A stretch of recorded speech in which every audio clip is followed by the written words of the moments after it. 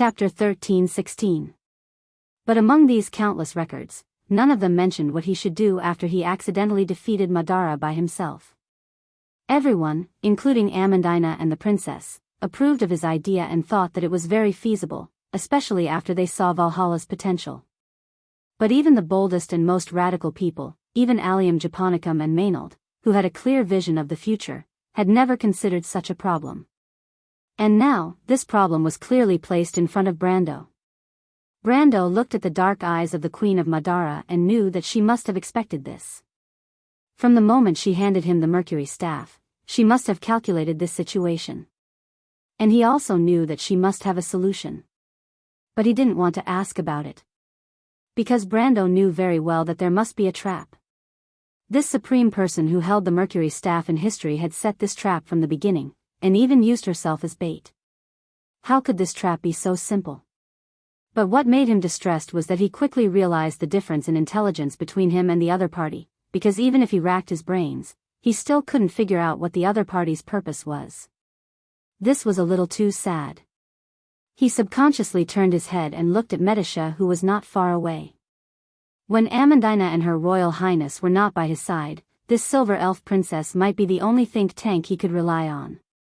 Unfortunately, Medisha was not omnipotent. She had even less information than Brando.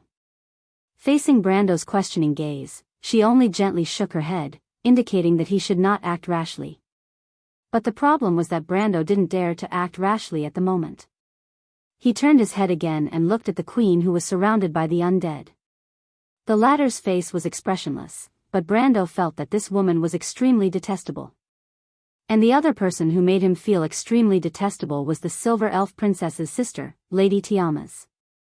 He believed that everything in front of him must have been planned by these two women.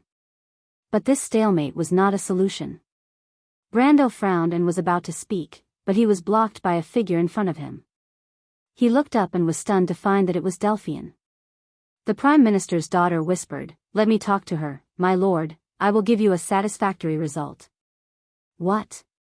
Delphian turned her head, her light purple eyes reflecting his face. She didn't speak, but her eyes were full of determination and persistence. "You want me to appoint you as an envoy? My lord, this identity is not enough. I have to represent Erwin to be qualified to negotiate with her." Brando was stunned for a moment. In fact, he certainly didn't have the qualifications to appoint Delphian to represent Erwin to negotiate with Madara, but at this time, he wasn't so inflexible. In fact, he was surprised that the Prime Minister's daughter was willing to stand up for him. Yes, besides Amandina, only this smart young lady could handle the situation at hand. Of course, that was if she didn't have any bad intentions. Whether he could trust this young lady or not, that was the problem. After all, she had a long history of misdeeds. Even though she was now his woman and his mage servant, compared to this woman's stubbornness, these reasons were still not enough. Brando only hesitated for a moment, then nodded. "You're giving me full authority?" When she really got a confirmation, Delphian was a little surprised. "Otherwise?" The Prime Minister's daughter looked at him deeply. "I will satisfy you." She turned around and faced the Queen of Madara. She tucked the diary in her hand under her arm and tidied up her clothes, then opened her mouth to answer.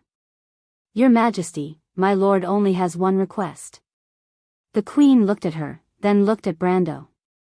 She didn't speak, only waiting for the Prime Minister's daughter to continue. Delphian paused for a moment, then said with a calm face that almost scared Brando to death, "Madara must be divided into two."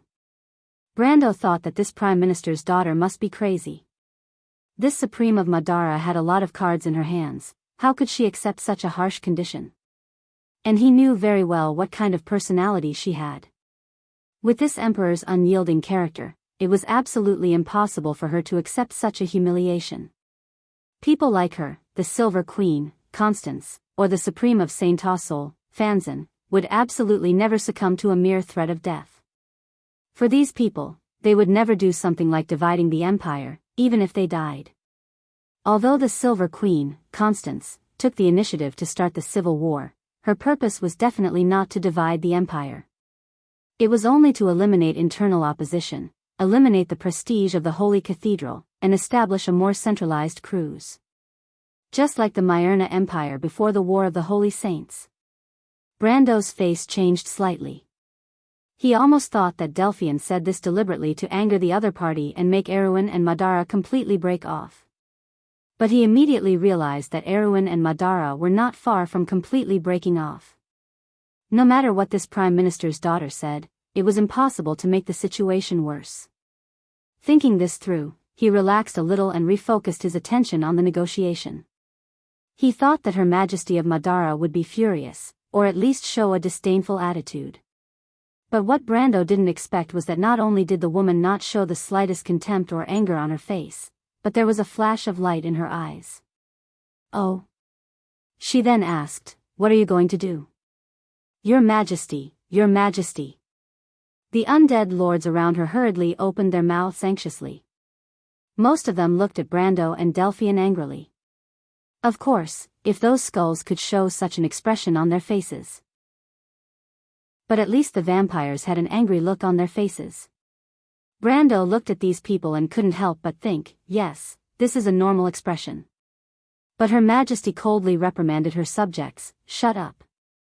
The majesty of the Mercury staff seemed to be so deeply rooted in people's hearts that these undead lords actually shut their mouths one after another. Delphian spoke with assurance. Her plan was very simple. Let Madara continue to keep the core area that was now under the rule of the Mercury staff and build a new country based on it. In fact, this was the future goal of the Roman Black Rose. But in history, the Supreme One with the Mercury staff was more ambitious. She built Madara with a wider territory, including the land of eternal gloom and the core territory loyal to her. She also annexed the undead in the west and the liches of Balakarivo to build a huge unified Madara. But in fact, this process was not done overnight, because the kingdom of the dead moon had not been a whole since Loki's era. This dark exile was mainly made up of the four most important parts, except for the scattered undead territories around it. One of them was the land of eternal gloom, or the land of eternal gloom. It was the territory of the vampires and the Dark Knight, and also the base of the Mercury staff. It was also the hometown of the Insursta dragon and Tarkus. Historically, the vampires and the Dark Knight nobles were among the first forces to support the rise of the Mercury staff. They also benefited the most in the process of the rise of Madara. Among the original four forces of Madara, only two survived after the formation of the empire. One of them was the traditional noble force formed by the vampires and the Dark Knight. The other three forces, including the undead, the liches of Balakarivo, and the tens of thousands of Dark Lords in the southern territory of the Dead Moon, were completely wiped out in the process. They were either broken up and reintegrated into the new empire, or they were completely killed on the battlefield, never to be seen again. Among them, the liches of Balakarivo were the former. They were spared because they submitted in time and were finally divided by this Supreme One.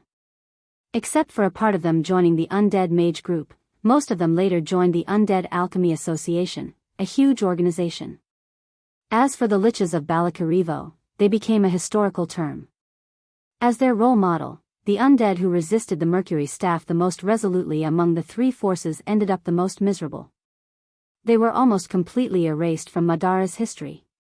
By the middle of the Second Era, including the players who entered Madara in the later stages, very few people knew anything about this historical term. As for the Dark Lords in the southern territory of the Dead Moon, they were relatively unknown. In his previous life, Brando also learned about the existence of these undead lords far beyond the borders of the Wone civilization through the existence of the mercenaries of the undead during the Second War of the Black Rose. Now that he thought about it, it might be because the latter had basically been exhausted in the war with the Crystal Cluster. The process of the integration of these four forces was a long process even for the Dark Empire.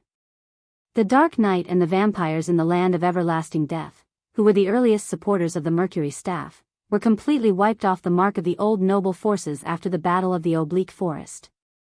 As for the undead who were the last to submit, only at the end of the First Era did the Supreme One of Madara find the opportunity to make a move on them. Chapter 13-17. However, this process took almost a century. If it weren't for the asymmetry of time in the game, Brando, and the other players wouldn't have been able to witness the entire process of the Undead Empire's integration. In fact, even after the integration, there were all kinds of problems. Whether it was the first or the second era, to the Mercury staff, the ones who were truly loyal to her were the dark nobles in the Land of Eternity and a small number of liches in Balakarivo, as well as the forces of the Queen of Banshees. Therefore, Delphian's words weren't completely unreasonable. Brando listened to her list of these problems one by one and used it as a basis to support her argument. She proposed to divide Madara into two and rule over the land. He was surprised to find that this Prime Minister's daughter seemed to have a deep understanding of Madara. However, he knew that a few weeks ago, this Prime Minister's daughter definitely didn't know so much about this Roman Black Rose. When he was in Rushta, he talked to her about the relationship between Erwin and Madara. At that time, she didn't know much about it. She only mentioned that as his advisor, she would look up more information in the future if she had the chance. He didn't expect her to really go. Brando knew that this Delphian didn't have any good intentions towards him at that time. The only reason she could do this was because she was trying too hard to play her role well.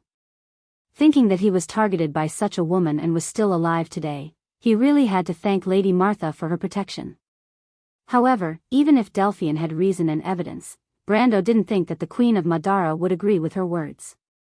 Indeed, the Mercury staff didn't control too many territories outside of the Land of Eternity. However, in name, whether it was the undead or the liches in Balakarivo, they had all expressed their loyalty to her. Although he didn't know the attitude of the Dark Lords in the southern Sea of the Dead Moon, they were willing to send mercenaries to fight for the Queen in the Second War of the Black Rose. Under such circumstances, anyone with a discerning eye could see that the unification of Madara was only a matter of time. As long as the Mercury staff wasn't lost, as long as the Queen still maintained her authority, she would reach the pinnacle of power sooner or later. How could such a proud existence agree to such a proposal? Indeed, the Mercury staff wasn't in her hands, but so what?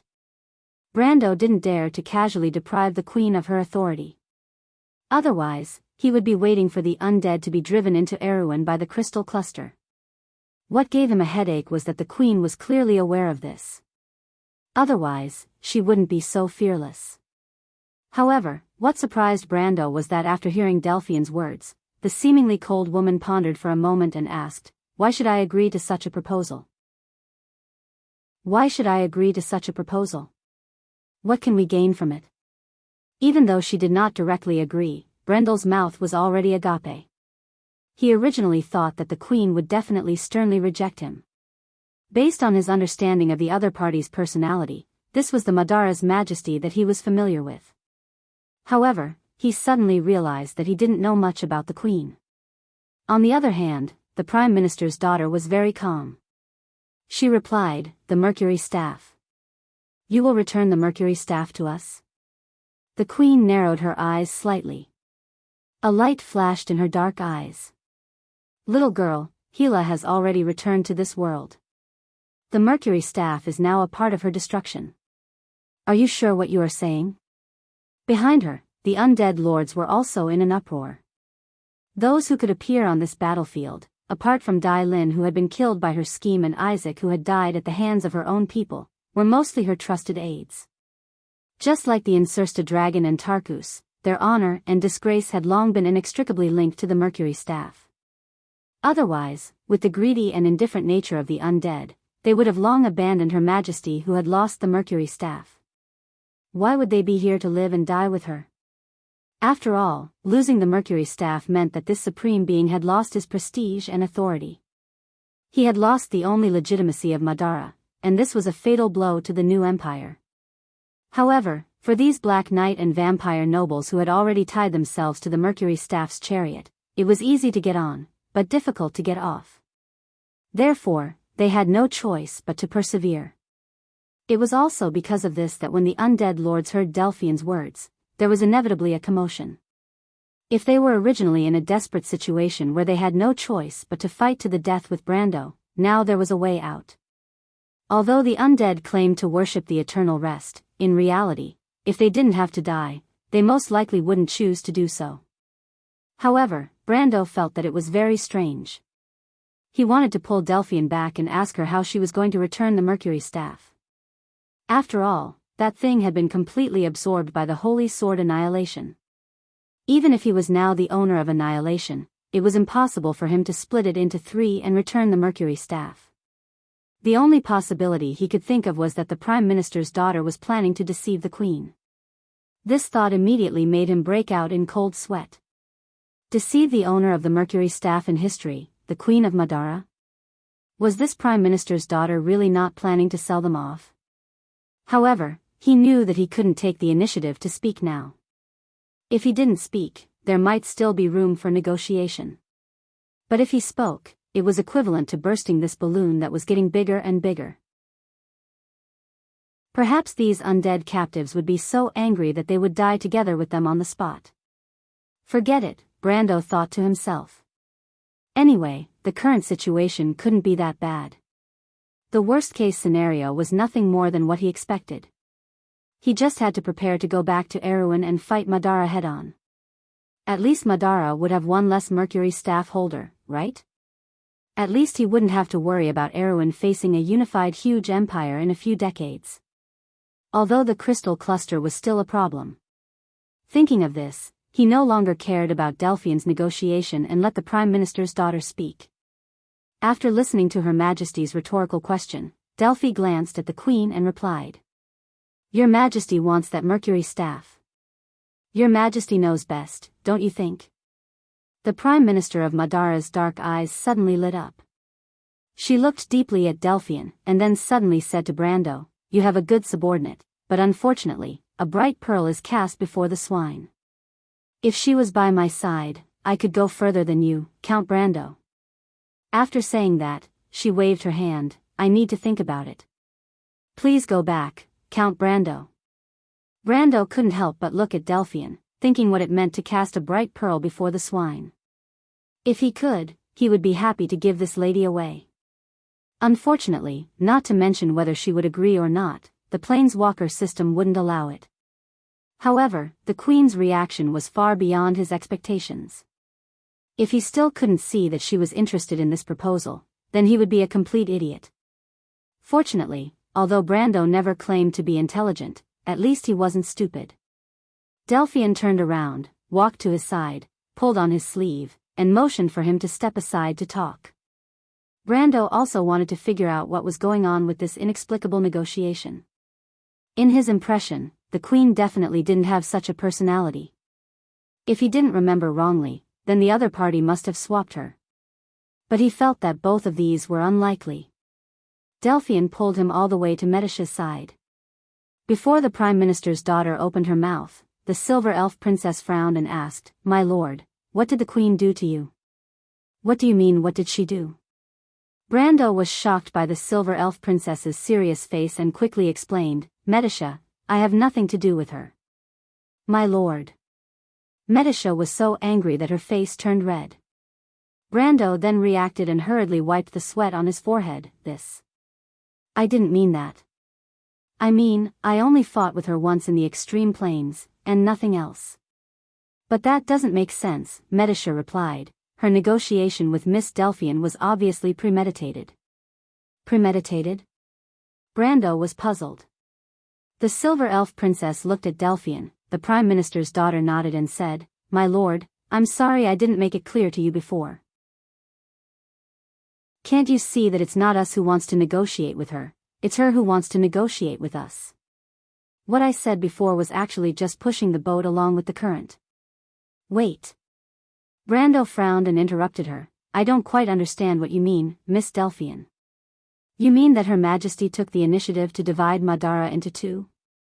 Delphian nodded silently, although it's a bit unbelievable, in my opinion, this is the only possibility. That's impossible.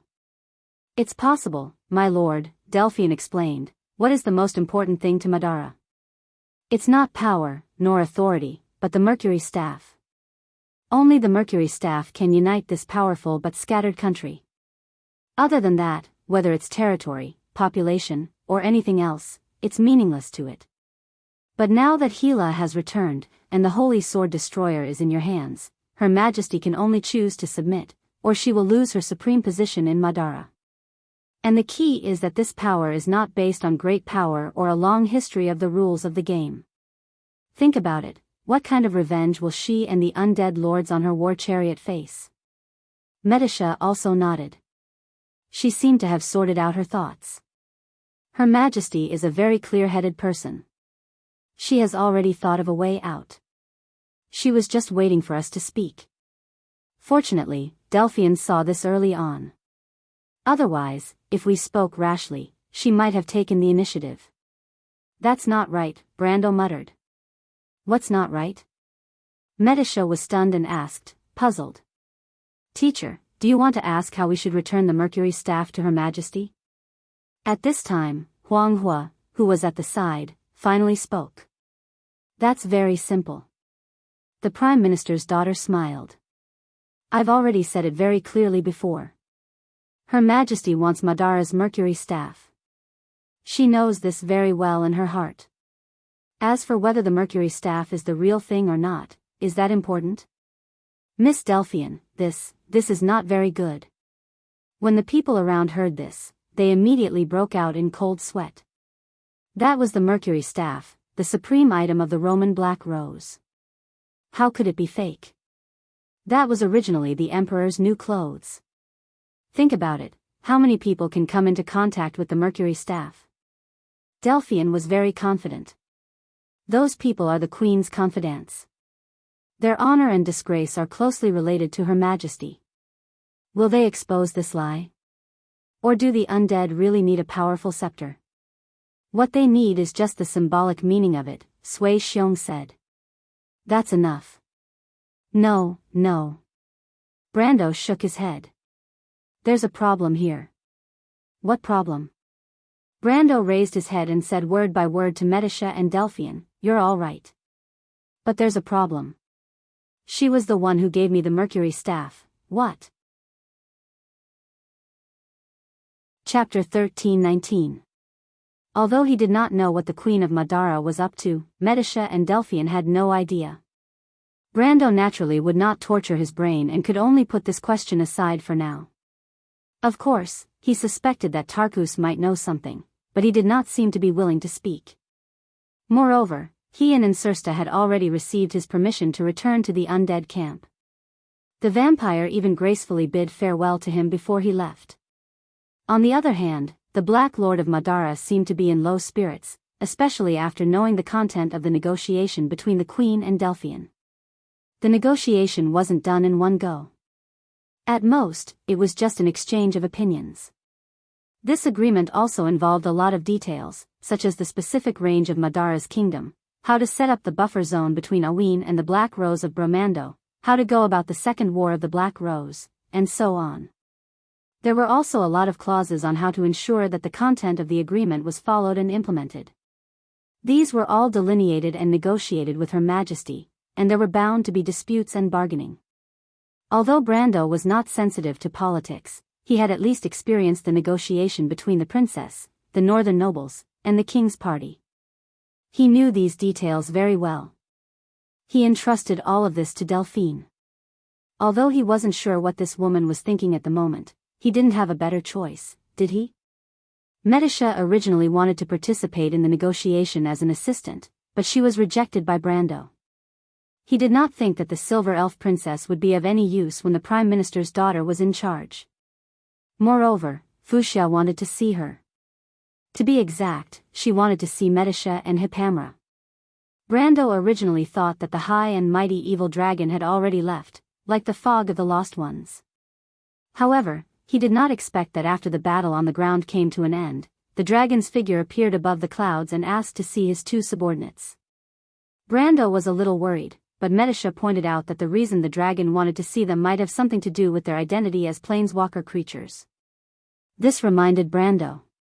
He thought about it and realized that this Hepta Dragon Queen was also a planeswalker. She did not see anyone else, only Hippamra and Medisha. She must have noticed their identity. Therefore, after asking the two of them for their opinions, he thought that the evil dragon's identity as a planeswalker should not have any ill intentions towards Medisha and Hippamra. Therefore, he brought them over to the war goddesses in strange armor. After all, the Dragon Queen was already a famous existence during the War of the Holy Saints. If possible, Brando did not want to become enemies with her. After sending off Medisha and Hippamra, Tarkus and Insursta had also left. Phoenix Fire, Fang Chi, Adney and the others were still resting on the battlefield. Brando had no choice but to return to the undead army alone. At this moment, the undead had already disarmed themselves under Delphian supervision. The undead's method of disarming themselves was very unique. Usually, only the Black Knight, Pale Knight and Lich would symbolically hand over their weapons. Meanwhile, the low-level undead that occupied the majority of the undead army, such as the Crusader executioners and skeleton soldiers, would be dismembered on the spot and turned into piles of bones. As a result, the undead army on the battlefield instantly shrunk by more than 2/3. This was because the undead army brought by the Queen was more elite. Less than 1/10 of the undead army of the Dark Lords were left after disarming themselves. However, Delphian alone could not convince the rest. The low-level undead only knew how to obey and were the best soldiers. However, the intelligent high-level undead were often greedy and unruly. If not for the help of Ekus' daughters, the undead lords would not have willingly handed over their command. Among the ladies that helped, there were naturally a few that Brando was familiar with. However, the first ones that Brando saw in the wolf pack were not the Ko-Hua sisters. The dark Ko-Hua and the kind Ko-Hua seemed to have been avoiding him.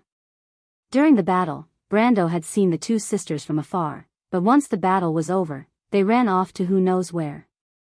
It was not that he wanted to see them, but he was the most familiar with them among Ekus' 12 daughters. In particular, the kind Ko-Hua had a good relationship with everyone in Valhalla. He wanted to get some information from her. Unfortunately, the heavens did not comply with his wishes. The dark Ko-Hua clearly knew what he was planning and had long since avoided him. The first one that Brando saw was Timmy's. He had met this silver-haired girl once outside the elemental barrier. This was the second time they had met.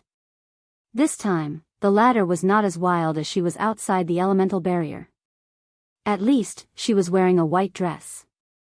The bohemian-style dress on her body set off the little she-wolf's extraordinary beauty. She was not wearing shoes. Sitting on the back of a male wolf, she swayed her snow-white feet and greeted him politely. "Good evening, Mr. Brando." Brando was not in the mood to greet this little she-wolf. In theory, he should be grateful to them. If not for the 12 daughters of Ekus leading the wolf pack to appear at the last moment, he might not have been able to defeat the undead army, even if they had ruined his plan in a sense. But the problem was that Brando was very clear about the real reason why the daughters of Ekus took action. From the words of Her Majesty the Queen, the agreement between Ekus and Martha might be real. Although he was not clear about the inside story, Ekus was known as the mother of monsters. With the future of Wond and Erwin in the hands of such a greedy wolf, he found it hard to believe that she would do anything good. She might betray the Twilight Dragon, but would she betray him? In the Pale poem, the Twilight Great Wolves were known for their greed and desire to destroy everything. This tendency could be seen in the 12 daughters of Ekus, let alone the mother of monsters. Would she turn over a new leaf because of an agreement? That was impossible. At least Brando did not believe it. But he looked at Timmy's with some doubts in his heart. Ekus was a real demigod when Wond was projected, and she was much stronger than the god of giants, Milos. As her daughters, Ko-Hua and Timmy's were not too different from her in terms of strength. When he first met Ko-Hua, he could say that she had not recovered her strength, but Timmy's strength seemed to be weaker than her sister's, which was a little strange. In the War of the Last Era, she did not die. She only fell into a deep sleep because of Ekus' eternal sleep. But this was destined not to be answered by these cunning little she-wolves. He could only raise his head and ask, "Was it you who was in Port Gussel?" Brando did not forget that someone had ambushed them in the hills outside Port Gussel. At that time, the other party used the same method as Ekus' dream in the Loop of Trade Winds. If he had not seen that dream before, he might have been at a disadvantage. Brando first ruled out Dark Ko-Hua. Although Ko-Hua had a grudge against him, she knew that he had fought with Ekus in the Loop of Trade Winds. It was unlikely that she would use the same method to deal with him. Among the she-wolves he had seen before, only Timmy's was left. That was not me. Timmy's shook her head. It was Sister Jean Hai. Jean Hai, why did she ambush me? I don't know about that, Mr. Brendel. No, it's my dear lord. My sisters never tell me what they think. Brando ignored her words and suddenly remembered something. Isn't Jean Hai dead? Holding her chin, Timmy shook her head like a rattledrum. Dusk is immortal in the first place. We might die for a while, but as Mother wakes up from her dream, the sisters will wake up one by one. Brando's frown deepened. This was indeed a basic characteristic of Dusk. However, the players originally thought that the giant wolves, as living creatures, might be able to be killed. But now, it seemed that the players who killed Ekis and her 12 daughters in history did not really kill them. Because as long as Dusk was not extinguished, they would wake up one day. This was a real headache. He suddenly turned around as he noticed another figure in the corner of his eye. He turned back to look in that direction and saw a tall woman among the wolves. She was wearing a cloak-like national costume that was very common in the Anzaruta region. She had a slender head resting on her slender neck. She was not as beautiful as Timmy's, but she looked very resolute. Moreover, she had short silver hair and looked more like a boy. When she noticed Brando's gaze, the woman revealed a cold gaze. For some reason, when Brando saw this woman, the name Jean Hai subconsciously appeared in his mind. It was because they were too similar. Jean Hai was the giant wolf that represented the moon of Evernight. She was Ekis' 7th daughter and the most arrogant one. The arrogant Jean Hai once wanted to challenge Ekis' position, but Ekis tolerated her daughter's provocation and instead regarded her as her right-hand woman. She was the most outstanding of Ekis' 12 daughters and also the one with the strongest combat strength. Brando had seen her in her wolf form in his previous life, but he had never seen her in her human form. Chapter 13:20. However, when the other party appeared in front of Brando in such an image, Brando seemed to naturally recognize that this should be Jean Hai, the most arrogant she-wolf. You are Jean Hai? Jean Hai looked at him coldly. Her face seemed to be covered with a layer of frost that would never melt. She had no intention of answering Brando's question at all. She only said, I have something to say to you, human. Me? Brando was stunned. He did not know this woman before, but he immediately reacted. The other party should represent the will of Ekis. These 12 little she-wolves would not help him for no reason, so there was only one possibility, and that was the mother of wolves behind them. As for why, he could only think that it might be related to White. What do you want to say? Brendel calmed down and used the same emotionless tone to ask. What are you talking about? Jean Hai looked at Timmy's, who stuck out her tongue, jumped off the wolf's back, and quickly disappeared into the pack of wolves. Jean Hai then stepped aside, and a giant black wolf slowly walked out from behind her. Brando recognized at a glance that it was a son of Fenrir, but this son of Fenrir was somewhat unique. Its eyes did not have the frenzied look of destruction, but were cold and sober silver. Brando only took one look at this wolf and knew who it was, Ekis, the mother of wolves. Speaking of which, other than Milos who had not recovered from his weakened state and the Twilight Dragon who had not been completely unsealed and was confined to the body of a mortal, this was the first time he faced an existence of this level and wound. That was the will of a demigod. Brando still could not forget the suffocating sense of oppression when he faced the sleeping Ekis in the loop of trade winds. But at this time, when he faced the fully awakened mother of monsters, he did not feel the same sense of oppression. Brando carefully observed the giant wolf for a moment before realizing that the other party had intentionally retracted her pressure. She did not project her avatar into this world, but only used her mind to control the son of Fenrir. Otherwise, no one would be able to stand firm on this battlefield. After all, even he and the evil dragon Queen Fuchsia might not be able to remain calm when facing an existence like Ekis. Upon realizing this, Brando understood that Ekis was unwilling to reveal her whereabouts at this moment. She was obviously secretly projecting herself into this world. He could roughly guess the purpose of the other party's visit. It was obviously related to the 5 sacred swords on his body. The black wolf raised its head and looked at him. I've seen you once before, human. At that time, I felt the aura of the Sword of Earth from you, so I let you go. I didn't expect you to grow to this extent in the blink of an eye. The son of Fenrir spoke. Its voice was that of a mature woman. Compared to Jean Hai's cold tone, this voice was rather ordinary, as if it was the voice of an ordinary human woman. But Brando knew that this was not Ekis' original voice. They could actually communicate without relying on the usual sense of sound. The reason why they talked to humans like this was so that they could be understood. When he heard Ekis' words, he could not help but feel goosebumps. Brando of course understood that Ekis was not talking about her dream, but the time when they passed through her demigod slumber. She was actually awake at that time. Are you very confused, human? Ekis did not wait for Brando to speak and answered, why did Martha give me the authority of this world? Brando did not open his mouth. The mother of wolves seemed to have expected his reaction and replied indifferently, I know you are full of distrust of me. In fact, I don't need your trust. You just need to understand that in fact, whether this world lives or dies has nothing to do with me. I don't particularly want to destroy it, nor do I particularly want to save it. This is the biggest difference between you and me. She paused. In fact, your Martha and I are the same kind of existence. It's just that she shoulders the responsibility of saving this world, and I don't have this responsibility. Brando was silent for a moment. If it was in the past, he might have already refuted.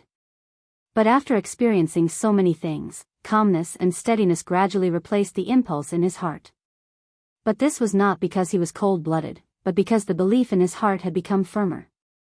Brando knew that this high and mighty wolf queen would not come to him for no reason. She must have a motive for saying this. Perhaps she wanted to cooperate with him, although it sounded very unreliable. Then what are you trying to say? I'm waiting for you to convince me, human. Convince you? This world is meaningless to me, but Martha's authority is different. Unfortunately, this authority is not complete for me. Half of it is still with you. Don't you want to give me a reason to save Woned? Save Woned. This proposition was a bit too big. Brando frowned. Although Miss Tada, White Mist, and Medish's deceitful sister had all said similar things to him, and he himself could feel the majestic power of the 5 holy swords in his body. But in fact, Brando still occasionally felt doubts in his heart. Could he fight against the Twilight Dragon with just the 7 holy swords? If so, why did the gods fail again and again? If even he could get the 7 holy swords, how could the gods who created them not be able to do so? Taking a step back, perhaps it was because he was an ancestor. But the problem was that in the early days of Won's birth, there were also ancestors in the kingdom of God. All these reasons did not hold water. But these doubts did not prevent him from understanding Ekis's meaning. Your goal is the Amber Sword? No. My goal is you. Me? You look a little confused. The son of Fenrir controlled by Ekis stuck out its scarlet tongue and licked its lips, revealing a cold gaze. The holy swords recognize you, not me. Even if I have the authority of Tiamat, I can't do more. I need your help. Of course, you also need my help. What do you mean? Brando asked with a frown. It's very simple. But I won't stay in this world for long, so I can't explain it to you one by one. So you just need to understand one thing. Don't you want to save your fiancé, protect your territory, and save the people around you? Isn't this your goal? I can only tell you that everything we do is not contrary to it. Brando took a deep breath. That sounds good. You're trying to say, but I'm not trustworthy, right? Ekis shook his head. It doesn't matter. You don't need to trust me. In fact, I'm here today just to give you a suggestion. A suggestion? Yes, a suggestion, little guy. Perhaps one day, you will face a desperate situation. You will find that all your choices will lead you to a dead end. In front of you, there will be a dead end that will make you feel despair. There is no hope, as if all the lights have been extinguished and will never be lit again. If there is such a day, and I'm saying if, do you still remember what the little girl from Madara told you? You have too many things on your shoulders, Marcia's chosen. Your life is too short, and you don't understand what fate is, and you don't understand what responsibility is. When that day comes, you will understand everything. Ekis stopped and looked at him with his silver eyes. I hope you can remember what I'm saying now and seriously consider my suggestion. Perhaps you can look back and see another way out. We can protect all the precious things and make this world start anew. Listen carefully, Brando. He called Brando's name for the first time and said softly, you don't want the world to be destroyed because of you, right? Perhaps you can give it a better choice. Brando stared at him. I don't understand what nonsense you're talking about. You will understand. Ekis smiled slightly. The son of Fenrir suddenly convulsed. Black blood gushed out from its eyes, nostrils, and ears. After a low howl, it fell heavily to the ground and lost its breath. Brando understood that the damned mother of wolves had left. He raised his head and looked at Jean Hai beside him. The arrogant girl only said to him coldly, from this moment on, as the reward you can withdraw in advance from this deal, you will have the loyalty of the wolves. Brando froze for a moment and suddenly reacted, wait, I never said this deal was established. In his heart, the damned she-wolf was simply here to make trouble. Her strange words reminded him of the tricks used by the evil gods and abominations in The Amber Sword. The gods these cultists believed in were especially good at shaking people's hearts. But unfortunately, these tricks had no effect on him. As for the deal, he didn't believe the other party's nonsense at all. Naturally, it was better to go to hell. But what he didn't expect was that the tall girl didn't care about what he said at all. She just looked at him indifferently and replied, this is my mother's wish. I'm just stating a fact to your excellency. As for whether the deal is established or not, and what your excellency thinks, it has nothing to do with me. That works? Brando was dumbfounded. He wondered if Ekis trusted him that much and wasn't afraid that he would go back on his word. No, to be exact, he would definitely go back on his word because he didn't intend to do as the other party said. Believe that the mother of monsters is trustworthy? Brando felt that he wasn't that stupid. In fact, this was also the reason why he didn't understand why Martha and Ekis would reach an agreement. But now, what puzzled him was that if he had to choose between himself and Ekis, Brando felt that it was more likely to be himself. After all, whether it was the Black Prophecy or the Pale Poem, the Wolf Queen was known for her cunning and greed. As for himself, in the eyes of the senior, he had always been known for his slow thinking. But this obviously couldn't explain the other party's current choice. Brendel thought about it for a long time, but the only conclusion he could come up with was perhaps it had slept for too long, and the mother of monsters had become stupid from sleeping. Chapter 13:21. Medisha felt a shadow approaching her. The wind caused her silver hair to dance like tassels. Although Fuchsia landed on the ground, she was still quite a distance away from them. She landed beside Leviathan's crystallized body and raised her head proudly while folding her wings. Under the moonlight, it looked like a dark mountain. At the top of the mountain, there was a pair of golden eyes staring at them like two bright moons. Greetings, esteemed Lady Fuchsia. Medisha raised her head and looked at the mountain. She would be lying if she said she was not afraid. Fuchsia's fierceness was not in the current era. In fact, not many people had heard of the name of the Seven Dragon King. However, during the era of the War of the Holy Saints, the shadow of this evil Dragon King on the battlefield was a nightmare in the hearts of all her opponents. I haven't heard this name for a long time. Fuchsia replied in surprise. I was fortunate enough to meet you once during the War of the Holy Saints. The Silver Elf Princess replied in a manner that was neither servile nor overbearing. Oh, I should have thought of that. Silver Elf, are you not afraid that I will eat you? Fuchsia lowered her head. Her sharp beak was almost right in front of Medisha's face. Her huge golden eyes were almost taller than Medisha.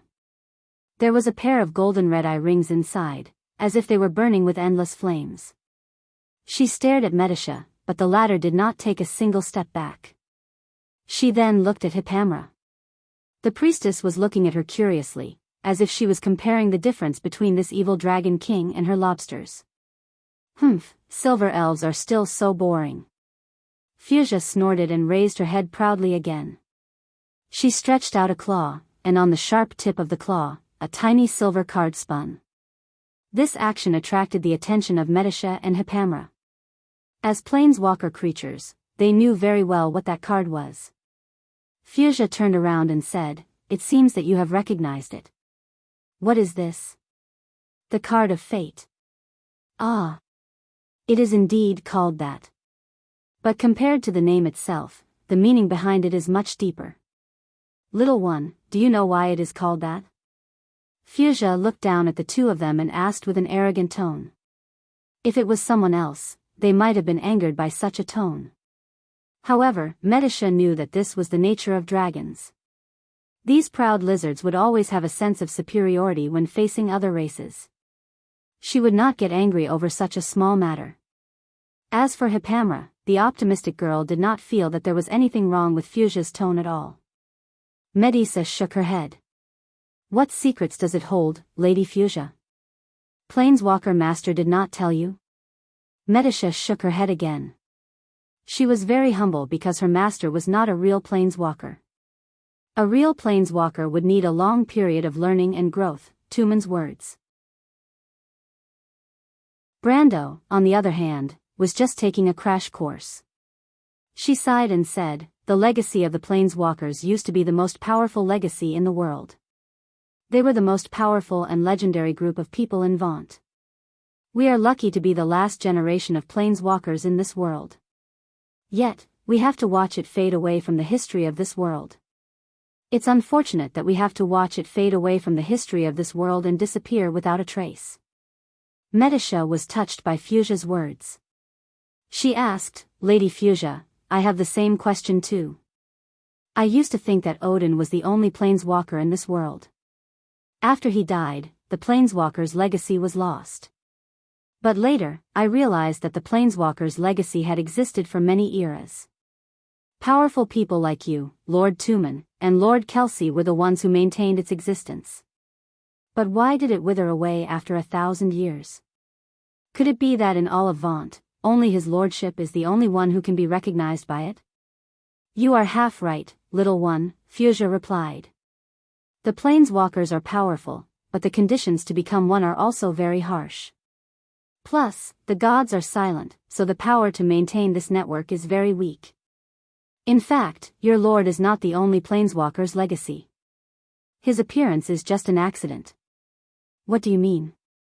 "The planeswalkers are a very strict system. You can say that it is simple because its members do not need to study magic skills like the wizards in the mortal world. Incantations and hand gestures are passwords to connect to the magic network.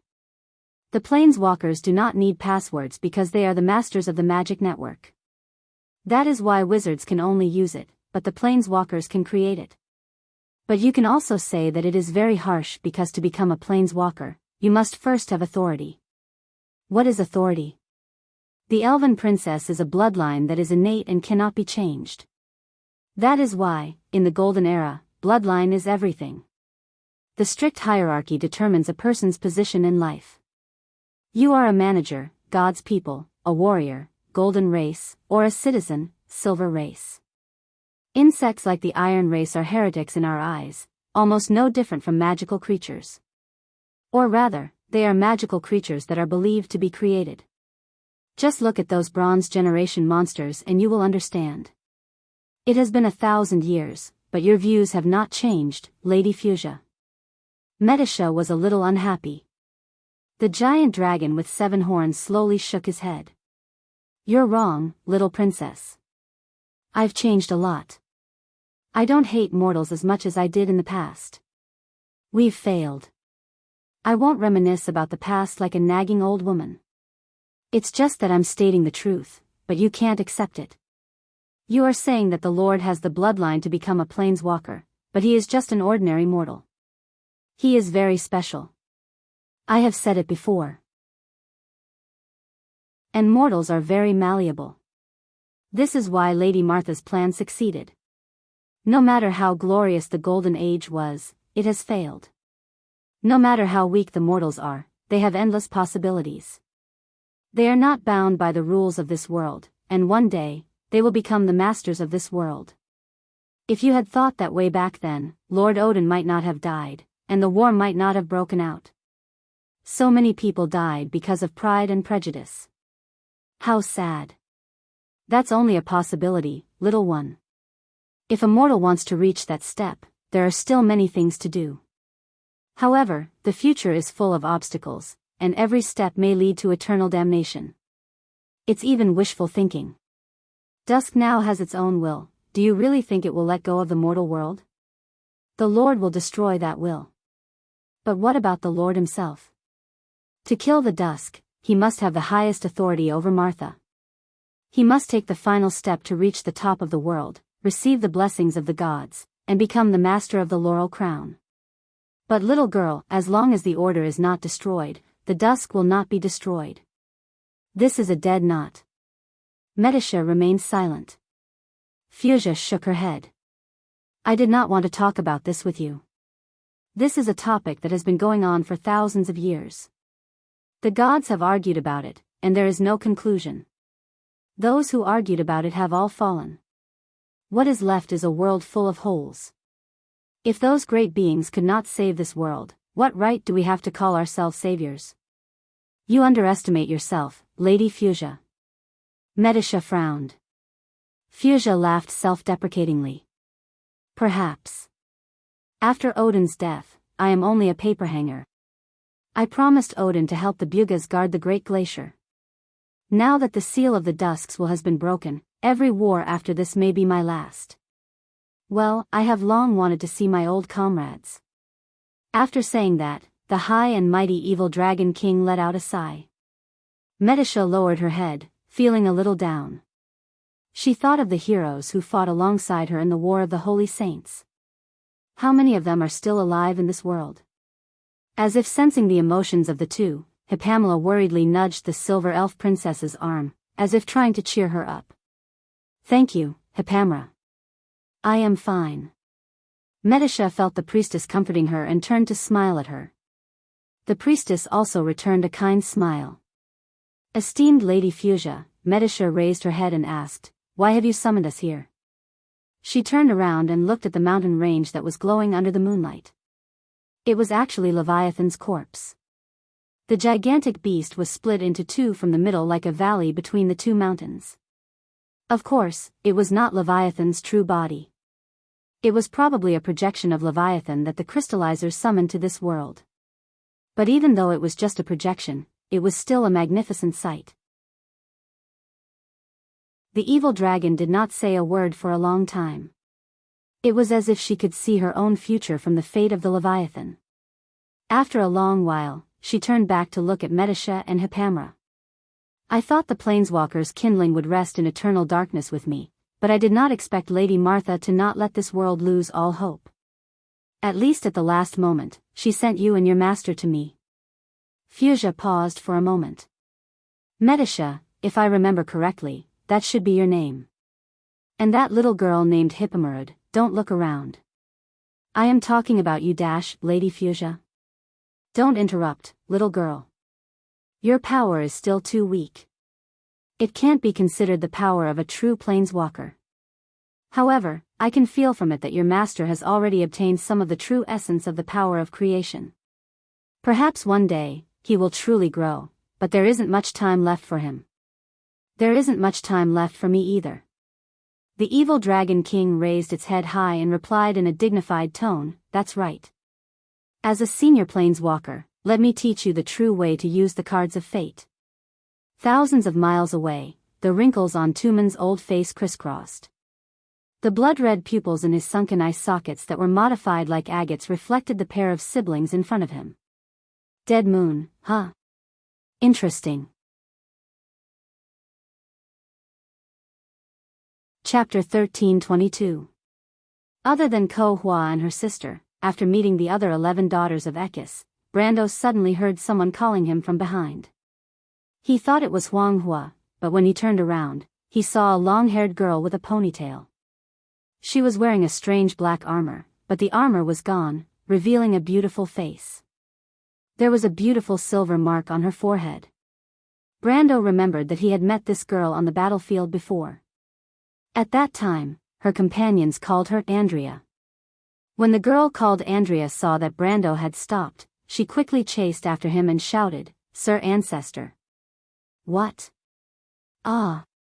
Sorry, I forgot to introduce myself. My name is Andrea." "Sir, Andrea is a member of the Goddess of War Guards.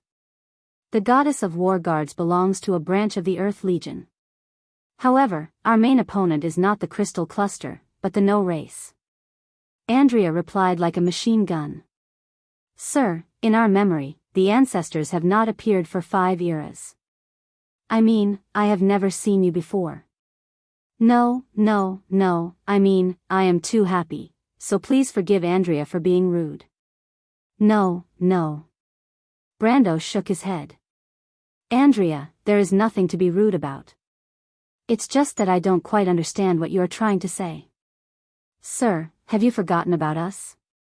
Andrea stared with her eyes wide open, looking incredulous. Brando also stared with his eyes wide open, wondering if he had said something wrong. No, this. Brando thought for a moment. "I have never heard of the Goddess of War Guards. I know about the Earth Legion, but aren't they no longer around?" "The Earth Legion is indeed no longer around, sir," Andrea replied with a little disappointment. "We lost all our comrades in the Battle of Sami Bay. In order to keep the Crystal Cluster army outside the elemental barrier, the commander let the Scorching Sun Fortress crash into the Crystal Cluster's hive. The remaining 3 Earth Legions battle order also perished together with the hive. But at least we managed to severely injure the Queen Bee, or we would not only see Leviathan's projection here today. Even if LeChaprak was one of the 3 leaders of the Chaos, Lady Fuchsia is really powerful. She only needed 1 hit to kill its clone." Brando listened to the girl's chatter and felt a little dizzy. For example, who was Queen Bee, and what was LeChaprak? He had never heard of it before. Wait, Queen Bee?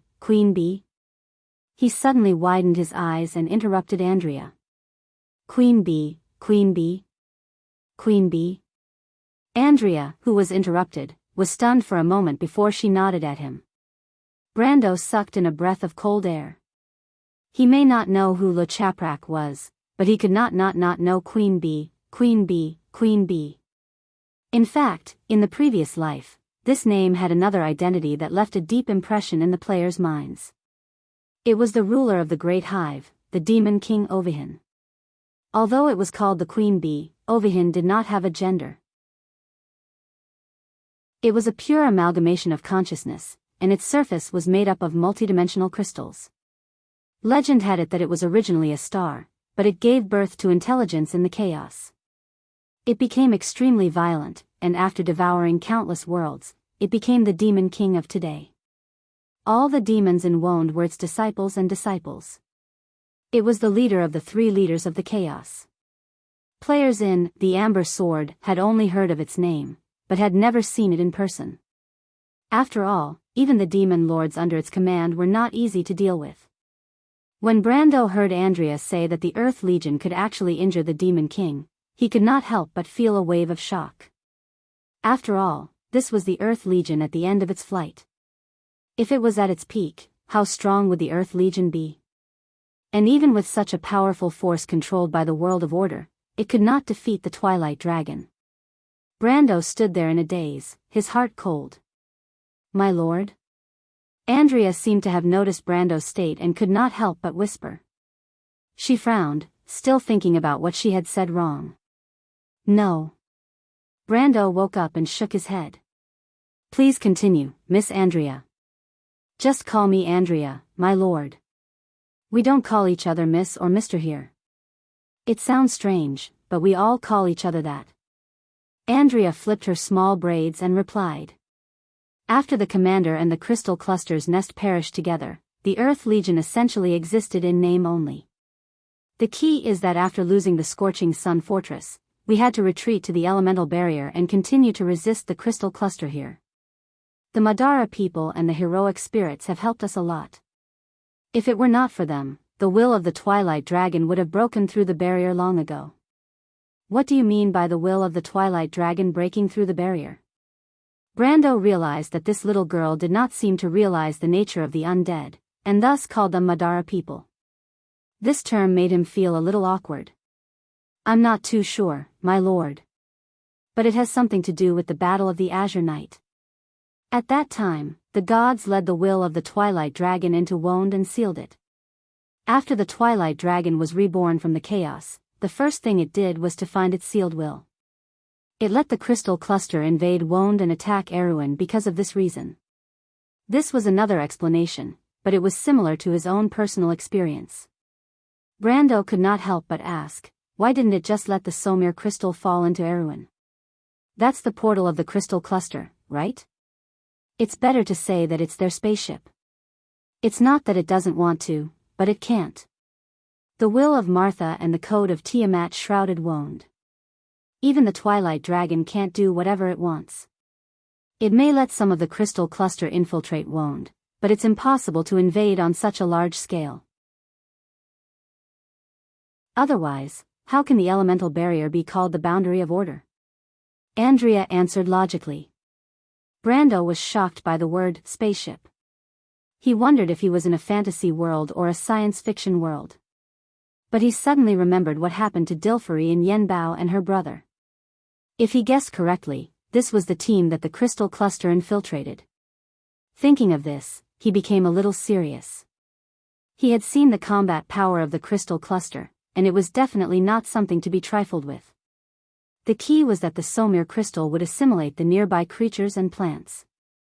If someone who did not understand it accidentally entered the range and fought with the crystal cluster, he was afraid that they would suffer a great loss. He was not worried that the crystal cluster would do anything to Erewhon, but he was worried that Princess Griffine and Dilfari would be at a disadvantage when they attacked the territory of Count Yenbao. Thinking of this, he could not help but think of returning to Erewhon immediately. But there was another problem here. If Andrea did not lie to him, according to his experience in the elemental barrier, the Twilight Dragon, Roman, should have recovered its sealed will. Although it might have been resealed by Miss Tada and the other saints at the cost of their lives, in theory, the Twilight Dragon should have broken the barrier and entered the elemental barrier. He took a closer look at Andrea's expression, but she didn't seem to be aware of it. Brando did not know if he should tell them about this matter.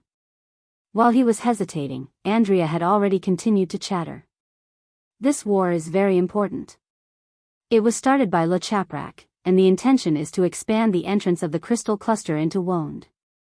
Because of the fall of the Black Moon a few weeks ago, there was a starfall in Wonde, and the crystal cluster army took this opportunity to invade. We thought it would be a tough battle, but we did not expect that my lord would suddenly appear on the battlefield. Brando hurriedly interrupted the girl who spoke with a somewhat worshipful tone. What is Le Chaprak? My lord, don't you know? It is one of the 3 leaders of the Twilight. I have heard you describe it just now, but why is it in the image of a leviathan? Because it is a leviathan. Le Chaprak is a giant beast born in the chaos. It is the name of the most powerful leviathan.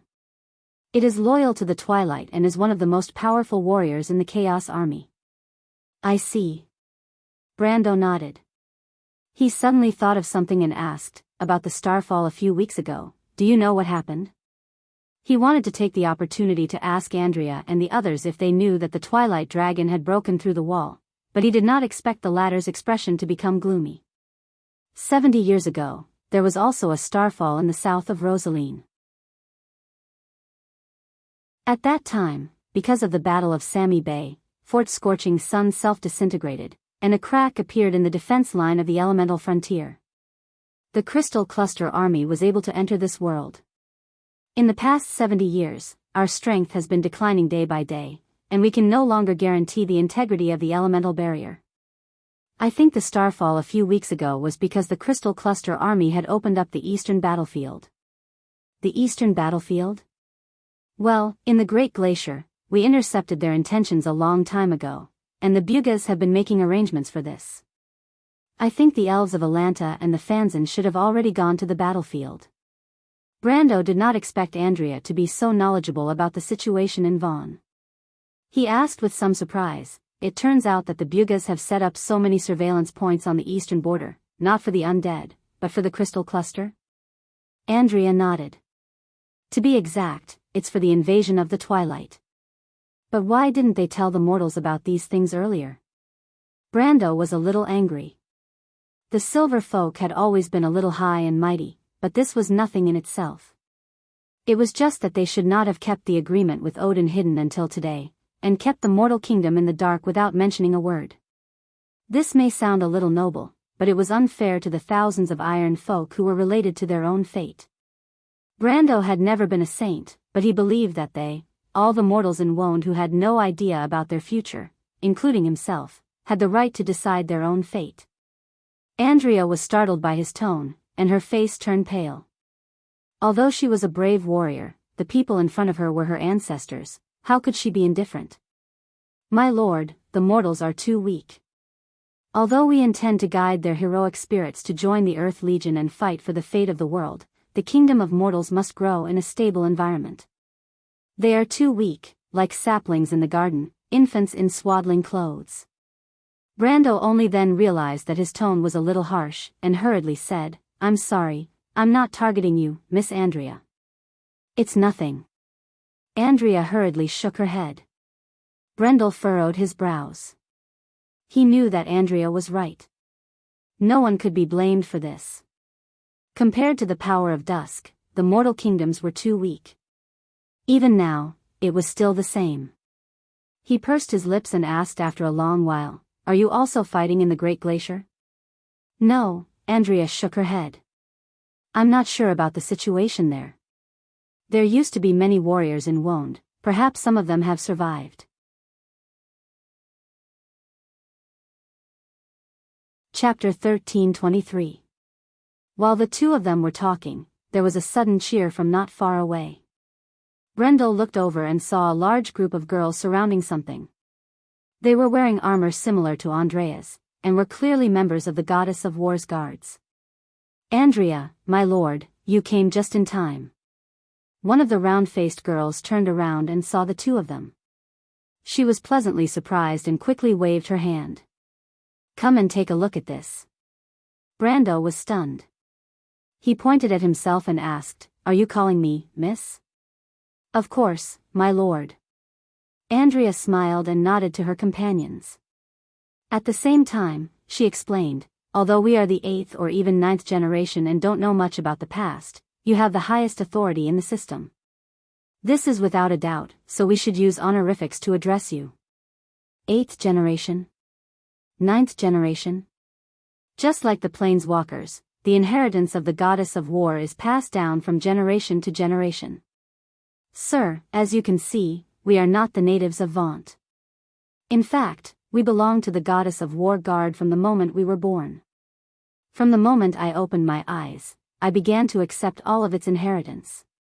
We have many ancestors, but I have never seen them. I only know that they have fought in a previous era. In our memories, in our blood, there is also the will to fight of our ancestors. Because of the round-faced girl, the other goddesses of war noticed Brando. They turned around with different expressions. Some were curious, some were sizing him up, some were nervous, and some were excited. However, everyone fell silent. Brando and Andrea walked towards her companions. He wanted to know more about these goddesses of war. Wonde did not have many records about the Earth Legion, and there was even less information about its internal structure. The round-faced girl bowed to Brando, and the other girls followed suit. Brando hurriedly returned the bow, but the girls seemed to be a little flustered. Quiet, sisters. Brendel watched as Andrea calmly calmed her companions down. The girls were very disciplined, and they quieted down. Their eyes were fixed on Andrea's direction, and no one whispered to each other. Brendel was not used to being stared at like this. After all, there were so many curious gazes directed at him, and it was a little unbearable for him. He hurriedly asked, "What's the matter?" He quickly asked, Andrea, if that's the case, who nurtured you? Was it the Earth Legion? No, my lord. Andrea shook her head. It was Gaia's will. It was Mother who nurtured us. We were born in a place called Wartheim.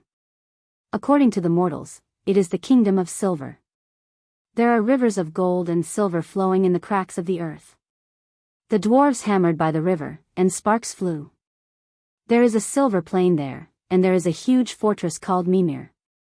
That is our homeland. Silver Plain? Brando was shocked. Silver Plain is your homeland? Wartheim was the country of dwarves and pygmies in Norse mythology.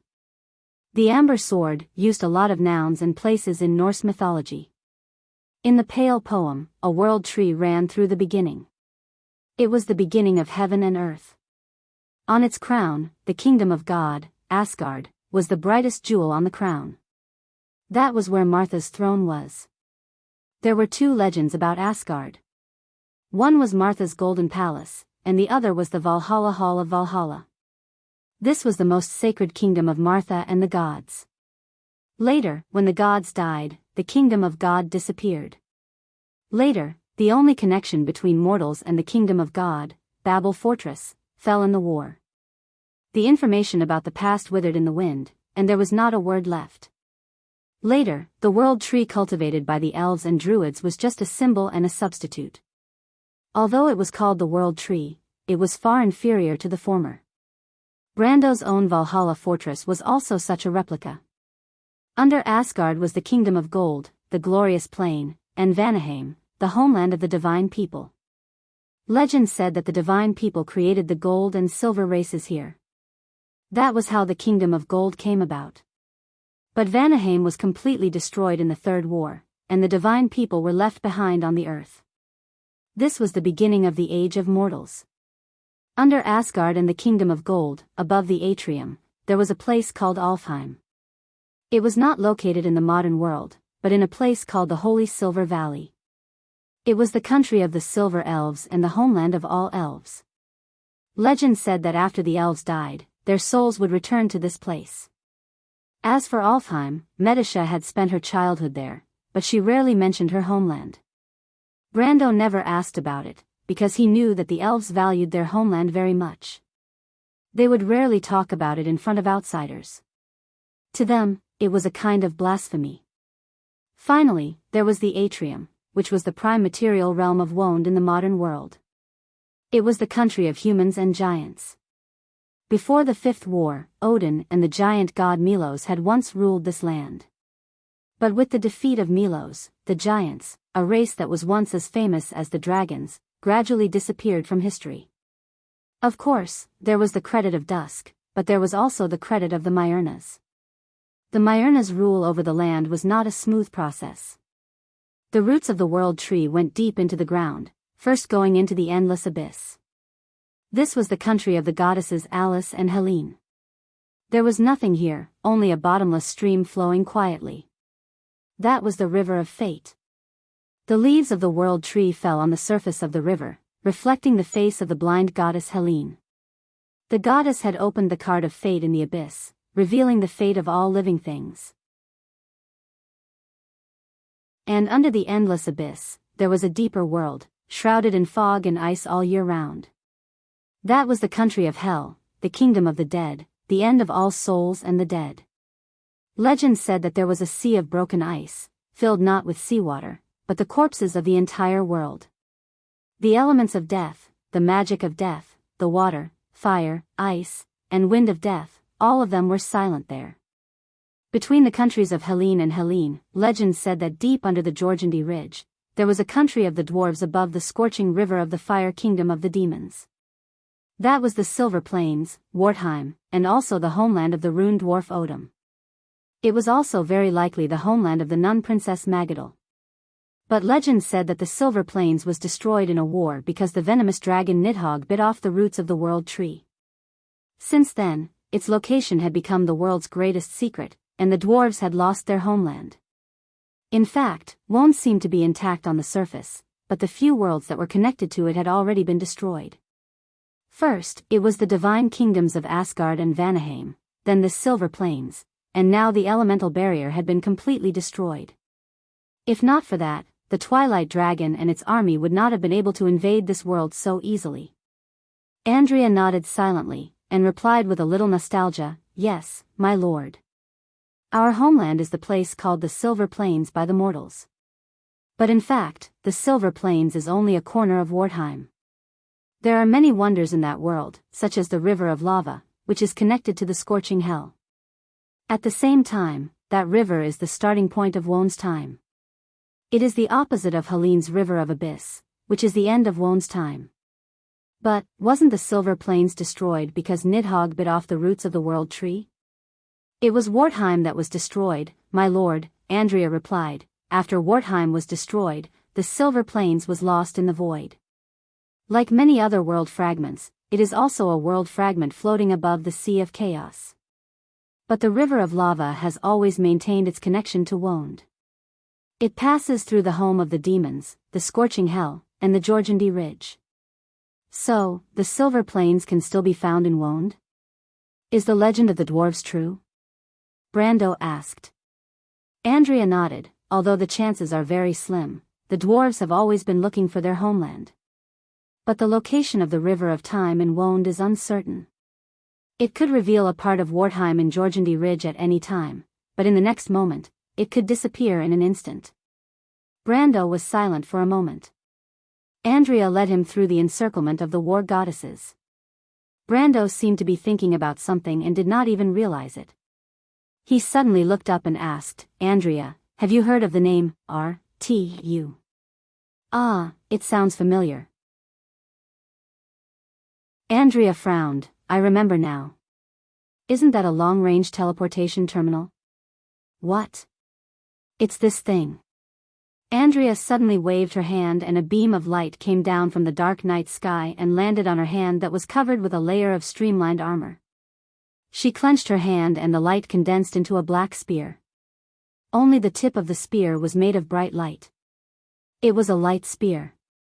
This is a raven, a light spear used by individual soldiers. It is very effective against the flying units of the crystal cluster. Andrea held the spear in front of Brando and explained to him, "But it is actually not a physical thing. This is a war weapon projected from the War Dragon. It was sent here through the long-range teleportation terminal. But my lord, the R.T.U. you mentioned may be a little different. The R.T.U. you mentioned may be the 17th factory in Mimir. That is the creator's delivery device. It is very different from the weapon projection of the War Dragon. We don't know much about this, my lord." Brando was stunned. "What is the creator?" Chapter 1324. "It's a long story, my lord," Andrea replied. "But it just so happens that we want to show you something." As she spoke, she walked forward. At this time, a path suddenly opened in the middle of the war goddesses. Two girls who were dressed similarly to Andrea carried an item to the two of them. Under Andrea's instructions, they placed the item at Brando's feet. Brendel saw that it was a black crystal about a cubic meter in size. It looked quite heavy, but the two war goddesses didn't seem to use much strength to put it down. Of course, Brando was not stupid enough to think that this thing was actually very light. When he fought with Leviathan, he saw that the combat power of these girls was not inferior to Wohnd, who was at the peak of the law. This did not include their strange equipment and abilities. Besides, as a part of the Earth Legion that fought against Dusk, even if they lost most of their inheritance, how weak could their true strength be? "What is this?" Brando asked. This was found in the corpse of Le Chaprak's projection. To be exact, it was found in its stomach, my lord. Brando raised his eyebrows in surprise. He did not expect the crystal to have a stomach. The structure of these crystal-like creatures was completely different from carbon-based creatures. He thought that they directly replenished their energy by devouring magic. If that was the case, they naturally did not need a digestive system. Andrea seemed to have seen through his thoughts and replied, "The crystal also need to eat. Although they do devour magic, they actually devour the foundation of the various worlds, including elements, matter, and energy. Their stomach is actually different from what we know. It's actually an independent space. I'm just making an analogy. Brando nodded and understood. When the venomous dragon Njord bit off the world tree's root, Lechaprak, one of the three leaders, invaded Wartheim together with him. The dwarves lost many divine artifacts, and even Halran Gaia was damaged. Most of these divine artifacts were in Lechaprak's stomach. This thing was found in Lechaprak's stomach. In fact, every time we killed Lechaprak's doppelgangers, we would more or less gain something. In Wond, the poisonous dragon Njord was actually the Ouroboros that all for one worshipped. In the Pale poem, it was called Ouroboros. The witches called it the creature of greed and despair. It was also a symbol of alchemy. It was not originally a creature of chaos, but a product of coexistence with the world tree. One represented hope, the other represented despair. However, the greedy giant snake eventually devoured itself. After it bit off the root of the world tree collapsed, destroying the gods and the Golden Age. Just like the snake, Leviathan was also a famous glutton. It swam in the void and devoured everything. The only difference between it and the snake was that it didn't eat itself. Lechaprak, as a member of Leviathan, was obviously no exception. Then what is this? Brando asked. He knew that Andrea would not speak without thinking. This thing she showed him must have something to do with the previous question. Andrea put down the spear and inserted the tip of the light spear into the black crystal. If we're not wrong, this should be that thing. With a few cracking sounds, a few spiderweb-like cracks suddenly appeared on the black crystal. Then, more and more cracks appeared, until the whole thing collapsed. With a crack, like an eggshell cracking open, the thing inside was revealed.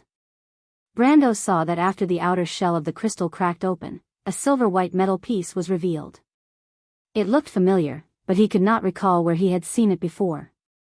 However, he felt that it looked like a box. His guess was not wrong. When the piece of metal was exposed to the air, Andrea put away the spear in her hand and squatted down. She placed her hand on the piece of metal and said with some surprise, "A grade, it's even better than I thought." "What's grade A?" "It's a category of divine artifacts, my lord. However, it's not suitable for ordinary divine artifacts. To be precise, it's a category of the Creator's divine artifacts," Andrea replied with excitement. In fact, it was not just her. Almost all the goddess of war girls around them were surprised. Obviously, they had never seen such a high-grade item before. "My lord, your luck is really good," Andrea praised from the bottom of her heart. Brendel thought to himself, "I'm a little prince with a black face, and I'm practically a match made in heaven with Senior. Since when did I get praised for being lucky? Could it be that there's some unknown change in the world line?" He hurriedly asked, "What's a Creator's divine artifact?" Andrea patted the metal cube lightly, and it suddenly began to twist. It was as if its metal outer layer had suddenly turned into a ball of liquid that flowed in all directions. Finally, it shrunk into a ball, revealing the thing underneath.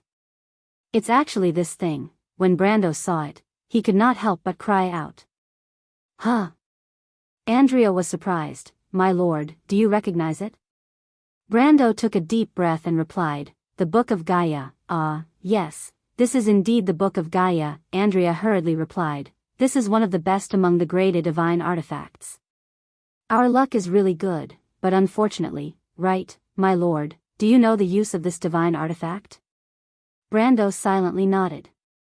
This Book of Gaia was also known as the Holy Book of Earth in the past life. This was the most sacred artifact of an elementalist. As long as you had it, you would automatically learn all earth elemental magic.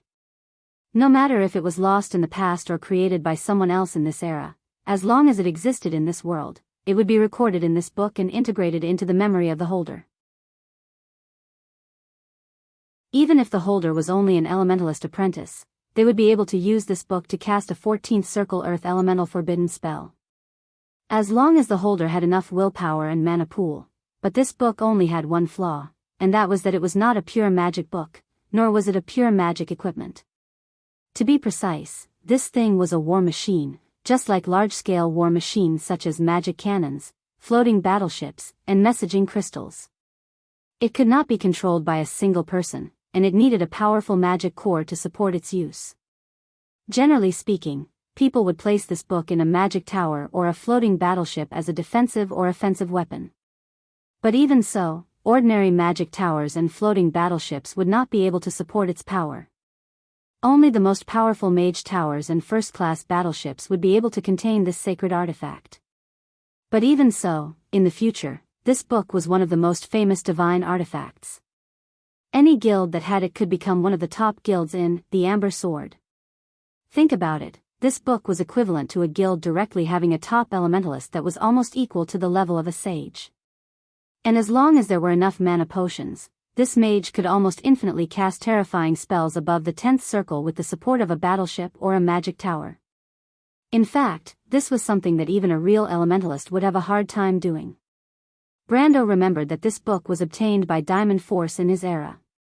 The reason why Diamond Force was known as one of the top 3 guilds in Wonde was largely because of this book. And at this moment, this book was lying quietly in front of him. Andrea saw Brando nodding, then continued, the Book of Gaia, the Book of Ocean, the Book of Flame, and the Book of Air. These 4 elemental books are also known as the Book of Revelation. There are many records about them in the mortal world. Many elementalists regard them as their lifelong pursuit. But in fact, these are not sacred artifacts for mortals. They were originally designed to exist as auxiliary weapons for the creators, so in fact, mortals can't use them very well. Unfortunately, she sighed and said, in the battle where the gods left the world, Factory number 17 was completely destroyed by LeChaprak. The 12 creators created by the ancestors all died in the battle. In this world, no one can truly use these sacred artifacts anymore. The war goddesses all had expressions of regret on their faces. However, they weren't regretting the fate of these holy items. Instead, they were regretting the fact that their powerful companions in the past had all left this world. They were the only ones left who were still fighting alone. Perhaps at some point in time, this final spark of hope would be extinguished. Brando swallowed a mouthful of saliva. He suddenly asked dryly, what exactly is a creator, Andrea? My lord, you should know about the origin of the golden race, right? Brando nodded. The generation with the golden blood flowing in their veins are the warriors of the gods. They are the masterpieces of the divine people. But before the divine people, the first generation of divine people, in other words, the ancestors had already been creating warriors. Together with Martha, they first created 14,000 gods, then countless secondary gods, demigods, but below the demigods, they also created divine servants. This is the origin of the creators. The creators, from the very beginning, were the people who created the world. They were the ancestors of the Matatanians, and also the prototype of the Planeswalker law.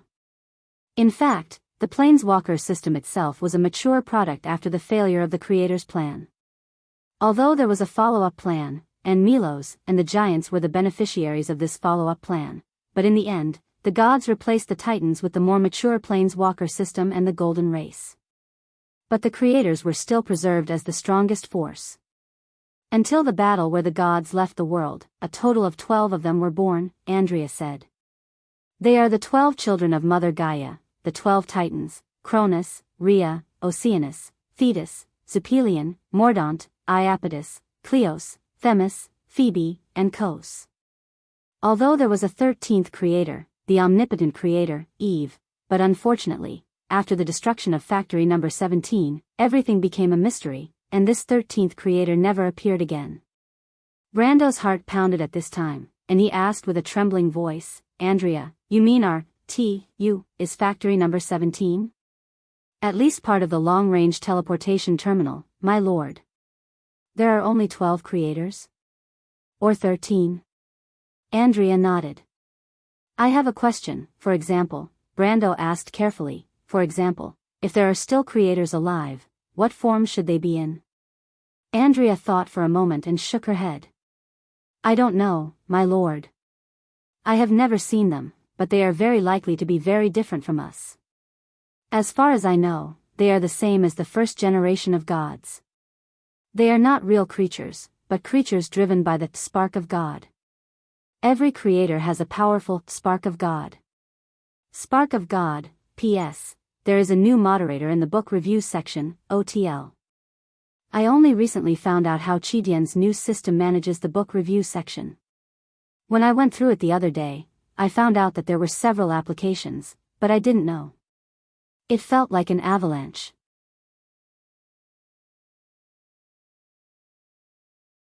Chapter 1325. Year 376 of the First Era. At the end of the Year of the Sword, everything withered and winter came. After a long time, we will remember what happened in this month. Opsum, north of the Evergreen Corridor, a small town east of Metz.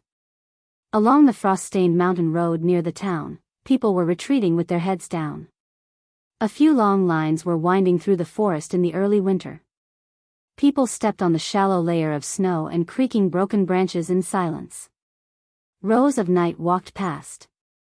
Their bright armor was stained with dirty blood, their spears were full of holes, and their flags were drooping with holes of all sizes. Duke Odwig's face was covered with dust. His hands were bent like chicken feet, and he could not stop trembling. His exposed fingers were covered with blue and red frostbites. He could only subconsciously grab the reins of his horse. He looked at the scene in a daze, as if he had not woken up from that nightmare. Of course, he would rather not wake up, so that he would forever be immersed in that dream. Let time freeze at the moment when the crew's knight charged. It would be better if he never woke up. A few dragons flew to the south in a panic. When they swept past the hills, they brought a gust of icy wind, causing the pine trees to rustle. The people who were like walking corpses looked up and looked at the scene with blank eyes, but no one complained. The eldest prince of the crew's kingdom sat on his saddle, motionless like a puppet. His dark eyes kept changing colors, as if he was still reenacting the horrible scene that he saw that day. The figure that flew across the sky was slowly falling. The hero of the dragons, the dragon king of this generation, Odwig's lifeless body fell heavily to the ground. The dragons wailed and shrieked. Their mutilated corpses fell like raindrops. A huge black hole floated in the middle of the sky. Terrifying and ferocious creatures emerged from behind the black hole. They were its past masters who had left this world for countless years. They were the giant god Milos and the dragon god Bahamut. They had returned to destroy their own people with their own hands. On the ground, the complete defense line retreated bit by bit and completely collapsed. Many people knelt on the ground in despair, crying, praying, begging, hoping that Martha could save them. But they did not get a response. There was only endless darkness, pain, and slaughter. The will of dusk swept across the entire battlefield and looked at all of this coldly. Then, it silently looked away. Thousands of worlds were destroyed, but in its eyes, it was just a moment. The empire was finished. This mortal kingdom that had been established for more than 1,500 years had a glorious past and a long history. Its magnificent palace was engraved with words, murals, and carvings about the past of glory. Under the continuous heavy blows, it was like a proud knight. He was severely injured, his helmet cracked, his sword broken, and his blood stained the battlefield.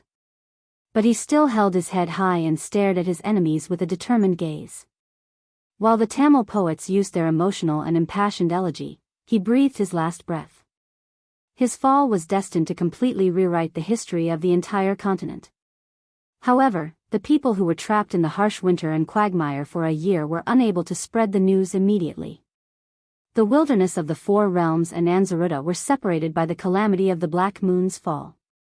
In large areas of no man's land, the elves tried their best to salvage the losses caused by the calamity at the border. They didn't know that time was passing by in silence.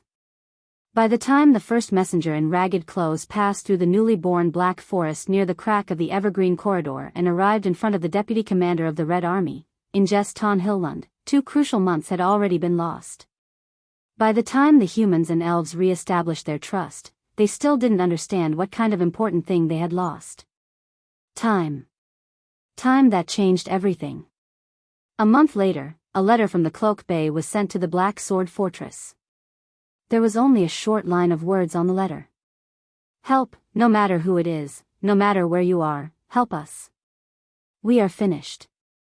The fleet, we can't stop them. The signature on the letter was concise and powerful. Chris Goldshield, Earl Goldshield.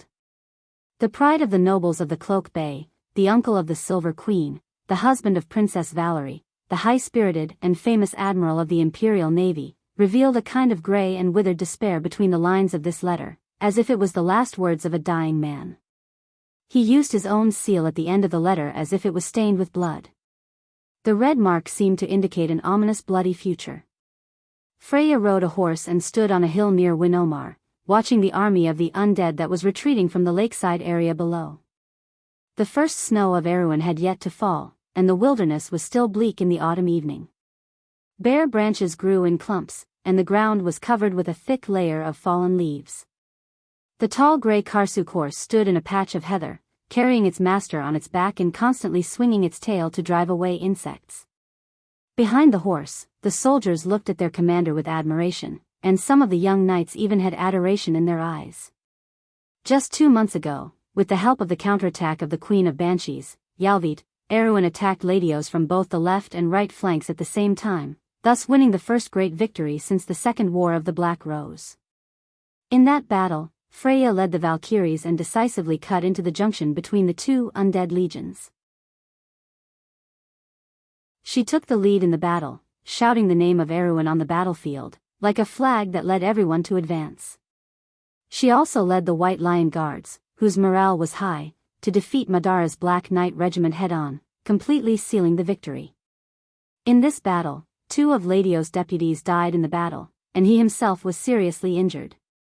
The Queen of Banshees, Yalvit, betrayed him, and the other commander, Skeletal Lord Rothman, also died in the hands of the Valkyries. After this battle, the army of the undead in Winnomar, which was divided into 2, was unable to fight again. They were almost blocked by the allied forces of Randner and Anthony at the lakeside area, and were no longer able to threaten Randner and Anthony. The name of the Valkyrie on the battlefield spread like wildfire. After this battle, the Knight of the White Lion Guards almost spontaneously painted the emblem of 3 pairs of wings of light on their shields, as if to commemorate the shining flag they saw on the battlefield that day. The glittering wings of light were always right in front of everyone, never stopping.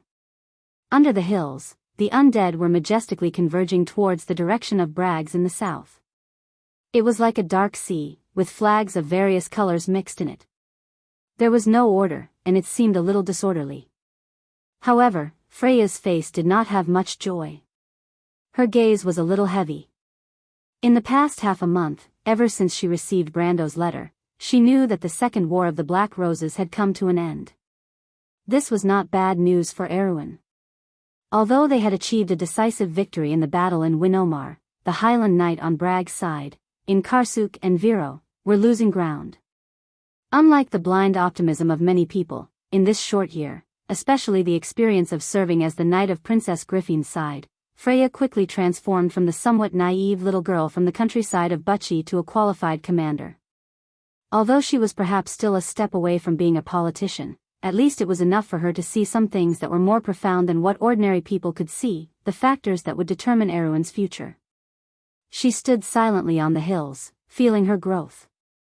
It was as if she could finally feel Brando's gaze, everything he had seen in the past, and breathe the fate of the future with him. But everything that used to be simple and clear had now become complicated. Erewhon was a small kingdom, but it had a powerful enemy. What it needed was not a trivial victory or revenge, but time and change. Peace was too precious for this country. It was so precious that it was almost unbearable. But the goddess of war was really worried about Brando. The letter mentioned the reason why His Majesty the Emperor of Madara and Erewhon had reached an agreement. Madara's invasion of Erewhon was due to a long-standing misunderstanding and mutual distrust between the two sides. Hatred had blinded the eyes of both the living and the dead. Under the instigation of some northern lords with bad intentions, it led to such a tragedy. Now that His Majesty the Emperor of Madara had made up his mind to pacify these northern rebels, he needed to call back the army to suppress the country. And the Black Rose of the Roman Empire and Erewhon, a small kingdom in a corner of the country, should put aside their disputes. There was no natural conflict between large and small countries. Madara still had many enemies, but Erewhon was not one of them. Not only that, as the natural enemy of the northern lords, Erewhon should also support His Majesty the Emperor of Madara and form an alliance with him. This was a suggestion to Princess Griffin, and her student, the future king of Erewhon, Haruz. It was such a letter. It removed the dark clouds of war that loomed over the ancient kingdom. But Freya knew in her heart that it would soon cause an uproar on another battlefield in the kingdom. From Vero to Lantern Island, from Silman to Radnor, the royal faction had already taken action. It wasn't just the nobles. In fact, she had heard a lot of complaints over the past few days. The knights were complaining that their lord had robbed them of their glory. They should have wiped out Manowar's undead army in one fell swoop.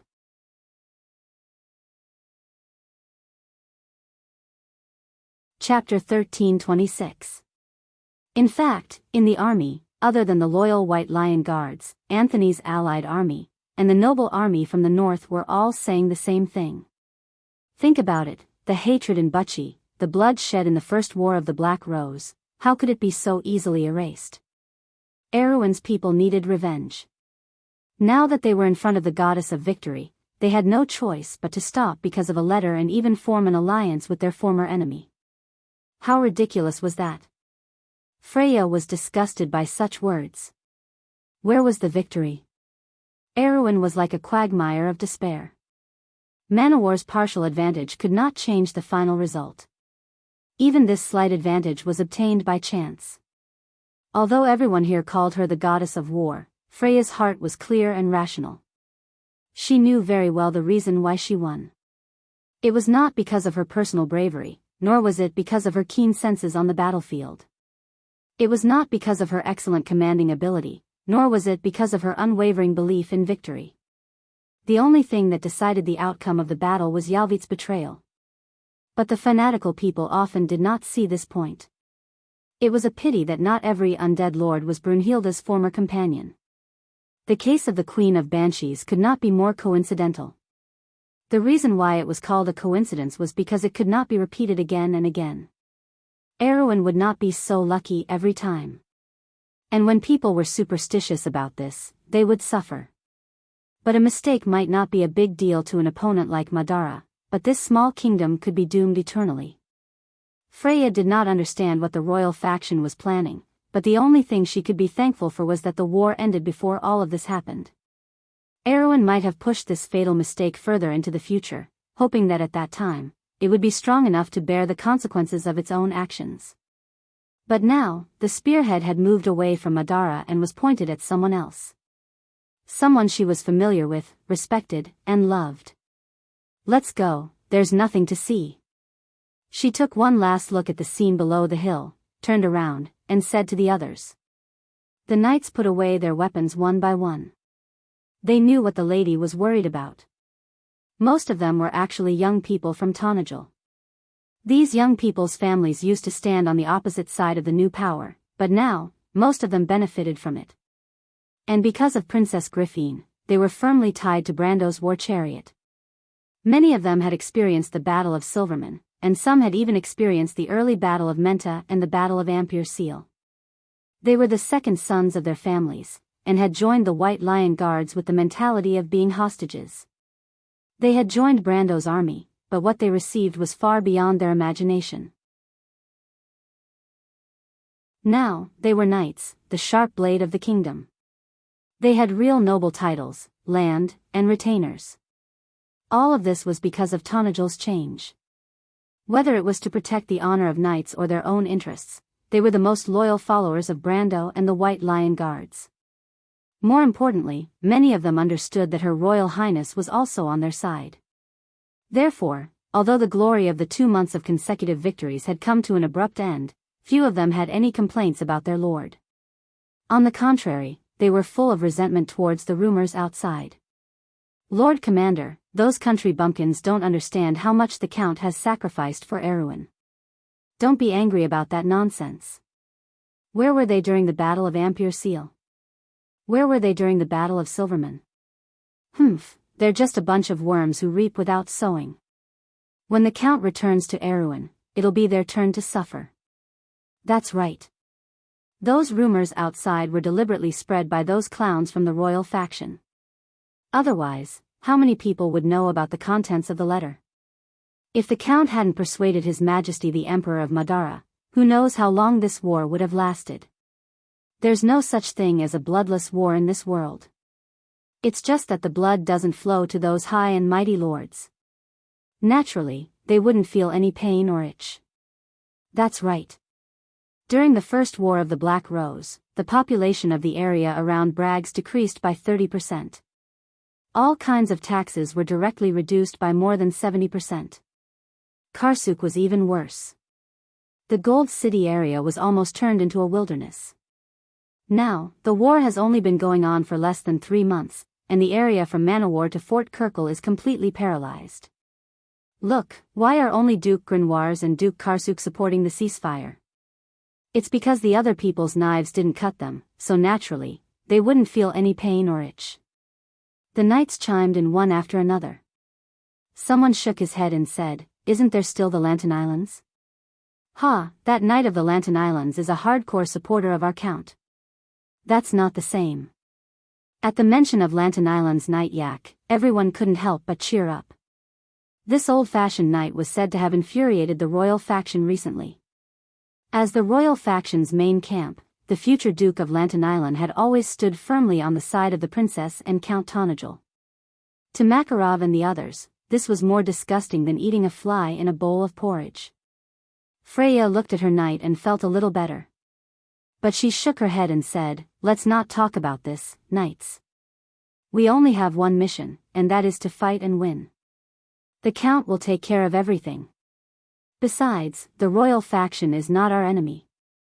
The knights shrugged their shoulders and looked at each other. They knew what their commander was trying to say. The royal faction was already attacking the Count for being disgraced and unruly. She just didn't want to leave more evidence in front of the princess. After all, everyone knew who the White Lion Guards and her, the goddess of war, represented. However, the young knights scoffed at this. In their eyes, their commander was a little too selfless. Anyone with a discerning eye could see that she had feelings for the Count.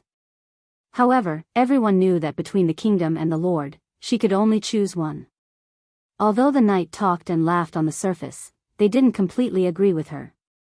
Most of them were nobles from Tonajul, and their way of looking at things was very different from Brando, who had experienced 2 lifetimes.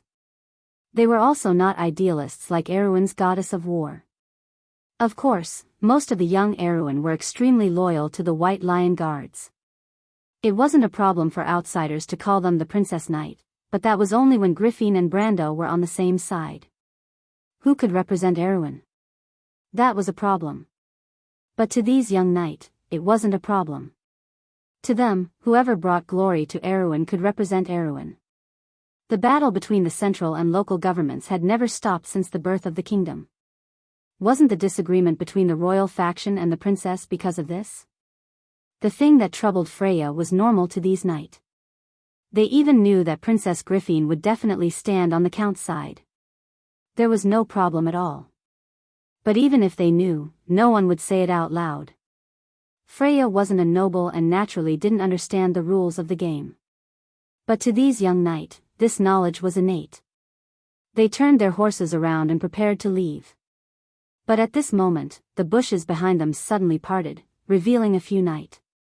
The knight was shocked and instinctively wanted to draw their weapons, but Freya reached out and stopped them. The person who came was Brunhilde. She was the head of Brando's Valkyrie Knight. But behind her, there was an unfamiliar female knight. She was also riding on a wind-riding colt. She was tall and slender, with beautiful flaming long hair. Her aura was very different from the other Valkyries who were brave and fearless. She gave people a strange feeling of calmness and quietness. Freya knew the woman's identity the moment she saw her. Yalvit, the Queen of Banshees. She was one of the 3 most famous Valkyries in history. She was Brunhilde's assistant and also the brains of these Valkyrie sisters. After the destruction of Valhalla, she exiled herself to Madara and became an undead lord as a heroic spirit. Freya only knew about this history recently. Miss Brunhilde, is there anything I can help you with? Freya looked at the Queen of Banshees and asked. Brunhilde shook her head, but Yalvit, who was behind her, stood out and smiled. The one who is looking for you is me, Miss Freya. I just received a personal order from His Majesty. Mr. Brando asked me to bring you to see him. Miss Yalvit, what did you say? In front of Brando was a long corridor paved with obsidian. Its arched roof was very high, and 17 pillars formed an open space.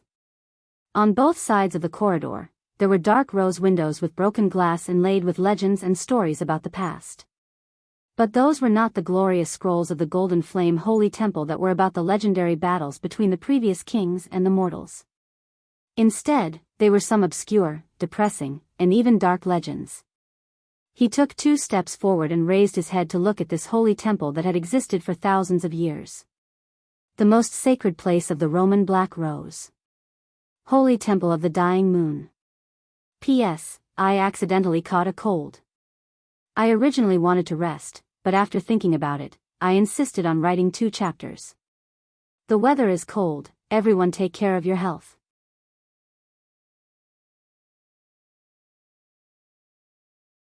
Chapter 1327. In the middle of the gloomy hall stood a majestic statue of a goddess. The goddess wore a linen robe and held a fir staff in one hand. Her other hand hung naturally by her side, and a giant spider crawled at her feet. This was the image of the goddess of the dead moon, Klss. Legend has it that Klys was one of the many incarnations of Martha in the mortal world, so the undead often believed that they worshipped Martha. The atmosphere in the temple was somewhat solemn. Under the arches, many acolytes in black robes were prostrating, softly chanting scriptures in praise of Klys. The chanting of scriptures from far and near gathered together, echoing in the hall. Brando looked at this scene with a solemn expression. The sound of footsteps came from behind him. Andrea was not far behind him, just a few steps behind. She looked around the hall and asked a question that was unrelated to the hall. Why did the Queen of Madara suddenly summon us? Brando shook his head silently. How would he know? Maybe it was a whim, or maybe it was because there was substantial progress in the negotiations between Delphian and the former, or maybe there was a reply from the envoy sent to Erewhon, or maybe it was because of some other reason. Delphian's negotiations had come to an end a week ago. There was a thick stack of agreements and secret agreements signed in all aspects. Generally speaking, the clauses were beneficial to Erewhon, including the undead's unconditional end to the invasion and the return of Butchie. The Prime Minister's daughter had done a good job, and could be said to be perfect. He knew that some of his decisions might cause some people in Erewhon to dislike him, or even harm the interests of others, but this was not a big deal. These clauses could shut anyone up. Unless those people thought that he had the ability to take back Butchie. This was only the agreement on the surface. In private, Brando's request was very simple. During the War of the Black Rose, including the undead lords who participated in the massacre of Erewhon's citizens before the war, they had to be punished. Regarding this point, he did not intend to compromise from the beginning. If repaying Butchie was Erewhon's bottom line, then this was his bottom line. But what he did not expect was that he and the Prime Minister's daughter thought that the negotiations would fall into a difficult negotiation. They were even prepared to face a stalemate, but the Queen of Madara was surprisingly ruthless. She abandoned almost everyone on the list, leaving only a few undead lords that Brando and Delphian had used for bargaining. These undead lords' crimes were relatively light, or rather, their crimes were based on false rumors. Even the Lord of the Black Plague, who was loyal to her, was mercilessly abandoned by her. Such ruthlessness shocked Brando and Delphian. The Queen of Madara's behavior was somewhat unusual. She seemed to be too accommodating and obedient to the negotiations. For a long time after that, Brendel and Delphian thought that the queen was up to something. But after half a month of being cautious, Erewhon sent news that the Second War of the Black Rose had ended, and the undead had withdrawn from Erewhon as promised. It was under such circumstances that he was summoned by the queen. In the past few months, many things had happened. The undead had clashed with the crystal cluster a few times in the south of the Sea of the Dead Moon, but not every time was as lucky as the battle at Finhodos. Although the Roman Black Rose had stabilized their position at Finhodos, overall, the undead were steadily losing and retreating in the south. Fortunately, Madara's territory was vast. Even if the empire lost large areas of land in the south, it was not a big deal to the empire, not to mention that most of the vast land was not under the rule of the Mercury Staff. After that, they returned to the land of Everdeath with the Queen of Madara. Overall, the central area of the Empire of the Dead Moon was still stable and was not greatly affected by the upheaval of the empire. On one hand, it was because very little news had spread out, but on the other hand, the upheaval was not a big deal to Madara. After all, it was year 376 of the First Age, not 60 years later, and not the middle of the Second Age. In this era, the Mercury Staff only ruled the land of Everdeath, the central area of the Sea of the Dead Moon, and some of the prosperous areas bordering Erewhon. The queen claimed that the undead of the north and the east and the liches of Balakarivo were the enemies of the empire. Was that not a normal thing? The undead living here thought that the empire was just blowing the horn of war against the north and the east. From this point, Brando had seen the queen's brilliant tactics. Of course, Delphian, who had clearly seen this on the battlefield and proposed this condition, was naturally classified as the same type of person as the queen, a woman who was not to be trifled with. This type of people included the Wind Empress, the Silver Queen, Constance, his mother, Amandina, Medicia, and the little Roman who gave him a headache. By the way, Medicia was only added recently. But the surface stability was only for the lower class. For the upper class undead nobles who were directly related to the upheaval, it was impossible for them not to know the inside story. Under the surface of the land of Everdeath, there was a turbulent undercurrent brewing. The undead lords who were abandoned by the queen, and the dark nobles who were unwilling to give up the benefits in their hands, naturally would not give up so easily. In the short span of 1 or 2 months, the Queen of Madara had already clashed with the forces represented by these vested interests many times. But every time, it ended with the queen's easy victory. Within 2 months, the corpses of 4 high and mighty undead lords were thrown on the central square of the seat of Everdeath, and another escaped to the ranks of the undead. From the beginning to the end, she was not fighting alone. Incersta, Tarkus, and the families behind them stood firmly by the queen's side. With Delphian's analysis and guidance, Brando quickly found a clear thread. He discovered that the queen was borrowing the power of the new nobles to suppress the old undead lords. These people were abandoned by her one by one in history, crushed by the wheels of history. And now, she was only speeding up the process. After understanding this, he was a little speechless. The undead army that he eliminated on the battlefield had now provided the queen with room to play. If not for the unsolved mystery of the Mercury Staff that day, Brando almost thought that he had fallen into the queen's scheme from the beginning to the end. After that, he spent a few days repeatedly reading the several centimeters thick War of the Black Rose memorandum, to make sure that there were no loopholes or traps in the clauses. Although Delphian was a little disdainful of his actions, the Prime Minister's daughter still patiently helped him complete the work. Then there was the Earth Legion. Looking at the burden behind him, he knew that the Earth Legion had not gone far since the Battle of Finhodos. In fact, they probably had no place to go. The elemental barrier had collapsed, and the defense line outside the territory had become fragmented. It was no different from a dream to expect to resist the invasion of the twilight outside Woned. Since Andrea had mentioned that Fanzan and the wild elves of Atlanta had joined the battle, it meant that they had already planned to move to Woned to continue the battle. In fact, the Silver Elves and the Goddess of War Guards had stayed behind. Only the army of the Lost Names was missing.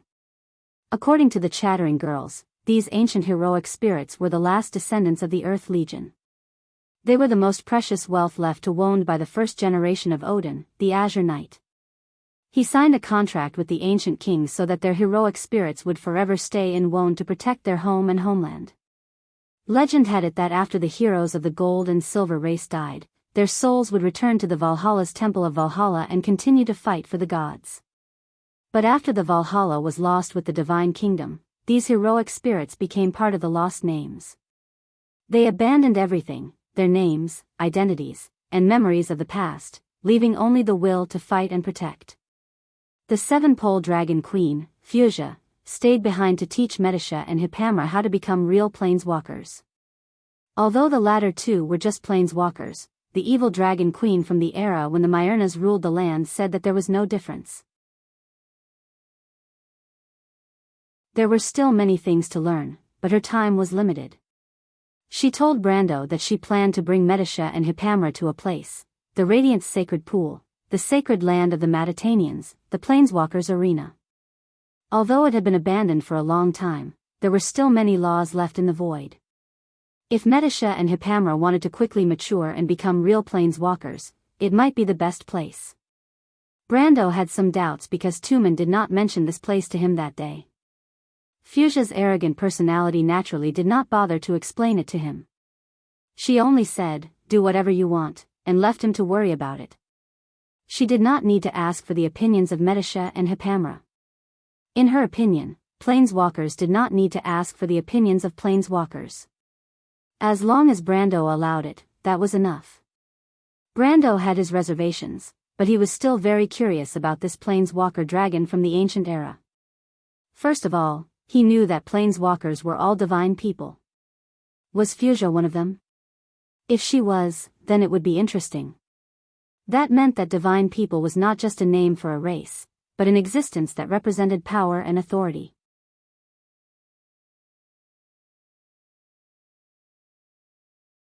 Chapter 13:28. But Fuchsia's answer dispelled his thoughts. The evil dragon told him with disdain that his Planeswalker authority came from the divine people of the later generations. This was actually a sign of the decline of the Planeswalkers and the Truth Symposium. The Planeswalkers' authority was bestowed upon them and not innate. In the era of the Myrnas, most of the Planeswalkers' inheritances came from here. For example, Odin, Kelsey, and Tumen were not pure-blooded divine people. And it was precisely because of this reason that Planeswalkers had declined from generation to generation, because in fact, the existence of this great profession in Vaunt had already lost its foundation. Although it was struggling at death's door, as long as the divine people did not return to this world, then one day this name would completely become history in Vaunt, just like what he saw in the game. In the end, the Seven Dragon King also told Brando the name of his deck. He told Brando that in his era, the 5-color deck represented Return to Ring, which was the most popular deck. Just like Tumen's Return to One, his deck was also a multicolor deck named 5 Colors of Dawn. Brando seemed to have fallen into a long silence. Andrea, who was behind him, also did not say a word. This young girl who grew up outside the elemental boundary and had almost never lived in Wone was very unique. She knew a lot about Wone's country, politics, history, geography, and even natural history. She knew a lot of ancient knowledge and knew all the versions of the Pale Epic. She was not much worse than the knowledgeable Buga Tower Guardians. However, she knew very little in certain aspects. She liked to talk, and once she opened her mouth, she could not stop. However, she was not good at talking. She chattered a lot, but there was very little useful content. It was as if she only talked for the sake of talking, but most of the time, she closed her mouth tightly and tried to think of the next topic. Brando did not know what kind of environment created such a character, but from Andrea and the others' descriptions, he understood the life of the guards of the goddess of war. They were born in war and died in war. Their understanding of this world was as if there was only endless war. The 3-month stay in Madara was a very special experience for each of them.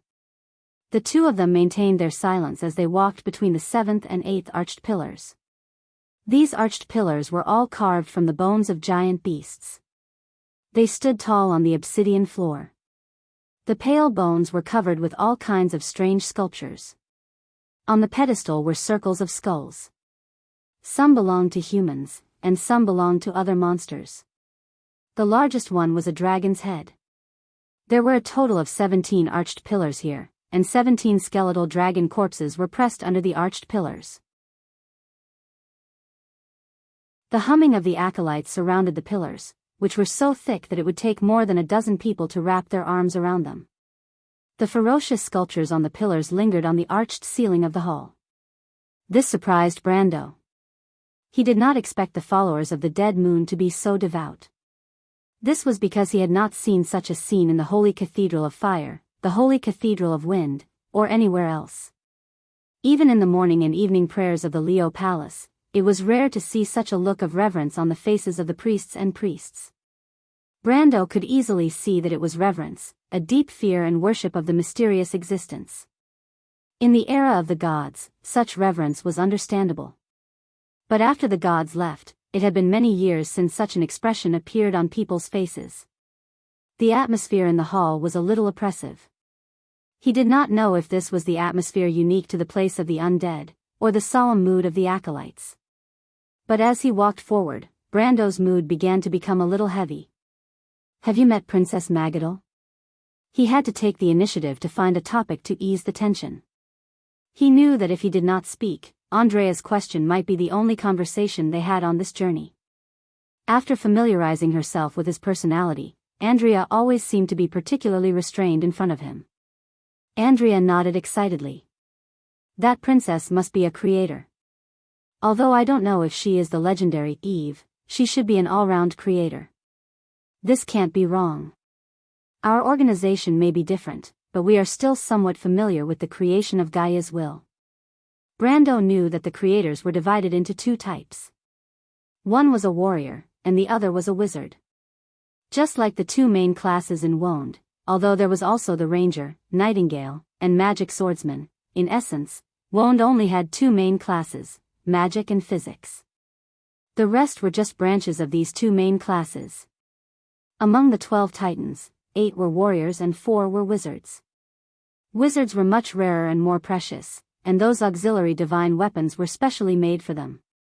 Warriors, on the other hand, usually wore armor and wielded great swords.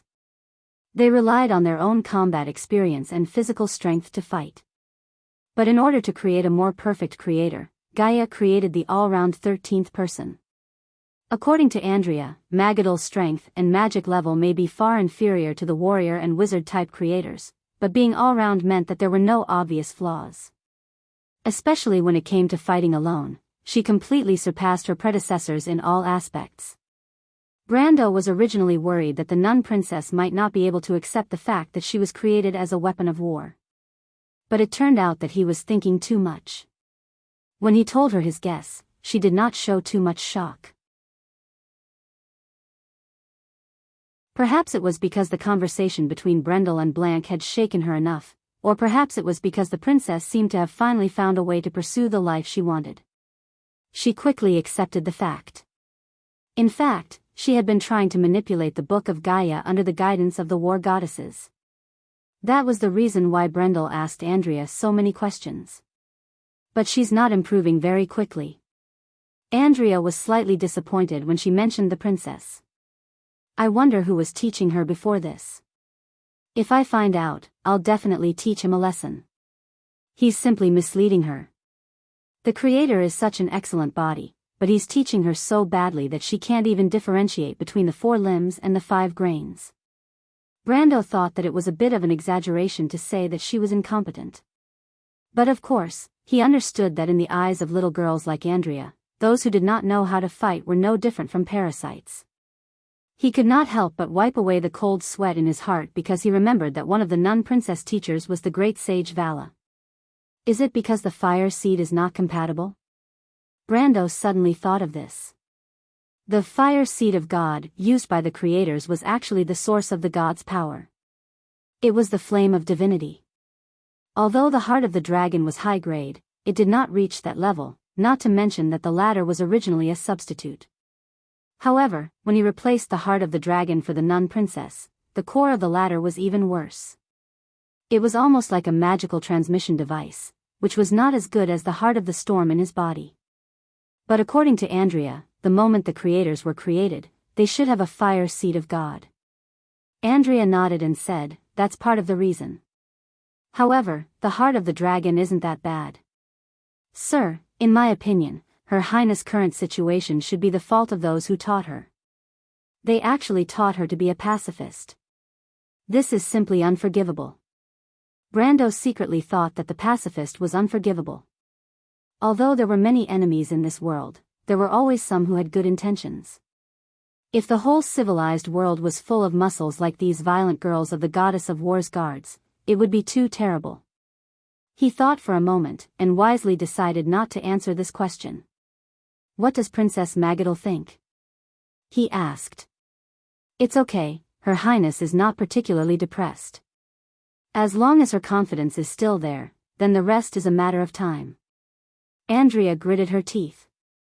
"But we don't have much time." Brando nodded. Indeed, there was not much time left for this world.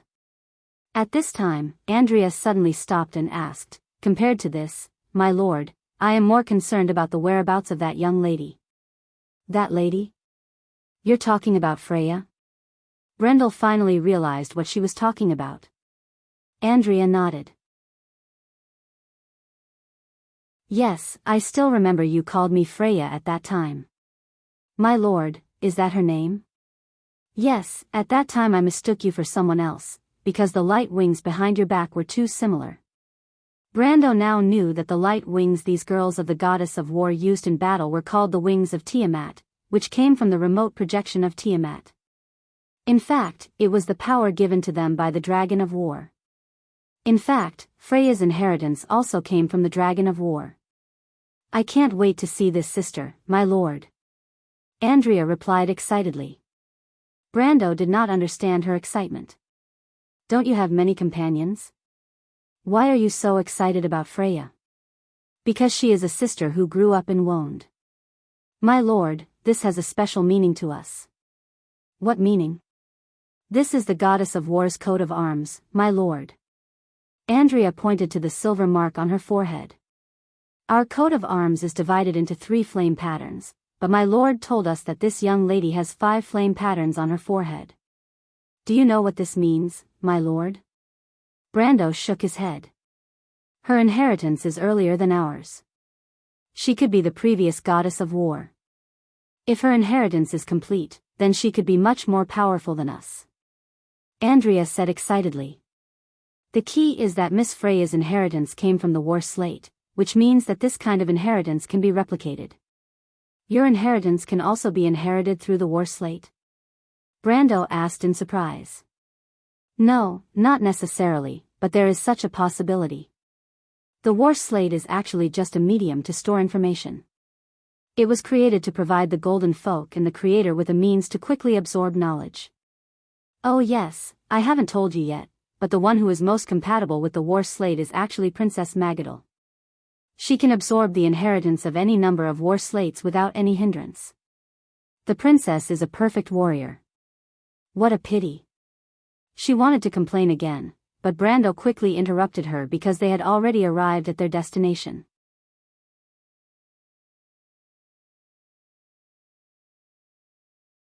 Chapter 1329. The Queen of Madara and a priest of the goddess of the dead moon stood beside the podium.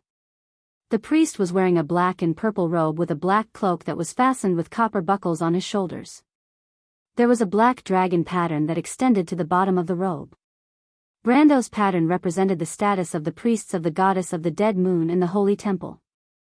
The lower-level priests usually wore purple moon patterns, while the higher-level priests could use cats or skeletons, the difference between the ordinary priests and the executioners. The higher-level priests and priests could use spiders, hydras, and waves. The undead worshipped the sea of the dead moon. However, only one person in the entire dead moon holy temple could have a dragon pattern, and that was the Lord Officiant of the dead moon holy temple. Brando squinted his eyes. He did not expect that the 2 most powerful figures in Madara would meet him at the same time. Although he could not remember who the Lord Officiant of the dead moon holy temple was, he at least understood that in this era, the Lord Officiant's authority was not below the Queen of Madara. He might even be more powerful. After all, before the birth of the Mercury staff, the Dead Moon Holy Temple had enjoyed a transcendent status in the kingdom of the dead for thousands of years. Seeing the two of them, Andrea naturally shut her mouth. Brando bowed to the two of them. The queen was indifferent, but the lord officiant of the Dead Moon Holy Temple returned the greeting. The etiquette of the undead was very special. They clenched their right fist and placed it on their chest, and lowered their head naturally as if they were mourning. This process lasted for 2 to 3 seconds, and was the highest etiquette for the undead to show their respect for the eternal death and rest. The lord officiant was a human.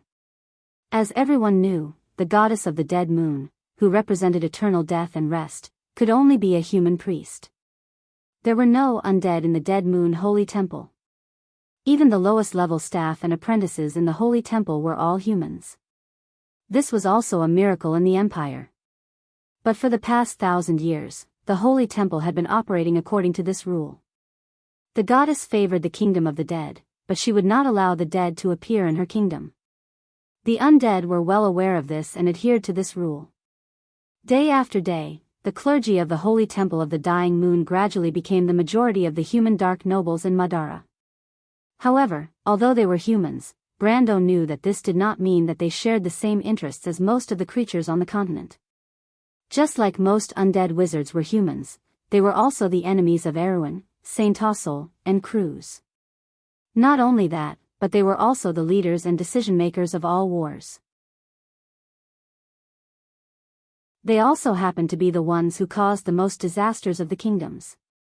The Dead Moon Holy Temple played the same role. In Wonde, every war had a religious background, and the undead were no exception. Before the Mercury Staff appeared, they were the ones who united the undead and launched an attack on Wonde. After the Mercury Staff appeared, they once again stood behind the scenes. Brando knew that without the support of the Dead Moon Holy Temple, the queen would not have been able to unify the land of the dead in such a short time and become the ruler of Madara in name. In the following decades, the Dead Moon Holy Temple stood firmly behind her. They repeatedly sent down the goddess of the Dead Moon's oracles to remove all obstacles for the Mercury Staff until this huge empire was established. After Brando bowed, he saw Delphian standing at the side. The Prime Minister's daughter noticed Brando's gaze and gave him a look, indicating that the negotiation was successful. Brendel heaved a sigh of relief. He was more afraid that the queen would go back on her words. Even though the Mercury Staff was still in his hands and he still had the upper hand, who knew if this domineering woman would disregard everything and attack them after returning to her familiar territory? In the past 2 months, he had been warned more than once by the queen's actions, which told him what it meant to be unpredictable. The Queen of Madara naturally noticed the subtle interaction between Brando and Delphian, but she did not care at all. "This is Archbishop Philip." She briefly introduced him to Brando. From the queen's cold tone, Brando understood that the person in front of him was the sincere Philip. The latter was the Archbishop of the Dead Moon Holy Temple from the end of the First Era to the first 40 years of the Second Era. His greatest achievement was to support the Supreme of Madara to unify the empire. However, Brando did not know when exactly he became the Archbishop of the Dead Moon Holy Temple, but he did not expect him to have already ascended to this position. In history, Philip was a very low-key person. He was born in a dark noble family in the realm of eternal death. He joined the Holy Temple at the age of 12 and became a clergy apprentice. After that, his path of promotion was not remarkable. He rarely made mistakes and was devout and deeply trusted by his mentors. His path of promotion was not smooth, but he did not encounter any major setbacks either. It was as if he was diligent all the way to the center of the Holy Temple. The process of him ascending to the position of head priest was even more lackluster, because in this era, the Undead Moon Temple could not find a more outstanding genius. His only advantage was that he was more suitable than the other competitors, and because of this, he obtained the most revered position in the Undead Moon Kingdom. Logically speaking, such a person should lack the opportunistic nature of great people. To put it bluntly, he lacked the courage to stake everything on a single throw. He should be moderate and cautious, and like to stick to the old rules. However, such a person had stood firmly behind the Mercury Staff from the beginning. Even when the power of the Emperor of Madara had not yet emerged, he had never wavered. His whole life was to contribute to the Mercury staff's efforts to unify the Dead Moon Empire. According to the joking words of many players, with the support of the good old man, Philip, even a pig should have become the Emperor of Madara. This saying was not without reason. Before the rise of the Mercury staff, the Dead Moon Holy Temple held almost all the power of speech in the Dark Kingdom. As the Archbishop of the Dead Moon Holy Temple, the only difference between him and the later Emperor of the Empire was that he did not have absolute control over the undead lords. Other than that, he was no different from the Supreme. However, a person who held such power and influence had chosen to create a person who could stand above the temple. It was as if he had taken the initiative to hand over the authority of the temple to someone else. Some people believed that he did this to achieve the unification of the empire, but there were also people who questioned whether he had such lofty ambitions. There were also people who believed that he had received an oracle from the goddess of the dead moon.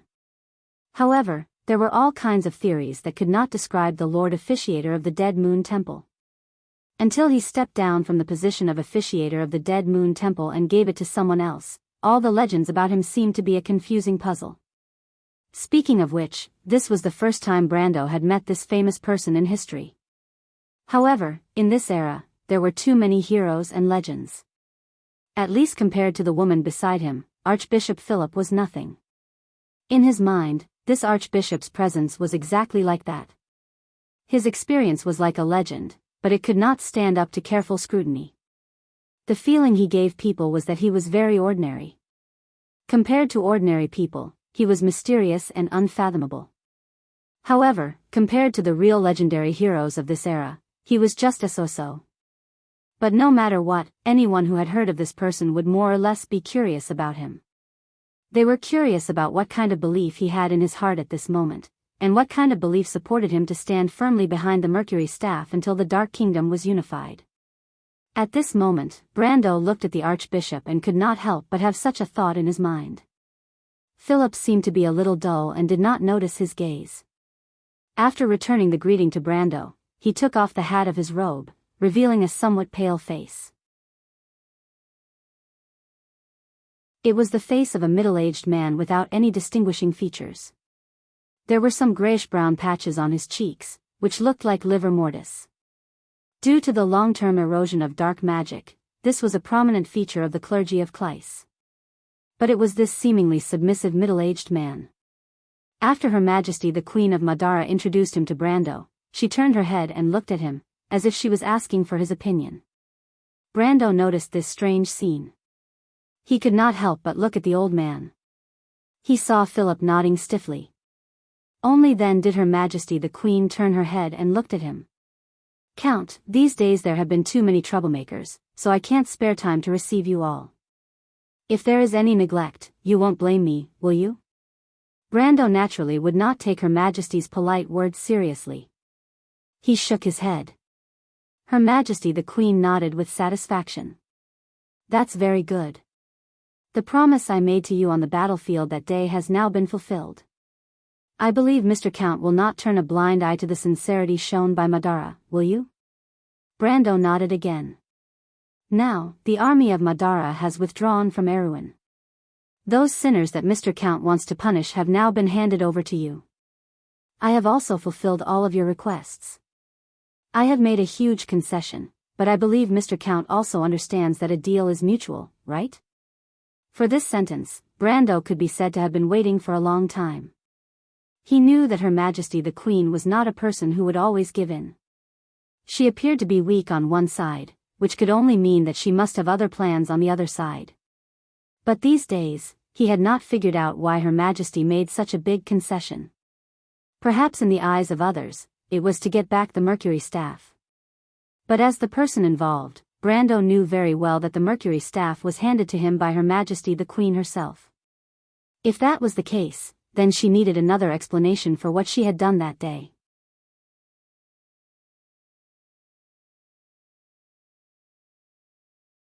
Chapter 1330. Although Brando could not guess the answer, he at least understood that there would be a moment when the answer would be revealed to him. Knowing this, he could wait patiently for the Queen to make her move. But it turned out that she did not let him wait for too long.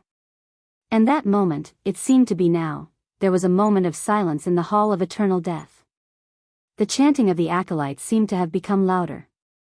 For a moment, there seemed to be a voice in the void that responded to the chanting. That voice rumbled like thunder. The hall roared. Brando thought it was an illusion at first, but then the 17 pillars began to tremble. Some of the believers lost their balance and fell to the ground. He looked up and saw dust falling from the dome of the hall. But in such a situation, no one screamed and ran away. The acolytes only chanted louder, as if they wanted to suppress the thunderous sound. The tremor only lasted for a few seconds, and then it calmed down again. Earthquake? Brendel was stunned. He looked at Her Majesty the Queen and Archbishop Philip not far away, but both of them looked indifferent, as if everything that had just happened was an illusion. He frowned. The Queen of Madara noticed the look on Brando's face. She was silent for a moment, and then asked, "Do you remember what I said when I handed you the Mercury staff on the battlefield of Fenhodos?" This sentence startled Brando, and he immediately threw the strange phenomenon to the back of his mind. He quickly looked up at Philip, and a little further away in the hall, there were a few undead lords whispering to each other, and there were 2 high-ranking priests beside them. Although the Queen's voice was not loud, it was not soft either. In Brando's opinion, many people in the hall should have heard this sentence. But Madara's face did not reveal too much of an unexpected expression. She paid attention to Brendel's expression, as though she saw through his thoughts, and explained plainly, "Don't worry, everyone here has the right to know what I'm about to say. They are all my trusted aides, and Archbishop Philip is also a trustworthy person." Brendel noticed that the old man's expression did not change. It was obvious that he already knew about this secret. He then looked at the others. Sure enough, other than him and Delphine, everyone looked as if they were already prepared. Brendel furrowed his brows and wondered what she was trying to do. With this thought in mind, he replied carefully, "I wonder which sentence Your Majesty is referring to?" The Queen of Madara immediately answered, "The sentence I said when I handed the Mercury staff to you. I asked you at that time, do you understand what the responsibility it represents? Do you remember how you answered me?" Brando shook his head. He did not remember this kind of thing. At that time, he was completely immersed in controlling the 5 sacred swords and accepting the authority given to him by Bai Kai. He only vaguely remembered that the Queen said something related to the responsibility, but at that time, he did not take it to heart. "You said the same thing to me back then, Count." The Supreme of the Undead said, "You shook your head at me, but it doesn't matter. I still gave you the scepter that represents the supreme power. Because no matter whether you understand it or not, since you have made a choice, you must bear this responsibility." "What do you mean? Do you understand what the Mercury staff represents?" the Queen of Madara asked. "Are you talking about the symbolic meaning of the staff in the kingdom of the dead moon, Your Majesty?" The Queen shook her head. "That's not the most important thing. You have 5 of the 7 sacred swords. You should understand what kind of path this is. It's full of thorns and is not a smooth path. Originally, I could bear all of this for you, but you refused. From the moment you chose to walk the path of ascending to the throne, its responsibility followed you like a shadow." "Ascending to the throne?" Brando frowned. "What are you trying to say, Your Majesty? Didn't anyone tell you that in every era, Wand has a king?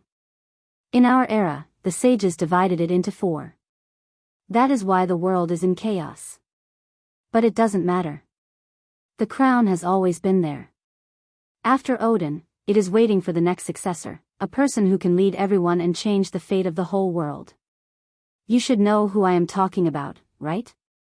Brando was silent. It was not the first time he heard of such a thing. Miss Tada, the Dragon Queen, and Haku had all said similar things to him. He did have the blessing of the 5 sacred swords, but what he wanted to do was to save the Roman people. If it was like what Lute said, that gathering the 7 keys to open the door was an opportunity, then he would seize it at all costs. But he had never thought of inheriting Odin's path and changing the fate of the whole world.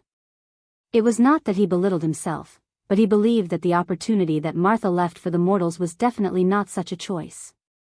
Because no one could control the fate of others.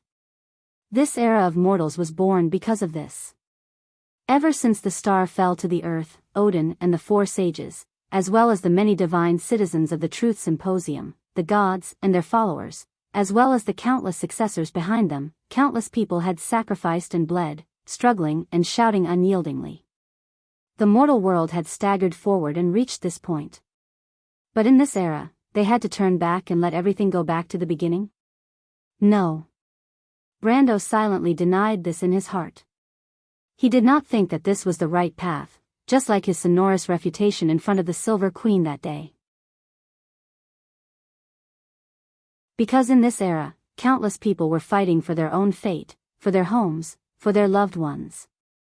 The figures of Freya, Princess Griffin, Haruz, Kargleis, the people of Abes, the young people of the White Lion Guards, the Knight Eco of Lantern Island, and the King of Sherman appeared in front of him. Even in this small kingdom, people were still fighting for a chance to live, even if what they did was not worth mentioning in this magnificent era. Just like the fate of Erewhon, a small, remote kingdom, could not move the footsteps of the whole world. People's eyes were always fixed on the long term, and ignored the short term and precious things. Perhaps it was just like the Queen of Madara in front of him. She only needed one order, and all of Awin's hard work would come to naught. And he himself had grown to such a point. He felt the power of the sage for the first time on the battlefield of Fenhodos, and was now only one step away from the final threshold. Just like the queen could crush Erewhon, an ant, with a flip of her hand, and now his power seemed to be able to easily change the fate of Madara. This was also what he was doing now. That small kingdom seemed to be no longer able to hold his footsteps and hold his gaze. Everything that he had done in the past to be able to do now seemed to be easily achieved with just a word. The feeling of controlling the fate of others was indeed fascinating. But this was not what he wanted. The redemption that Erewhon needed was not this, because he deeply understood this point. The future of this ancient kingdom was not based on his words alone. Perhaps he could make Erewhon glorious today, but in the distant future, it would once again fall into this cycle. The decay and rise and fall of the kingdom was like an unsolvable loop, going back and forth. Everything that the four sages had done had already given the mortals an answer, hadn't they? The lonely fool had been waiting for such an answer for 1,000 years. But its answer would never be to repeat the past. Brando's eyes seemed to see Erewhon's most glorious era. King Eric was in front of him. He put down his sword and nodded to him, telling him that this was the answer he was looking for. Erewhon was born because of a person's will, but it was also dimmed because of this will. Now, it would not repeat this path. Woned would be the same. Brando shook his head. At that moment, the answer of the four sages seemed to have passed by him. That may sound beautiful, Your Majesty, he replied, but that is not the answer I want, and I don't think that is the answer Woned wants either. Then what is the answer you want? The Queen of Madara did not seem to have expected his answer. Her eyes flashed slightly, and she asked again. Brando just shook his head. I haven't thought about it yet, Your Majesty, but I think that everyone has the right to decide their own fate, and not rely on the hands of others. Everything that one cherishes should be left to the whims of others. Although it sounds beautiful, the reality is very cruel. If the sages and the people of God all had such thoughts, the mortals might not have been able to wait until this day, and Woned would have been destroyed long ago. The Queen of Madara said coldly, 5 of the 7 holy swords are in your hands, which means that you almost have the highest authority of the law of Tiamat. With such power, do you want to avoid responsibility? I've never thought of running away from my responsibilities. I will face Dusk head on, but not as a savior, just because I'm also a member of Vaunt, so I have interests to fight for it. Besides, I am not only fighting for it. Brando replied quietly, I will fight for everything that I cherish, even if it will be destroyed in the end. But Woned needs this redemption. This is my redemption, Your Majesty. The mortals, including you and me, will personally experience this war, because it belongs to each of us. No one is an exception. Perhaps one day, we will understand what the opportunity Martha left for us is. The Queen of Madara maintained a calm expression and looked at him coldly. Very good. she replied.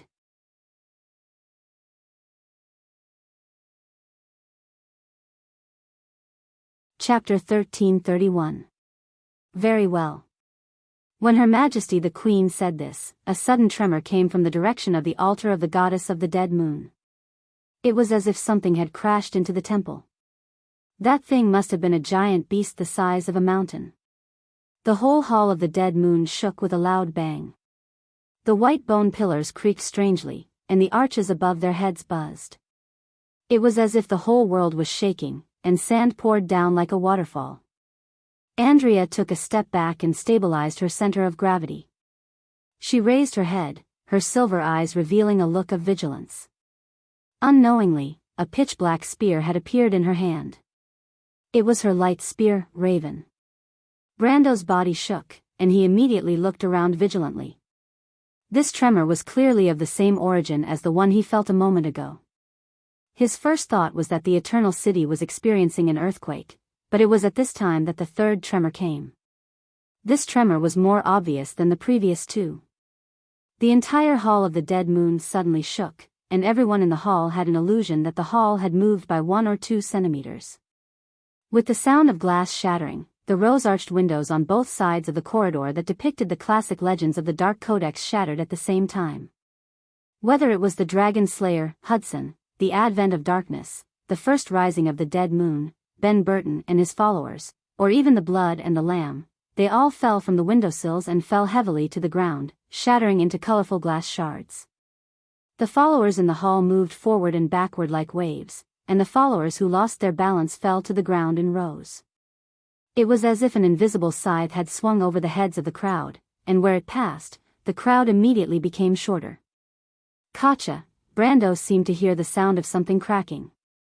The sound came from the front of the hall, and he and Andrea subconsciously looked up. The two of them were surprised to see that on the holy statue of the goddess of the dead moon, which was more than 10 meters tall, there was a crack that was a few centimeters wide starting from the neck. In the continuous tremor of the hall, small fragments rolled down from the crack, and then as if the goddess lowered her head, the holy statue broke from the neck, and a head that was as tall as a person rolled down from the sky, falling straight towards Queen Madara and Bishop Philip below. Andrea was so shocked that she did not realize what was going to happen next. Brendel, on the other hand, did not have such a deep impression of the situation. He reminded her immediately, "Don't worry about it too much. Be careful." But he immediately realized that as the Queen of the Dead Moon Empire, it was impossible that she did not have a protective holy object on her, and the falling stones were unlikely to cause any harm to her. The goddess' head fell from the sky, and it looked very frightening, but in this world of magic, its power was not even comparable to a stone shot from a catapult. Sure enough, a conspicuous arc of light appeared 10 feet above the queen's head, and the falling statue hit the arc of light as if it had hit an immovable iron plate. The tip of the goddess' nose touched the ground first, and it immediately collapsed, and then the whole head completely broke from the broken nose, turning into a few harmless pieces of broken stone. With a bang, it exploded and fell to the ground, and a few pieces splashed on Philip, who was not far away, hitting his robe, but the latter's face was stiff, and he did not even frown. This calmness, even in the face of a landslide, deeply shocked Brando. How could such a person be a mediocre person? He could not help but think that he must have seen a ghost to believe the unreliable rumors circulating outside. How could such a mediocre person become the bishop of the Dead Moon Temple, the second most powerful person in Madara, and possibly the most powerful person in this era? But why would such a person be willing to assist a person with no background and origin to become the Queen of Madara? Was it just for the Mercury staff? Brando was more willing to believe that perhaps the bishop had really received an oracle that allowed him to see through the fog of the future, and see Madara, the unification of the Dark Dead Moon Empire. Lady Cleiss. At this time, Andrea suddenly cried out. Only then did Brando realize something. He looked up and found that only half of the statue of the goddess was left. Her upper body was completely cracked, and after rolling down from her head, the parts above her waist also fell apart, turning into several pieces that fell down from both sides. One of the pieces hit the giant spider at her feet and smashed it into pieces. Her 2 arms fell to the ground and broke into several pieces. One of the round forearms was still rolling on the obsidian floor, down the steps below the altar, and all the way to the hall below. It finally stopped in front of a young acolyte of the dead moon. He looked as if he was scared stiff as he stared at the arm of the goddess, as if he was not looking at a statue, but at the bloody broken arm of the real goddess of the dead moon, Cleis. When Brando saw the expression on the acolyte's face, he suddenly realized what had happened. The statue of the goddess of the dead moon had collapsed. Perhaps this did not sound like a big deal, and could at most be regarded as an ominous sign. But Brando knew that this was not the case, because this was a world of magic and gods. This was the central hall of the Dead Moon Temple. Although this statue had not appeared for thousands of years, it actually symbolized the authority of the goddess of the dead moon, Cleis, in this world. But now, it had shattered. In the thousands of years of history of the holy city of the undead, this was not the first time it had been tested by a disaster.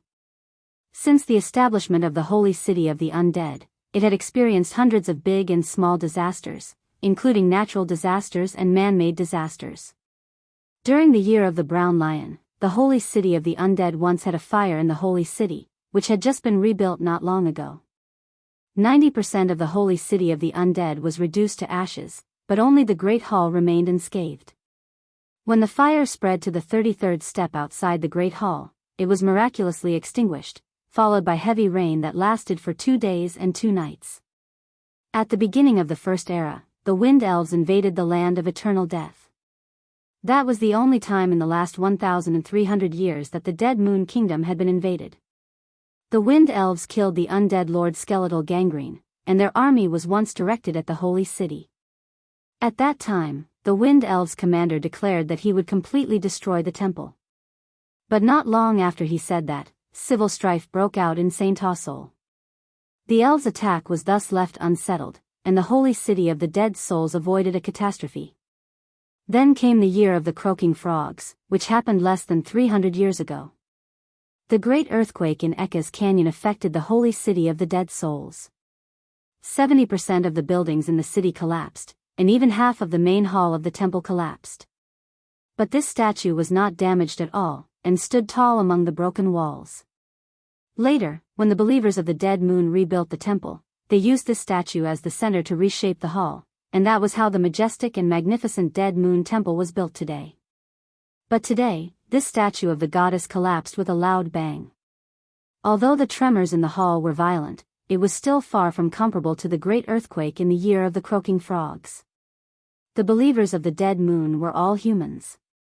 They may not have experienced the great earthquake 200 years ago, but there was no lack of old souls among the undead lords here who had lived for a long time. When they saw this scene, they were immediately stunned. A buzzing sound rose from the hall, as if a lid had been lifted. The whispers of the believers became louder in an instant. The fear of the believers in the front row spread like an infectious disease, and quickly infected the people behind.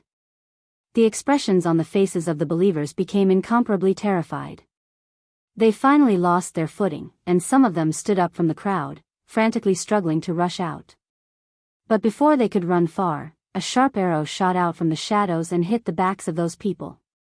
The arrow seemed to be imbued with unparalleled power. It turned into a black light and pierced through the backs of those people, plunging straight into the ground. The tail feathers were still trembling. Madara's skeleton archers rarely use these arrows, but there's one exception, and that's the Dark Rangers. He subconsciously looked at the 2 sides of the hall, but even with his perception, he could not see anything. Madara's skeleton archers rarely used these arrows, but there was one exception, and that was the Dark Rangers. He subconsciously looked at the 2 sides of the hall, but even with his perception, he could not see anything. This hall seemed to be occupied by a huge will, shielding his perception. His 5 senses could only extend to a dozen meters like a normal person before they were blocked by a dozen pillars. These dozen black arrows deterred the crowd, and the believers who were becoming chaotic stopped in their tracks. They turned back and looked at Her Majesty the Queen and Philip at the altar. What impressed Brando was that Her Majesty the Queen was not particular enough to use weapons in such a place and cause such a massacre.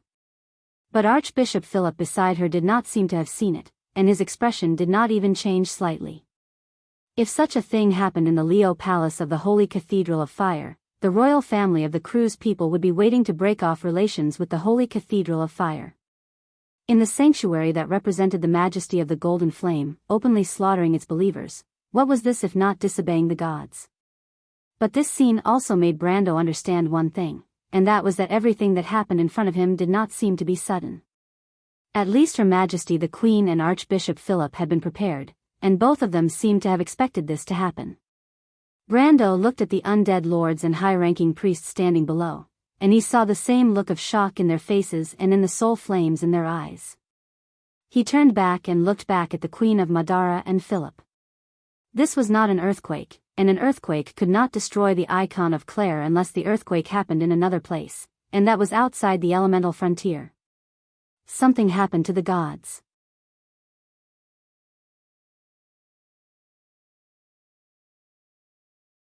Chapter 1332. Although the gods had left this world for thousands of years, there was no doubt that their majesty and will still existed in this world. Now, the last bit of authority they had left in this world had also collapsed. There was only one possibility, and that was that the gods had completely given up on Wond. The believers of the dead moon waited anxiously in the hall. What happened in front of them was enough to completely topple their beliefs. However, the Supreme One with the Mercury staff did not say anything. The bloody reality reminded them that the best choice at the moment was not to choose. The dozen or so cold corpses reminded them of this point. Soon, a few liches came out from the darkness behind. They came to the corpses and placed their hands on the heads of the corpses. The corpses stood up shakily and followed the liches out of the hall like puppets. Brando saw this scene and of course knew that it was the undead transformation spell. Most of the believers in this hall were the children of the dark nobles in the holy city. The Queen of Madara dared to kill them, but she had to give an explanation to the families behind them. This was actually a political miracle in Madara. As human dark nobles, especially the saints, they had a natural immunity. No matter what purpose they were executed for, they had a chance to be transformed into undead and serve the empire again, except for blasphemers. However, this was not a good choice for these human dark nobles, because most of them joined the holy temple from a young age to learn how to serve the gods. Most of them were almost isolated from their families. Even if they returned to their families as undead, they would not have any chance to stand out in this life. They might even be chased out to lead the army to fight against the elves and humans. In fact, it was almost the same as being cannon fodder. "Your Majesty," Brando said. The Queen of Madara turned around and shook her head at him. There were still some aftershocks in the temple. The 17 white bone pillars were still shaking, but it was not as obvious as before. In the aftershocks, only Her Majesty the Queen and the Lord Officiant beside her were able to keep their expressions unchanged. Delphian went to Brando's side with a pale face. She was obviously not informed in advance. The scene just now had frightened her. A piece of stone flew past her left shoulder. If it had been a little higher, this daughter of the Prime Minister would have died. Although she was now a summoned creature of a planeswalker and could be resurrected even if she died, for this young lady, she was obviously not familiar enough with this identity. What happened? Brando noticed Delphian coming to his side and immediately asked in a low voice. But the latter shook her head. She used her hand to brush away the wet hair on her forehead and answered with a trembling voice, "I don't know." Because the negotiations have already come to an end, Her Majesty the Queen will only meet you. Now that I think about it, she deliberately delayed the end of the negotiations until today. She and Archbishop Philip must have planned this.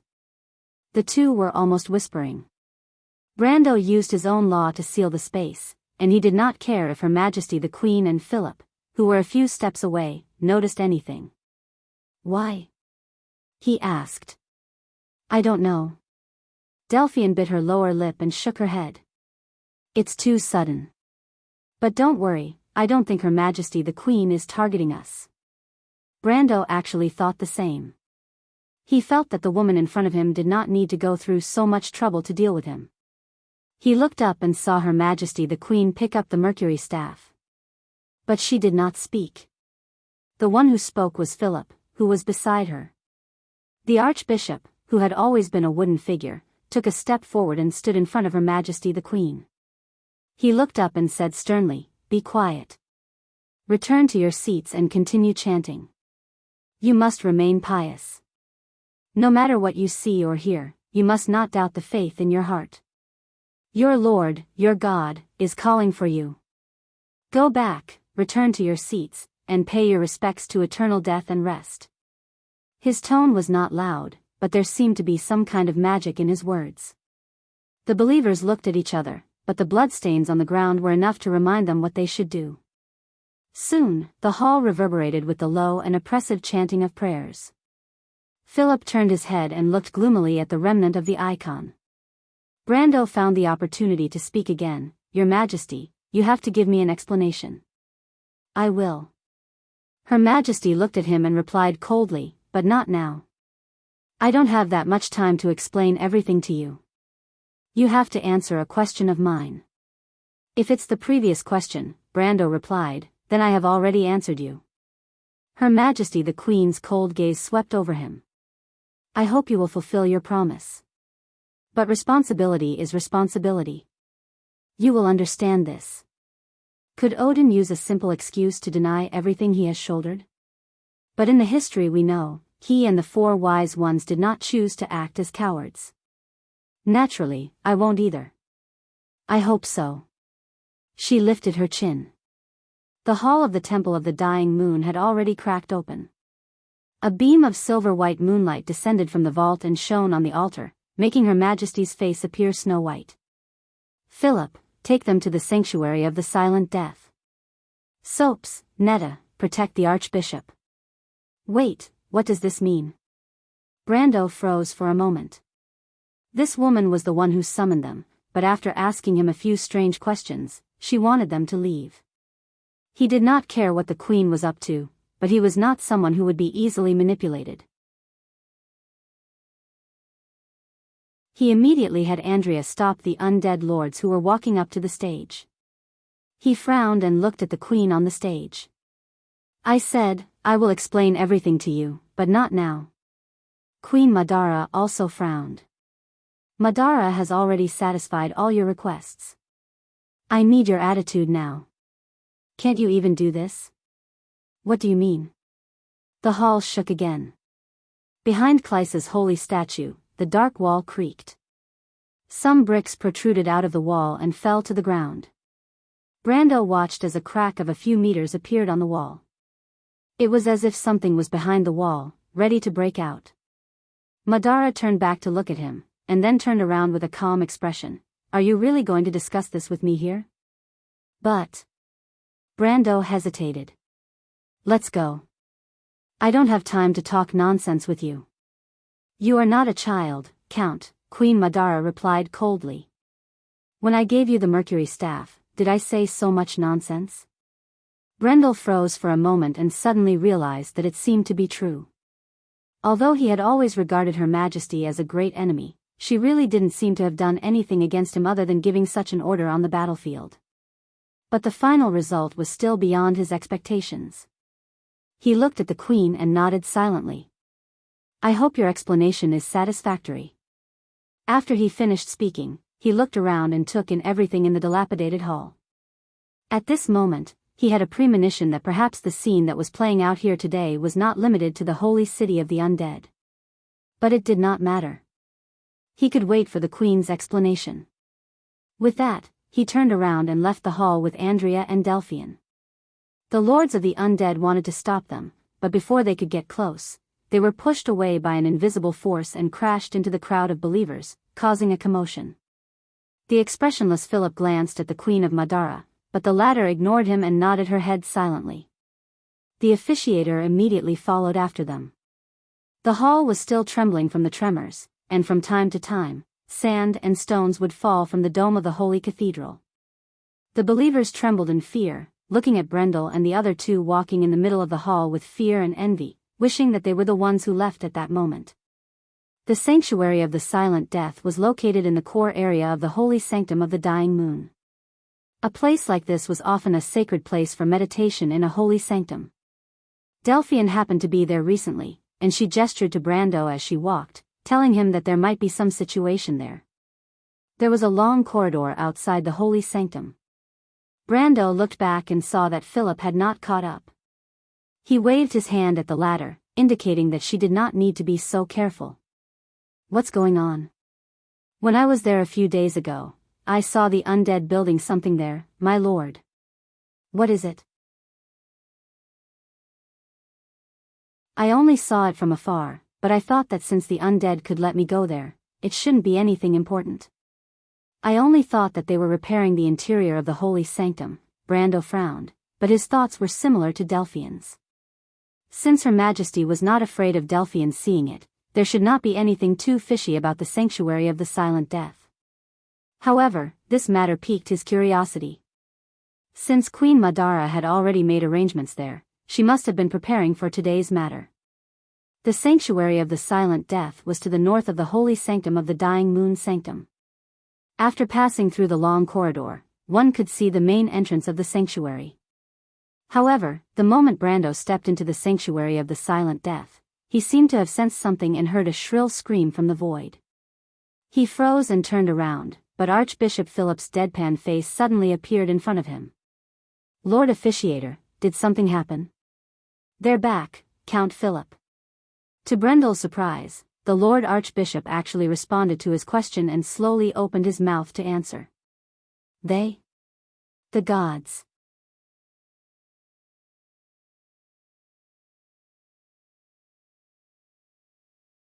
Chapter 1333. Master? A clear and surprised cry came from behind. Brendel turned around in surprise and saw Huang Hua, with her black hair draped over her shoulders, walking out of the place of death. She wore a red swordswoman's uniform with a golden phoenix on it. She held a sword in her hand, followed by Mr. Liu and Fang Qi. Huang Hua, why are you here? Brando was stunned and asked. Miss Delphian asked us to come here. Huang Hua glanced at the Prime Minister's daughter standing beside Brando and answered. It's Her Majesty's order. Delphian lowered her head and explained softly. Aren't you afraid that she'll kill us all? Brando said angrily. The Prime Minister's daughter did not speak. She looked at Brando calmly. Brando understood what this woman meant from her eyes. She deliberately tied Huang Hua, the Princess of the Nine Phoenixes, to her own chariot so that Queen Madara would not act rashly. What an unnecessary move. Delphian did not refute, but Huang Hua defended her. It's not Miss Delphian's fault. Master, it's Huang Hua's idea. Brando shook his head. Although his student was smart, she was still too naive in front of Delphian, a scheming woman. She was betrayed and still wanted to count the money for others. However, Delphian was his subordinate, and he did not want to expose her in front of her. He just turned his head and glared at her. Lord Officiant, what does Her Majesty mean? He turned his head and asked. Before he finished speaking, the ground suddenly shook violently again. With a few cracking sounds, a few holes a few inches wide extended from one side of the wall. Brando's words were stuck in his throat. He turned his head and saw that the wall of the hall had begun to tilt. Andrea, who was in that direction, also looked up and saw this scene. Without another word, Brendel picked up the Prime Minister's daughter and grabbed Huang Hua's hand with his other hand. He called out in a low voice, "What are you waiting for? Run!" With that, he dragged Phoenix Hua and charged into the sanctuary of solitary death. Someone was faster than him, and that was Andrea. She spread her wings of light and overtook everyone in an instant. After a few steps, they would reach the gate of the sanctuary of solitary death. Inside the gate was an open patio about 300 feet wide. On the green meadow, there were plants like laurel, black roses, and heather. Brando landed on the meadow and threw Delphian and Phoenix Hua onto the meadow. He then used the threads of law to stabilize the two. Behind him, the long corridor to the south of the Sanctum of Silence collapsed with a few crisp cracking sounds. Dust rose high into the air, and after a series of coughs, Fang Qi and Sir Lu emerged from within, their faces covered in dust. Brendel looked past the two of them, knowing that the collapse of a building would not be able to hurt an elemental awakened powerhouse. But he soon saw the spotless Archbishop Philip slowly walking out of the smoke and dust with a calm expression. Seeing that the three of them were fine, Brando had time to remove the threads of law and let Phoenix Hua and Delphian slowly land on the ground. The Princess of the Kingdom of Nine Phoenix bowed respectfully to him. "Thank you for saving us, teacher." Brando waved his hand carelessly. He did it purely because Phoenix Hua was still young. But in fact, even if he did not do anything, the former might not have been injured. Teacher's kindness is as heavy as a mountain. Phoenix Hua is not being overly courteous, Phoenix Hua replied seriously. Brando could only accept her bow helplessly. His student and Haruz seemed to be two extremes. One was timid and difficult to make his own decisions, while the other was scrupulous and abided by the rules, like a little adult. He looked up and observed the environment of the sanctuary. In fact, Andrea, who had entered the sanctuary first, had already been looking around. Like most religious buildings in Wonde, the sanctuary of the Dying Moon Sanctum was built in a small garden. This kind of courtyard in a majestic building was popular in the year of the return of the light. Its luxurious and serious style quickly became the standard of religious buildings. The monks of Wonde believed that being close to nature was conducive to harmony of mind and body. It was the best environment for meditation and quiet prayer. The believers of the Dying Moon followed suit and built such a sanctuary in the Dying Moon Sanctum. However, the style of the undead was very different from the style of humans and elves. A good courtyard garden was turned into a gloomy cemetery by the undead. Black and white roses were scattered on the dark green meadow, and there were also thorns as thick as an arm. There were also a few tombstones. Those who were buried in this place must have been saints of a certain era. By the way, if the saints were not expelled from the Dying Moon Sanctum, they would not be resurrected as undead. This was a blasphemy to the goddess, and it was a tradition of the Dying Moon Sanctum. At the other end of the courtyard, there was a pale Baroque garden pavilion covered with gloomy vines. Brando glanced over there and did not see what Delphian said the undead were building. He turned to Archbishop Philip and asked, "Lord Officiator, what exactly is going on?" But before Archbishop Philip could answer his question, Andrea suddenly shouted, "Let's see who's in charge. Be careful." A solemn expression suddenly appeared on Archbishop Philip's usually wooden face.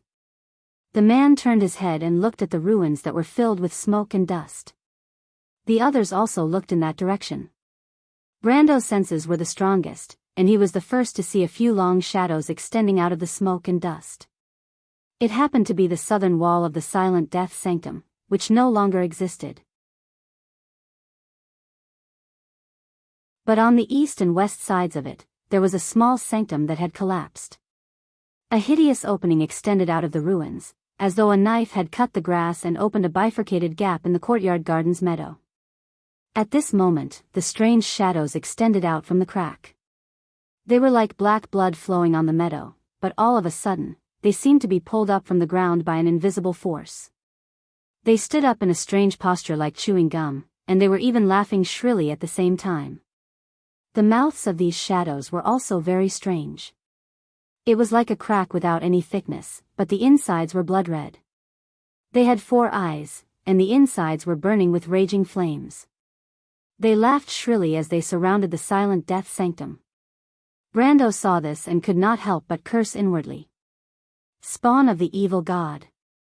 He suddenly thought of Philip's words and his heart skipped a beat. The spawn of the evil god in Wonde did not refer to a specific type of monster. In fact, it was a general term for a group of monsters. They could be the descendants and heirs of the evil god, or they could be the hatchlings of abominations, or the evil thoughts that escaped from the nightmares of the gods. They had all kinds of strange appearances, so it was impossible to judge them from their appearance. But they all had one thing in common: they had incomplete dark divinity. Most people who knew a little about religion would be able to recognize these disgusting things at a glance. But it was useless to recognize them because most people could only wait for death when faced with divine creatures. Moreover, these shadows were not the descendants of those trash evil gods, demigods, lesser gods, or divine servants. Brando could already smell the dense power of law and order on their twisted bodies. In his previous life, he had only seen similar things a few times in the dreams and evil thoughts of the true gods. However, that was the evil thoughts of the gods. It was something that could not be avoided by any god. It did exist, but it was usually not a big threat. This was because once the gods discovered that their evil thoughts were born, they would kill them. When players discovered the nightmares or evil thoughts of the gods, they would often receive rewards and benefits from the gods. But he was sure that these things in front of him were the descendants of the true gods, the twisted descendants of the true gods. How did they come about? Brando already had an answer in his heart.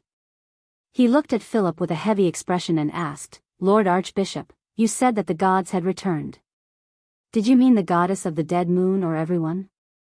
Archbishop Philip turned around and looked at him, but his wooden face seemed to be wearing a human skin mask. His cheeks twitched, but he did not speak. "The goddess of the dead moon has fallen? You already knew?" "She was only reawakened by someone, Count Philip." Archbishop Philip replied with an indifferent expression. As he spoke, he pulled out a scepter from under his robe. "Reawakened? Reawakened, that is the spirit of the gods, the spirit of the gods." Andrea muttered softly. She seemed to be very scared, her face was a little pale, and she kept repeating this sentence. "The spirit of the gods?" Brando had never seen the goddess of war show such an expression before, so he asked. "My lord, the goddess of the dead moon had already passed away in the previous era. There is only one possibility for her to be reawakened. That is what the Black Prophecy said, the wolf walks in front, and the calamity follows. This is the calamity of the gods. The deceased gods are like spirits that have been reawakened. They once created this world, but now they want to destroy it with their own hands. That is only a legend, Miss Andrea." Brando shook his head in disbelief. Although Baba Shah and the others believed in the Black Prophecy, he had always ignored this prophecy. After all, a prophecy was a prophecy. Half of his soul came from another world, so he had a strong resistance to things like the future and prophecies. However, Andrea shook her head vigorously and said with certainty, "My lord, there is such a possibility. There is such a possibility. If that legend is true."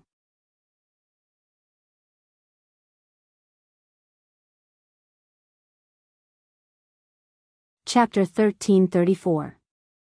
The gods won't really die. They just lose their power and sleep in the deep space. Legend has it that the Twilight Dragon planted a seed in the world of order in the previous era.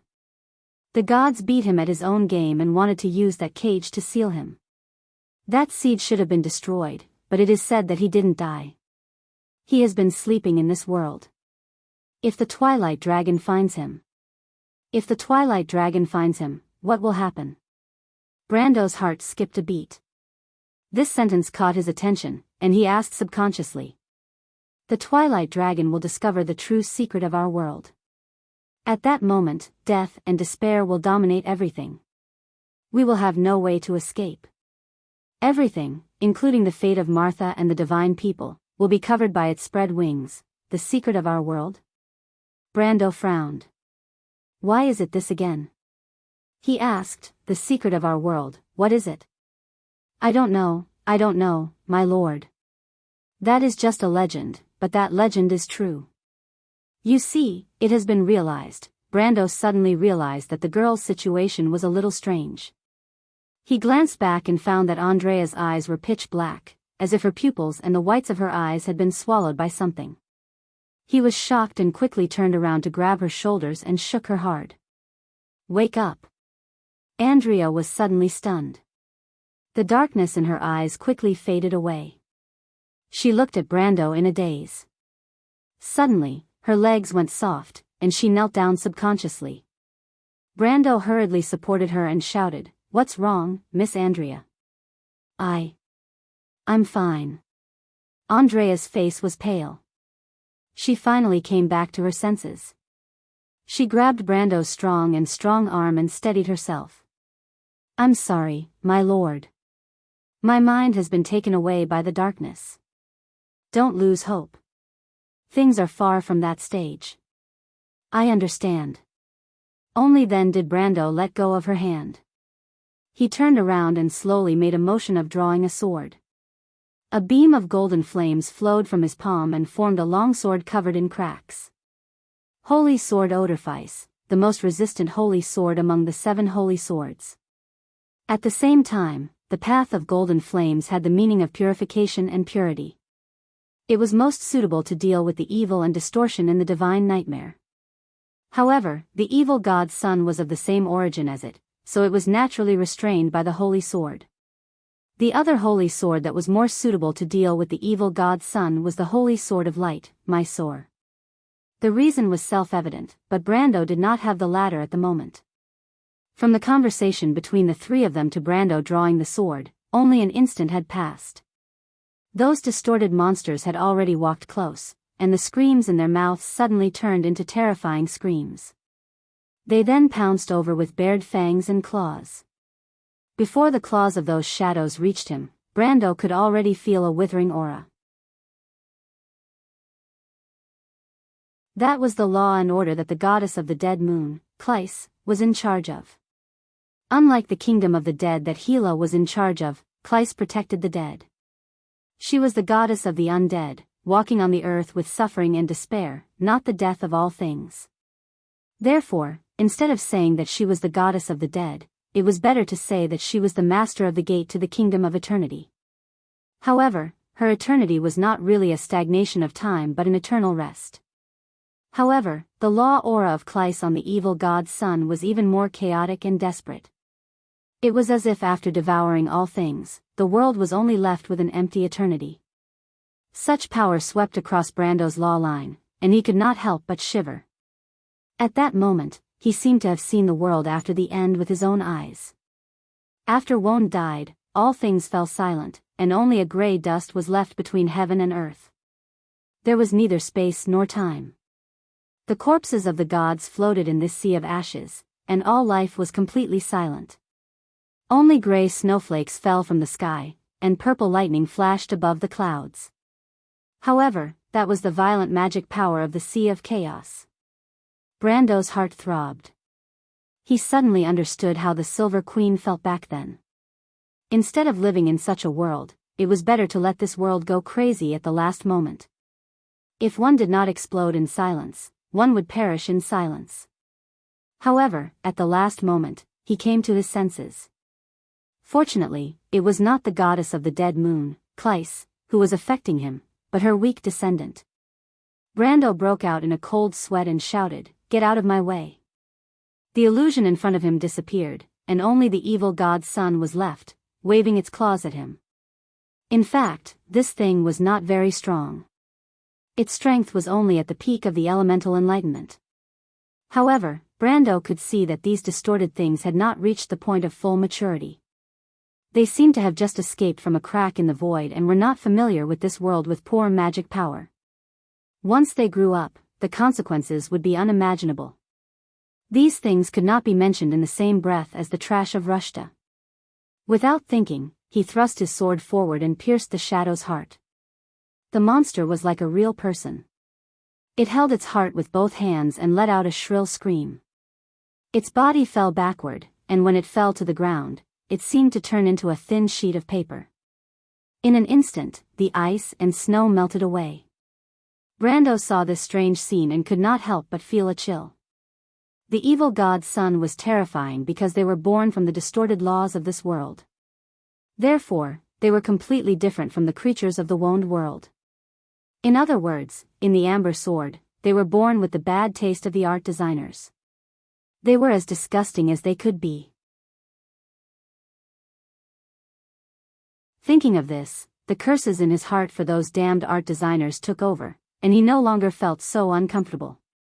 Looking back, Archbishop Philip had already killed one of his opponents. The third to end the battle was Andrea.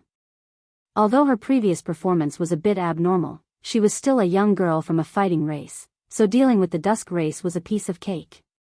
Only Fong Chi and Mr. Lu encountered a little trouble. Brando helped them deal with their opponents one by one, leaving only Phoenix Fire. Mr. Lu saw this and wanted to help, but Brando stopped him and shook his head at him. Mr. Lu understood. He looked at the Princess of the Jade Phoenix race with some worry, but in the end, he did not help. Brando was not very worried. The descendants of Cleiss and Phoenix Fire were similar in strength, but the nature of their power was very special. It was difficult for ordinary people to deal with them. Such opponents were not easy to find, and they were suitable for Phoenix Fire. Especially when these monsters were not mature yet, their threat was correspondingly reduced. After a while, Phoenix Fire would be no match for them. Soon, only the son of Diablo was left in the courtyard. Brando asked everyone to step back and leave enough space for Phoenix Fire to fight. Then, he turned around, holding the holy sword, and asked Archbishop Philip, who was beside him, word by word, "What's going on? What is going on right now? Lord Officiator, is the evil god about to descend upon this city?" Unlike before, Brando's voice now contained unspeakable anger. If there was no reasonable explanation, he would not mind killing the Archbishop of the Waning Moon Temple before dealing with Cleiss. He knew very well that if the goddess of the waning moon descended in this city, everyone here would be doomed. He might be fine, but Medisha, Hippamra, and Lady White Fog would not be spared, let alone Phoenix Fire and Mr. Lu. Thinking of this, he could not help but deeply believe that this was another conspiracy of Queen Madara. But Archbishop Philip did not turn his head and replied calmly, "It's not that bad, Count. The scene you saw earlier was us trying to find a way to seal the goddess, but there's not much time. Her Majesty the Queen will explain all this to you. You can seal your goddess, the clone of the legendary Martha?" Brando asked sarcastically.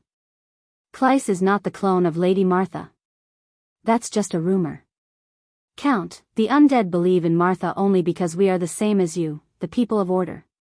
"We are not the same as you cold-blooded and heartless guys," Brando replied. "Did you plan all this from the beginning?" "Plan? What good does this do for us? You mean to make me believe that all this happened by chance?" "That's not entirely true." In the smoke, a somewhat hoarse voice suddenly replied. Brando frowned and looked up. He saw a woman's figure coming out of the smoke. He recognized at a glance that it was Queen Madara, but the latter was alone and seemed to be injured. She pressed her chest with one hand and supported herself against the wall with the other. She limped to the front of everyone. When she completely revealed herself from the smoke, Brando could not help but be stunned. Queen Madara was originally wearing a long black dress, but this dress was now in tatters. There was a long opening on one side, like a cheongsam, revealing her snow-white thighs. But Brando was not in the mood to appreciate this scene, because Her Majesty the Queen's face was now covered in blood. Her face was hideous, and one of her eyes was closed. Blood kept flowing down her neck, chest, and arms, causing the soaked dress to cling tightly to her body. Brando could not help but raise his eyebrows. "What's going on?" "I had a fight with Goddess Cleiss," Her Majesty the Queen said in a hoarse voice, but she did not hide her words. "You had a fight with the goddess?" Brando asked in disbelief. "Only one blow." "Not even one blow. With all due respect, even I am not sure if I can take a blow from a god." "Your Majesty, are you joking with me?" "No, this joke is not funny at all." Her Majesty the Queen replied coldly, "Cleiss wanted to descend, but I blocked her with a sacrificial spell." Sacrificial spell. Brendel sucked in a breath of cold air. He suddenly remembered the believers and high-ranking priests in the undead moon temple. He stared at the two of them with his mouth agape, and finally understood the coldness and ruthlessness of the undead.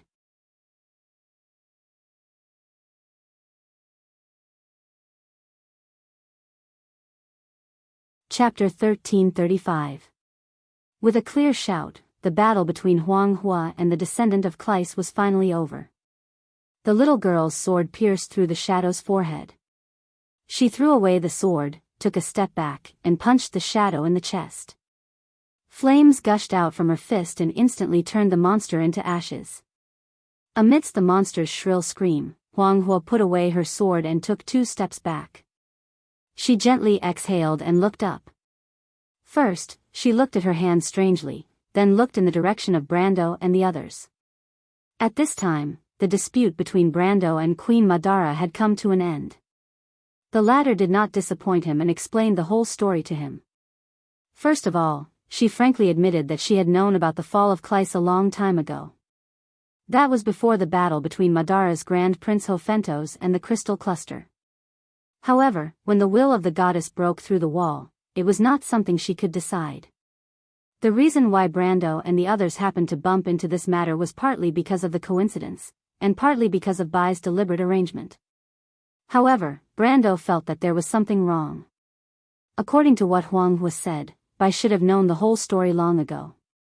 However, their encounter at Fathom Harbor was just a coincidence. At that time, the Dragon Queen had not launched her plan, and he had not gone to the elemental frontier. The will of the Twilight Dragon had not yet awakened in the Roman body, let alone invade this world. If that was the case, how could Bai have arranged everything in advance, not to mention the agreement between her and the Queen? However, Queen Madara only shook her head and told him that things were not as he thought. She said, although the Dragon Queen's plan had not entered the final stage at that time, don't forget that the plan of the tree herders is not a sudden idea.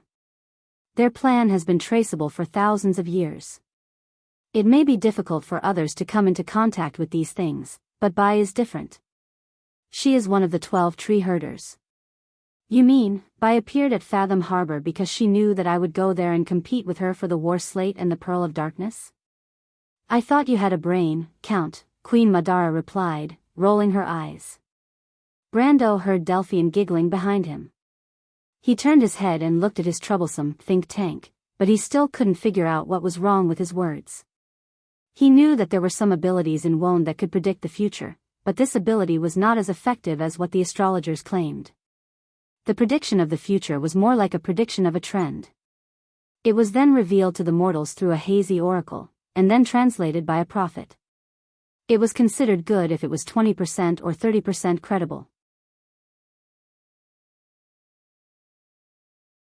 It might be able to predict the development and direction of things for a period of time, but it was basically impossible to accurately predict a person and where he would appear in the future. Even a god like Goddess Helene, who was in charge of fate, her function was only to reveal the fate of mortals, not to arrange and control their future. Legend had it that her sister, the thread manipulator Alice, had such an ability, but it was only a legend after all. Queen Madara saw that Hao Ren didn't understand, so she replied, "No one in this world can predict such things, not even God. But we don't need to predict these things." Don't need to? Brando was stunned for a moment, but he wasn't too stupid, at least in the eyes of Queen Madara. He finally understood. You mean Madame Bai wasn't after me in the first place? Nonsense, Queen Madara replied snappily. Before that, we didn't even know who you were. Bai was there for the Dragon Queen's plan. In fact, the reason why Madara was there was because of the agreement between me and the Silver Queen. Brando thought for a moment and remembered that it seemed to be true. The rotten knight Krat, who betrayed Madara, seemed to have told him the same thing. He believed that the small fry wouldn't dare to deceive him. However, Queen Madara's aggressive tone made him feel a little embarrassed, as if he was too self-righteous. But this was human nature. Everyone naturally put themselves in the shoes of others when considering a problem, especially when the matter was directly related to them. Fortunately, Delphian seemed to have finally remembered which side she was on. She smiled and helped Brando ask, "But Your Majesty, Ms. Bai's plan later changed. You probably didn't know about it, but you didn't seem surprised, did you? Otherwise, why did you not hesitate to give the Mercury staff to us?" Brando finally raised his head and looked at Queen Madara. Although he didn't want to admit it, he had to admit that the Prime Minister's daughter had asked the question he wanted to ask the most. Queen Madara glanced at Delphian before replying, "This has to do with my agreement with Bai. I'd like to hear more." "There's one thing you already know, Mr. Count. The plan of the Silver Queen and the Dragon Queen originated from the agreement between Odin and the four sages in the era of the War of the Holy Saints. As the Holy Ones, they were the ones who kept the agreement. Their goal was to complete the unfinished plan of the Dark Dragon. Whether this plan succeeds or not, we have to at least put it into practice, because we can't judge whether what we're doing now is right or wrong. Queen Madara raised her head and looked at him sarcastically. Not everyone can be like you, firmly believing that what they have chosen is right, especially when this choice is related to the future of our world. Hasty self-adherence and stubbornness will only lead us to eternal damnation. Are you wiser than the divine people? Or are you more far-sighted than the gods? You've got one thing wrong, Your Majesty. What I insist on is not right, but justice, Brando replied, shaking his head. And it is precisely because there are so many meanings of right and justice that we should exercise the power it gives us with caution. We should let more people participate in it, to make decisions and make judgments. I think this is what the gods want for our future. I don't want to convince you, Mr. Count, Queen Madara replied. But I hope you remember what I said earlier. It's not my original idea, but a principle. You should have heard from Bai about the various major organizations of the divine people, but you still don't understand how they work, do you? Brando thought to himself that he had already heard about how the divine people were organized, but not from Bai, but from Lady White Mist and Ovina. But he still nodded patiently. The power of the twilight is so strong. In the darkest of times, the gods had already foreseen their fall and the end of the Golden Age. These great consciousnesses realized a problem. After they passed away, how could their successors not make mistakes? The sound of collapsing buildings came from afar. Dark clouds surged in the sky above the city of the dead. Occasionally, a bolt of lightning would streak across the sky, splitting into countless tiny branches and striking the ground. The lightning lit up the eyes of everyone present. Soon, the sound of people yelling to put out the fire came from afar. In the center of the city of the dead, in the most densely populated area of Madara, for a moment, it looked no different from Rushta. But Queen Madara didn't seem to care about her kingdom or what kind of disaster her people were suffering. She only calmly told a story from the past. Mr. Count, when the gods were still alive, when the divine people were at their most glorious days, our world would still make mistakes in the face of the twilight, let alone after they passed away. You only need to imagine, in the days when the great consciousnesses weren't protecting us, a small mistake could lead us to eternal damnation. Under such circumstances, Mother couldn't help but have such a thought: how could she let her children continue to fight against the Twilight Dragon after she left? Brando thought of the great consciousnesses and his heart wavered. She was the mother of all things. In the legends of the Pale poem, she did indeed have such a great heart. She was an omnipotent existence that surpassed all wills and wisdom.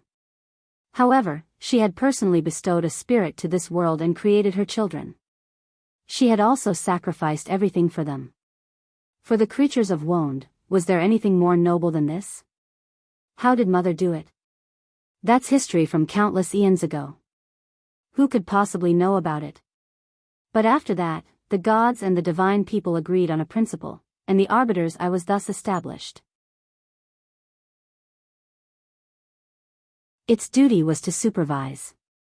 This principle was that no matter what, no matter how big or small, as long as it could determine the future of our world and change the fate of our world, we must judge it with suspicion.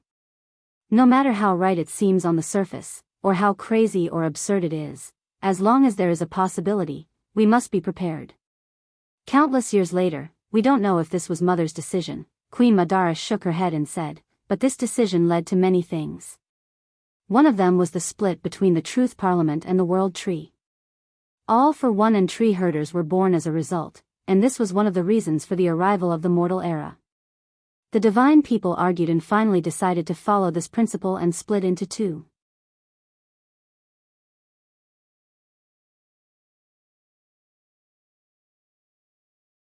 Chapter 1336.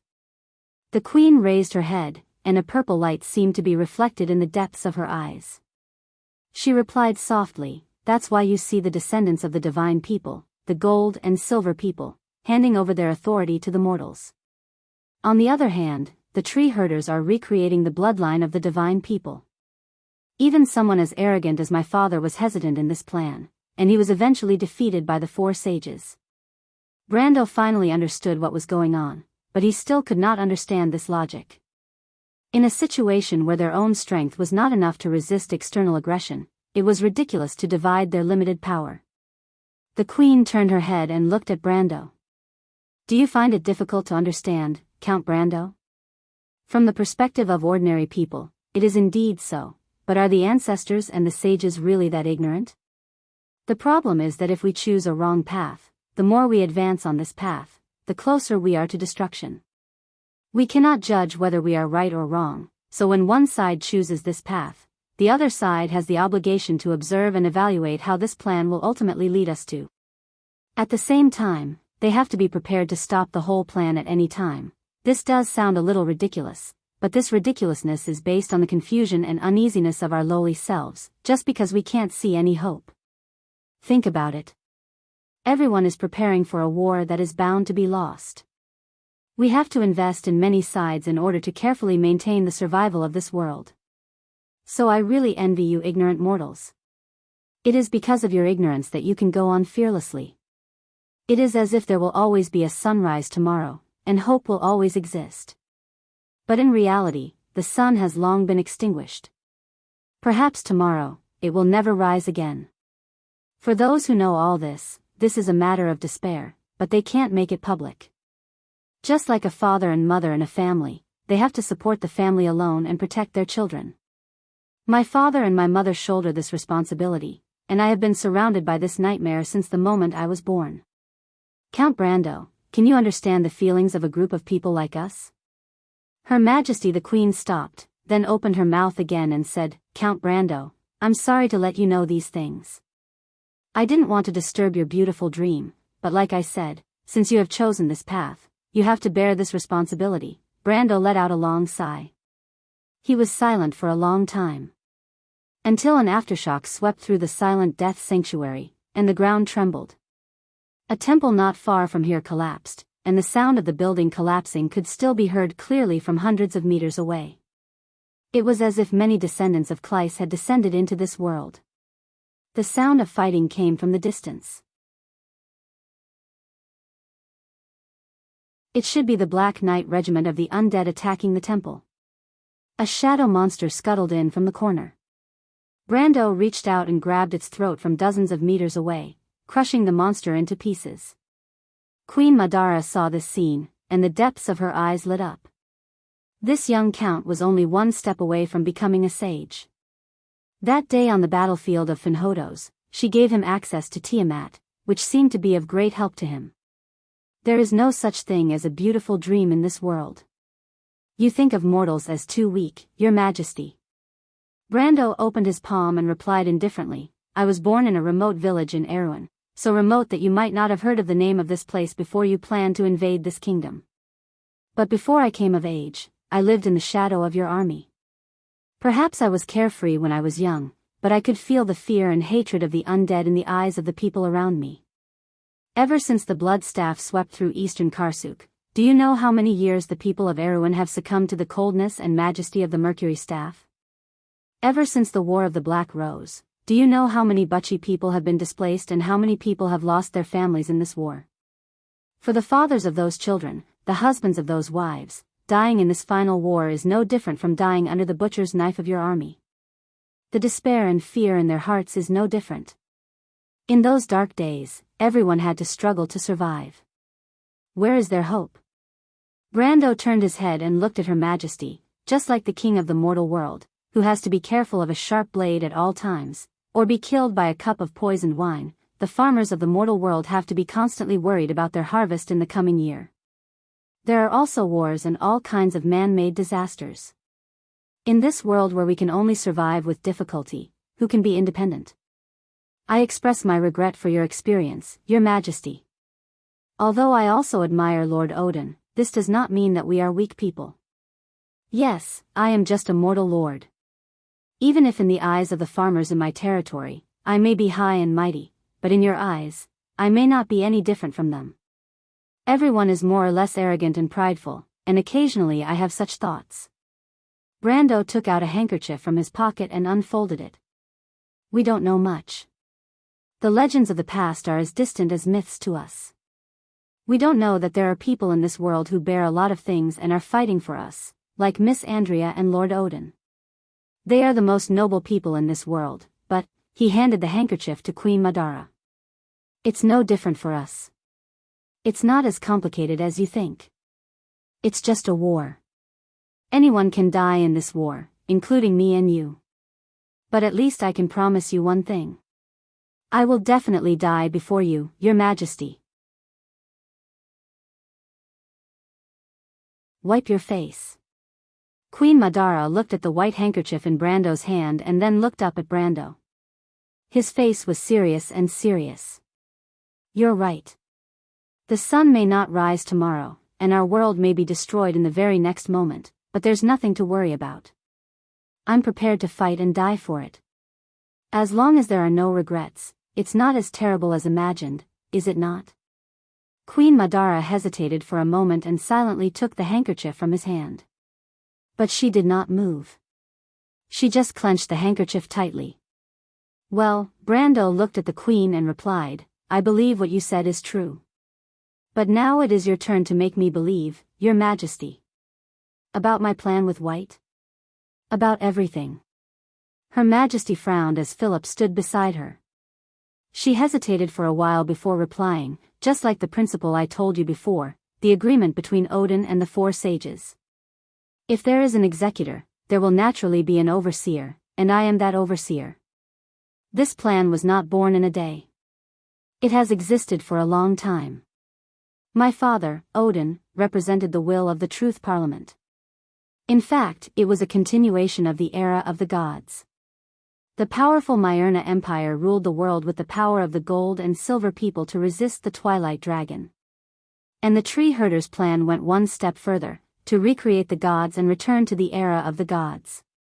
After the outbreak of the War of the Holy Saints, because of the agreement between the gods and the gods, my father did not want to cut off the hope of the mortals. So he eventually failed. But he made a promise with the mortals and the Tree Herders, and that was the gamble 1,000 years later. Still because of that principle? Queen Madara nodded. The reason why it had to wait 1,000 years was because my father wanted to give the mortals a chance to reproduce. They were too weak at that time. My father revealed part of the past and future to the four sages. After understanding Won's fate, the sages agreed to this agreement. As the one who fulfilled the agreement, Eloranta chose to become the holy saint. And Gretel left his holy sword and brought it out of Cruz. Saint Tossel the Wind Empress turned into a heroic spirit. She glanced at Brando. You received the inheritance of Saint Tossel, right? If I'm not mistaken, Mr. Count. Brando was shocked. This was the first time someone saw through his secret, but he did not deny it. He just nodded silently. Fanzan should also have left something behind, but this sage of the four sages has always been a man of few words. We have no way of knowing what he left behind. I heard that in the last days of his life, he seemed to have seen something. Some people said that he left this world and went to a distant place, but I don't know if it's true. Hearing this, Brando understood most of it. He said, so you and Haku already knew about the Dragon Queen's plan, but you didn't stop her. You just made some preparations outside of this plan. Is that right? Yes, because I have to represent the other side of this principle. When the Dragon Queen's plan failed, I had to ensure the feasibility of another plan. What plan? I don't know. This plan was born out of the establishment of Wond when he was still a mortal. Wond's mortal was first proposed by the Truth Symposium, but the Truth Symposium eventually split because of this. I only know its name. It's called the Wond Plan, the Wond Plan. Brando's memory fragments seemed to be floating in his mind, like sparks of fire. The second half of this plan was actually out of the control of the gods. Another great will took over, but it didn't leave a name. I think it might be Martha, but it could also be another god. Because this plan was carried out in secret, even its executors didn't understand what it meant. Because of this, it was placed after all the other plans. Even my parents only left a glimmer of hope for it according to the oracle. This glimmer of hope was the Roman, your merchant lady. What? So, do you understand now? It is because of the existence of that great will that the Twilight Dragon's mortal body, that is, your fiancé, was not killed. An oracle was sent down at the last moment, allowing the Truth Symposium to pass a resolution to preserve her until the generation of my father and mother. But why, as I said, I don't know. It's only related to a promise left by Martha. Mother left a hope for all of us. Brando raised Odorfice in his hand. Is this all? That's all, Madara replied. That's why White went to the Metz region, other than to fulfill his promise to keep an eye on the Dragon Queen and the White Queen's plan. He was also looking for the legendary Orb of Darkness that was lost in the eastern Metz region. She looked at the handkerchief in her hand, picked it up, and gently wiped the blood on her face. So because of the Dragon Queen's plan, she will definitely go out of the elemental domain. For us watchers, we will only calculate the failure of the plan, and not what will happen if it succeeds. But as for why we met you, Mr. Count, perhaps this is the hope that Lady Martha left for us, because this is our destiny.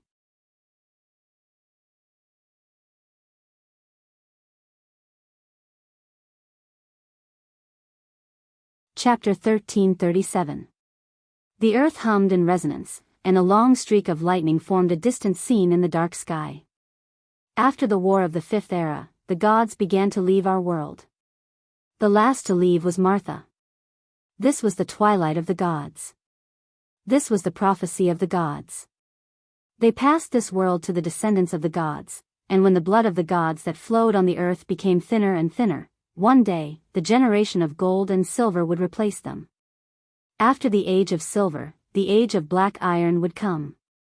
In the Truth Parliament, the descendants of the divine people found a child with a pure bloodline in the depths of Gaia's will in order to revive the glorious era. When this child was chosen by the will of Dusk, Dusk hoped to use her to steal the same level of authority as Marcia. It projected a part of its will into our world and merged with the child's soul. When it came, it was discovered by the will. Our plan began to take shape from that era. The child survived and was passed down from generation to generation until my parents met with an accident. My father and the four sages agreed on everything 1,000 years later, but they hid the existence of the child. 1,000 years later, on the final battlefield, your grandfather found her again. You already know everything that happened after that. When the Dragon Queen's plan failed, the will of the Twilight Dragon awakened in our world. With the blood of the ancestors, it seized the authority of our world. It found the place where the gods died and brought them back from the void.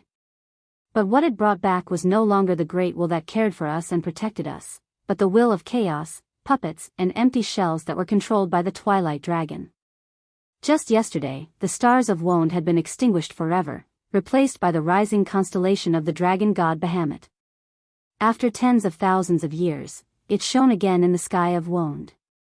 The gods have returned, but what they brought was not glory and hope, but cold and lifeless despair. Madara put down her handkerchief and replied coldly. The white handkerchief was stained with blood. This is blasphemy. Andrea couldn't help but shout. Although she was the one who suggested this possibility to Brando, when she heard the truth, as a member of the Earth Legion and the most devout warrior of the gods and their people, she couldn't help but lose control of her emotions.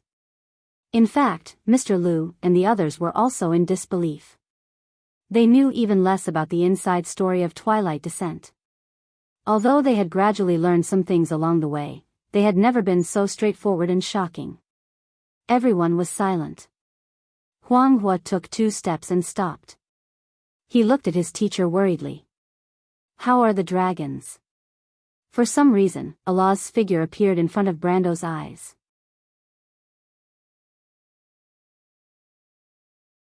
That willful little female dragon, just like when they parted ways in Ampere Seal. Her golden curly hair was shining, and her eyes were full of slyness. But after a while, another girl who was even quieter appeared in his mind. She had long snow-white hair and wore a pair of teardrop-shaped earrings. She was frowning and glaring at him. Humans, you're shameless, Brando's heart suddenly felt empty. After a moment of silence, he let out a long sigh. "The dragons have no future," Queen Madara replied.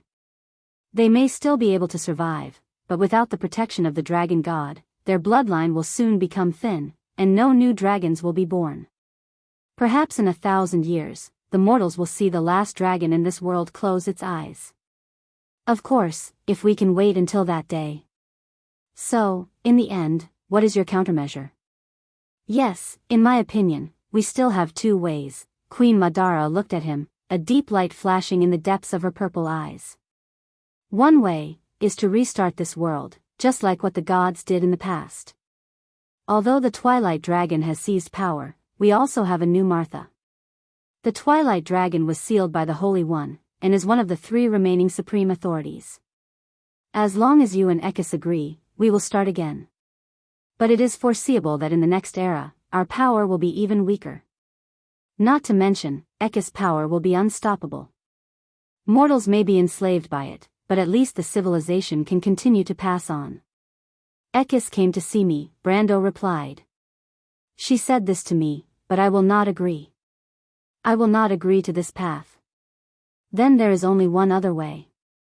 In the prophecy, a great king will come to our world. He will open Martha's treasury and guide his people. The will of the gods will crown him in the clouds. At that moment, the whole world will sing for him. He will defeat the Twilight Dragon, and our world will usher in an incomparably bright future." Brando looked at Queen Madara, and their eyes met in midair. The will of the Master of the Mercury Staff was firm and unshakable. Brando's eyes were also calm, as if thousands of years had passed in his eyes. At this moment, he saw history, the present, and the future at the same time. But there was only one answer. And that answer, he had already decided. "If it were you, Your Majesty, what would you choose?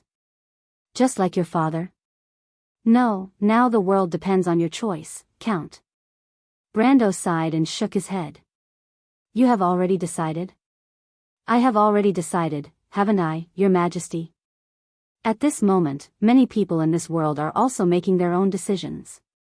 These decisions may not be important to Wond, but in the end, they will change the course of history.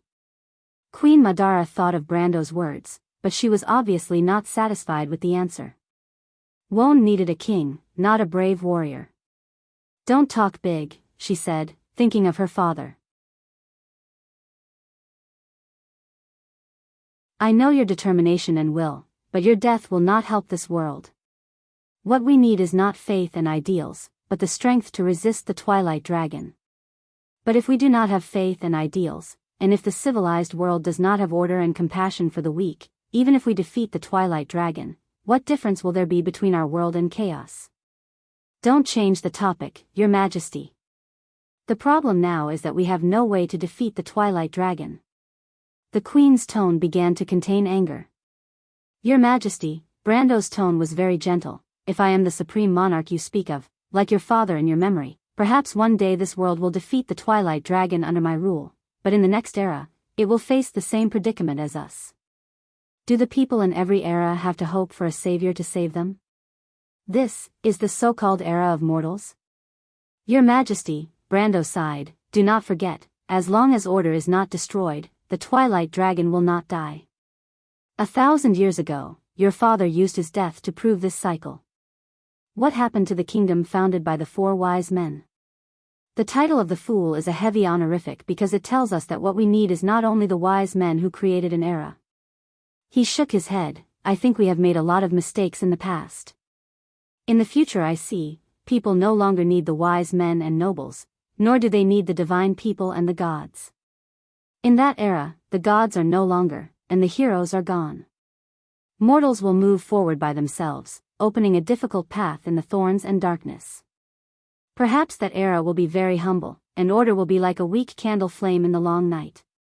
But at least the road ahead will not be the Twilight Dragon, but the dawn, and hope will be eternal." "It sounds wonderful, but what about the Twilight Dragon?" Brando was silent for a moment. His eyes flashed with a strange light, as if he had seen everything he had seen in the elemental frontier. He saw Miss Tada and the Holy Ones looking at him expectantly. He saw Lord St. Tossel nodding gently at him. He even saw the majestic figure, his grandfather, Earth Sword St. Darius. The old man did not say a word. He just turned around silently, bent down to pick up his sword from the ground, and left Brendel with a silent back view. There was something in his eyes that was not there before. It was as if after he got the answer, he only had the determination to move forward. I promise all of you, Brendel enunciated each word clearly to the Madara Queen and everyone present, everything that I see, will come true. Queen Madara wanted to refute. But when she saw Brendel's expression, the words that were about to come out of her mouth lost their strength and became pale. She silently shut her mouth. I promise you, Sophie. Everything will be fine. In the darkness, two tall figures turned around and resolutely walked out of the hall.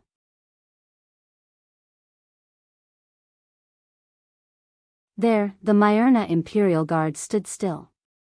In the army, Kelsey and Tumen were waiting. I believe in you, teacher. A somewhat young voice replied. Huang Huo walked to Brando's side. She held her sword in her hand and answered without any doubt. I believe in you too, my lord. Andrea whispered behind Brando, I have seen the darkest times. The battle seemed to be endless. We won again and again, but the hope was getting slimmer and slimmer. Finally, you are back. I believe that you must be the one to bring us hope. Mr. Liu and Philip did not speak. One of them did not understand what she said, and the other seemed to be indifferent to all of this. Delphian frowned and remained silent, as if she was thinking about something. Only Fang Qi was beaming with joy. No one knew what he was excited about.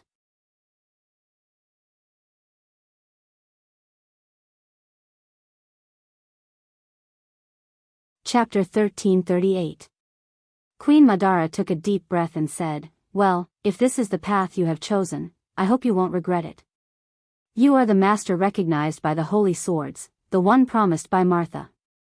I don't know if it's right or wrong to give you the Mercury staff, but I respect your choice. She paused for a moment before continuing, but no matter what you want to do, you must get the 7 holy swords. Now, I'll tell you where the orb of nature is. Brando held his breath. In fact, when he saw Fang Qi and Phoenix Flame, he had already guessed the purpose of the Queen's summons. After all, she had sent in Sursta and Tarkus to Rosaline to contact the Ghost Chariot, which meant that Madara should have already known the existence of the mystery of the emerald. But before that, I have something to tell you.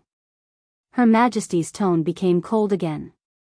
She gently threw the handkerchief on the ground. Oanlos is dead, Bahamut should have come to the world, and the gods everywhere will come one after another. In addition, although the will of the twilight is temporarily sealed, its claws and teeth have begun to attack. For us, war has already come, so whether you are willing to bear this responsibility or not, the whole civilized world must unite to fight, or we will not have another chance. Brando glanced at her unhappily. But at this time, the undead of Madara are invading Erewhon and fighting the wind elves of St. Tossel. No, now Erewhon no longer has my army, you should understand this. What's more, the so-called War of the Black Roses broke out because of something else. I will tell you the reasons sooner or later, and who told you that we are fighting the Wind Elves? You are not fighting St. Tossel? Are we crazy? Brando was taken aback. In history, Madara fought Erewhon and St. Tossel at the same time in the Second War of the Black Roses, and Erewhon was not the main battlefield of the Second War of the Black Roses. It was not as deadly to the kingdom as the later Battle of the Oblique Forest and the Battle of Cipher. In fact, the Second War of the Black Roses in history referred to the war between the undead and the Wind Elves. Although the undead did not have much of an advantage in that war, Queen Madara used it to consolidate her authority and consume the forces that opposed her in the empire. But he only froze for a moment before he realized that his thoughts were somewhat bound by the history of the Amber Sword. In history, although Madara might also be at war with the Crystal Cluster, it was not as urgent as it was now. After all, in the game, Vaunt had steadily transitioned to the middle of the Second Era. Although it had experienced the Slate War and the Calamity of Wolves, it did not look like it was on the verge of collapse at that time. Under such circumstances, it was unlikely that Madara would divide her forces to deal with Saint Tassel. But he was a little speechless. Why was the owner of the Mercury Staff so obsessed with Erwin? Why would she start a war for him when she was under attack from both sides?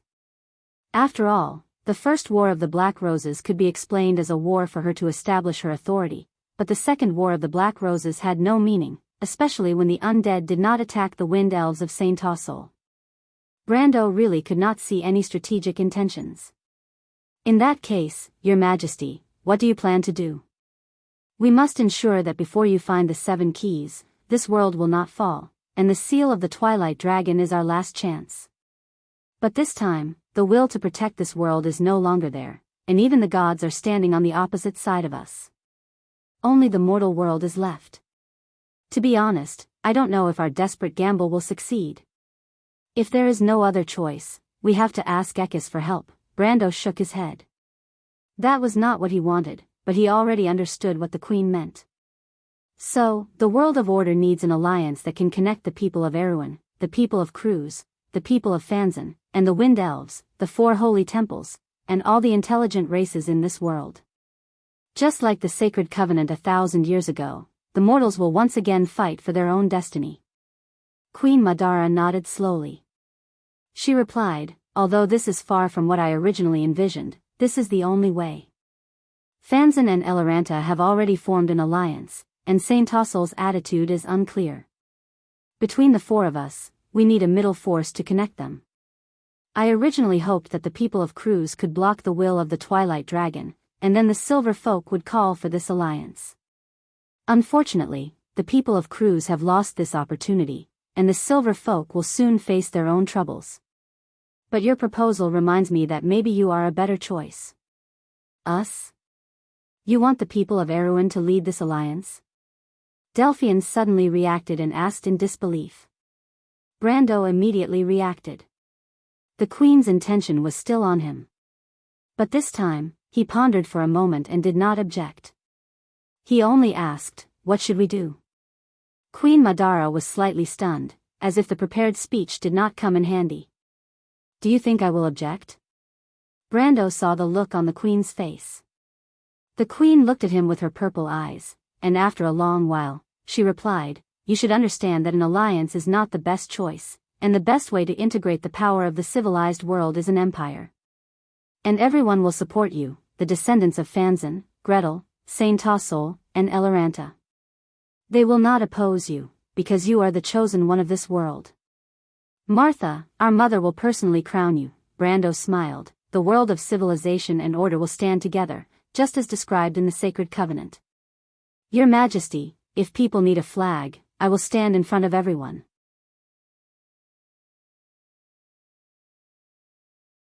This is my responsibility, but it is not to decide their fate and life and death.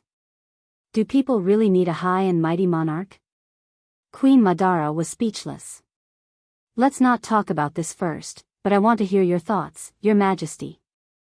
The Queen hesitated for a moment before replying. "It's actually very simple. I hope that the civilized world will believe in us. I will let the undead army pass through their land and join their camp. Resist the army of Dusk in the Alkash Mountains. This is our only chance." Brando gasped, "Resist the army of Dusk in the Alkash Mountains? What about the Sea of the Dying Moon? Are you planning to give up the Sea of the Dying Moon? Cleiss will descend on this land. Without the protection of the goddess of the Dying Moon, this land will no longer mean anything to us. Perhaps one day we will return, but that will be after we have won the great migration of the undead." This phrase flashed through Brando's mind.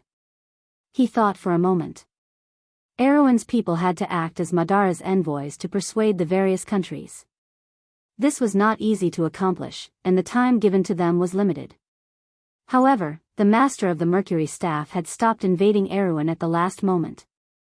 Perhaps this, coupled with the performance of Erewhon's people, would more or less gain some trust in the countries of the living, but overall, it was still not optimistic.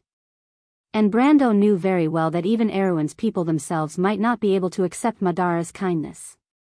Hundreds of years of being blinded by hatred was not something that could be changed overnight. Besides, he could not lead all of this himself. All of this had to be handed over to Princess Griffin and Haruz, and perhaps the eldest son of the king. He hoped that they could persuade Erewhon's people to take on this responsibility. Thinking of this, he asked, "Do I have time to go back to Erewhon?" The Queen of Madara shook her head, "Not so much time. This is why I asked you to summon your goddess of war. You must find the nature's orb before Kleist descends." "But Freya just left. Can't Medisha and Hippamra do the job? Fuchsia wants to take them away. Can you persuade her?" Brando did not say anything. Putting aside whether he could persuade the seven-pole Dragon King, he could see that Medisha and Hippamra wanted to become stronger. At this time, he had to respect their choice. "Don't worry, we still have some time. After Kleist was defeated by us, she will not come again for a while. Although this time is not enough for you to go back to Erewhon to arrange everything, at least you can wait until your goddess of war arrives. I have asked the Holy Sanctum to build a portal that can send you to the center of the Sea of the Dying Moon. But this portal is one way. After you leave, we will also leave this place. I will bring your followers with me, and then we will meet in Algash. If we can meet again." Brando knew that a long-distance portal could not be built overnight. Obviously, Her Majesty had been preparing for this for a long time. Queen Madara knew what he was thinking and replied, "The undead have a detailed record of the mystery of the emerald. I have always known that it is in the center of the Sea of the Dying Moon. But to open it, you need the blood of the 9 Phoenix royal family. As for how to persuade your student and that guy," she raised her chin and signaled to Fang Qi, "then you will have to rely on yourself. The people of the 9 Phoenix will not back down at this time. We will join this sacred covenant." Huang Wu finally found a chance to speak. "I will also help my teacher." As she spoke, she looked at Mr. Liu, who nodded slightly at her.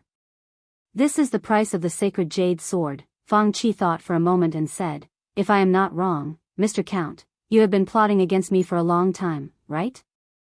Brando looked at him, but the latter looked at Delphian and said, "If, Mr. Fang Qi, please respect yourself." The Prime Minister's daughter replied coldly. Fang Qi scratched his head and shrugged. Brando thought for a moment and asked, "I have another question, Your Majesty. You said that Oanlos has fallen. I want to ask what happened to the Cruz Empire and what happened to the dragon." "It's just a fiasco," Madara replied coldly. "The Dusk's minions have opened a hole in the Kurlutz Empire, and from there, they will be able to take advantage of the situation and head south. The Farnezans and Atlanta's elves are fighting against the Nose army in the Great Glacier. The Kurlutz and the dragons have already lost, and the Bugas can't even take care of themselves. The Wind Elves alone won't be able to stop the Dusk's army, so my army and I must enter the Alkash Mountains before that. The Bugas can't take care of themselves?" Brando was stunned for a moment, then suddenly reacted. "The Slate War broke out?" "The Slate War?" Queen Madara looked at him suspiciously. "You seem to know something." Brando realized that he had said something wrong and quickly corrected himself. "You let Tariq go to Alkash before that because of this reason?" "Not only that, Her Majesty fell into his trap, of course. It was more likely that she didn't care in the first place. Perhaps when you see Yalvit, you will understand why. She and Tariq met someone there, and now she is in Erewhon with your men." "Humph, I already knew that this woman has been looking for the whereabouts of Valhalla."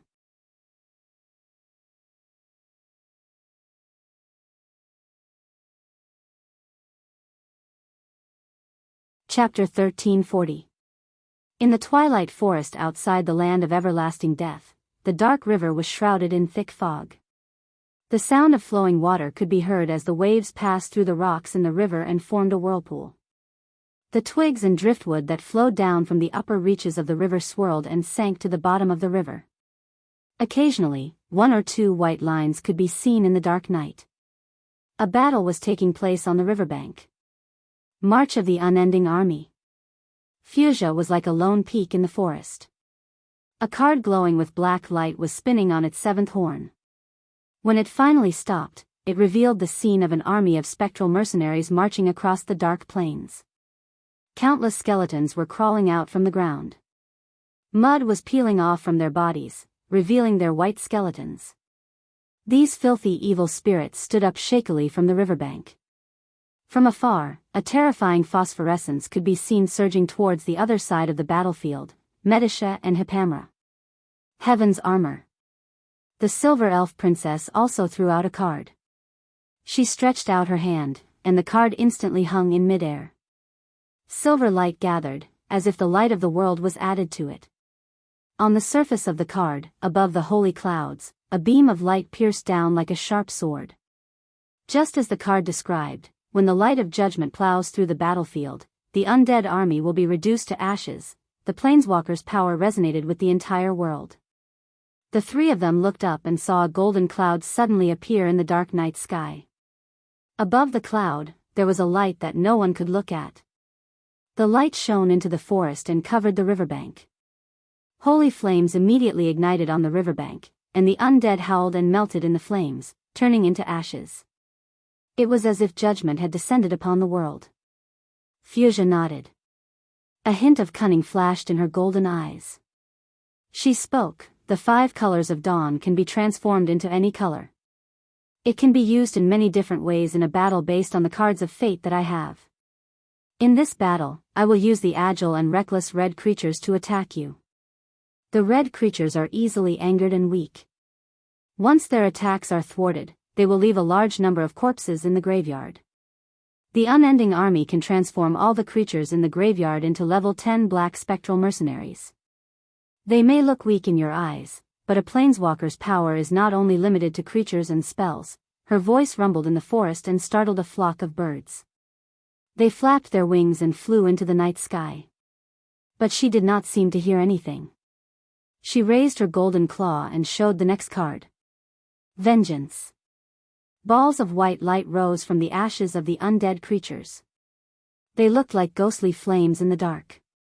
Fuchsia pointed her claw at Medisha. Countless balls of light flew towards Medisha. The silver elf princess could not dodge in time and was hit in the chest. Blood spurted out of her mouth as she was sent flying. Miss Priestess screamed in fright and rushed over to help Medisha up. "Hippamra, I'm fine." Medisha's face was pale. Blood was dripping from the corner of her mouth. It took her a long time to catch her breath. She forced a smile that looked worse than crying and replied weakly. She let out a sigh and looked at Fuchsia from afar. "I lost again, Your Majesty. That's normal.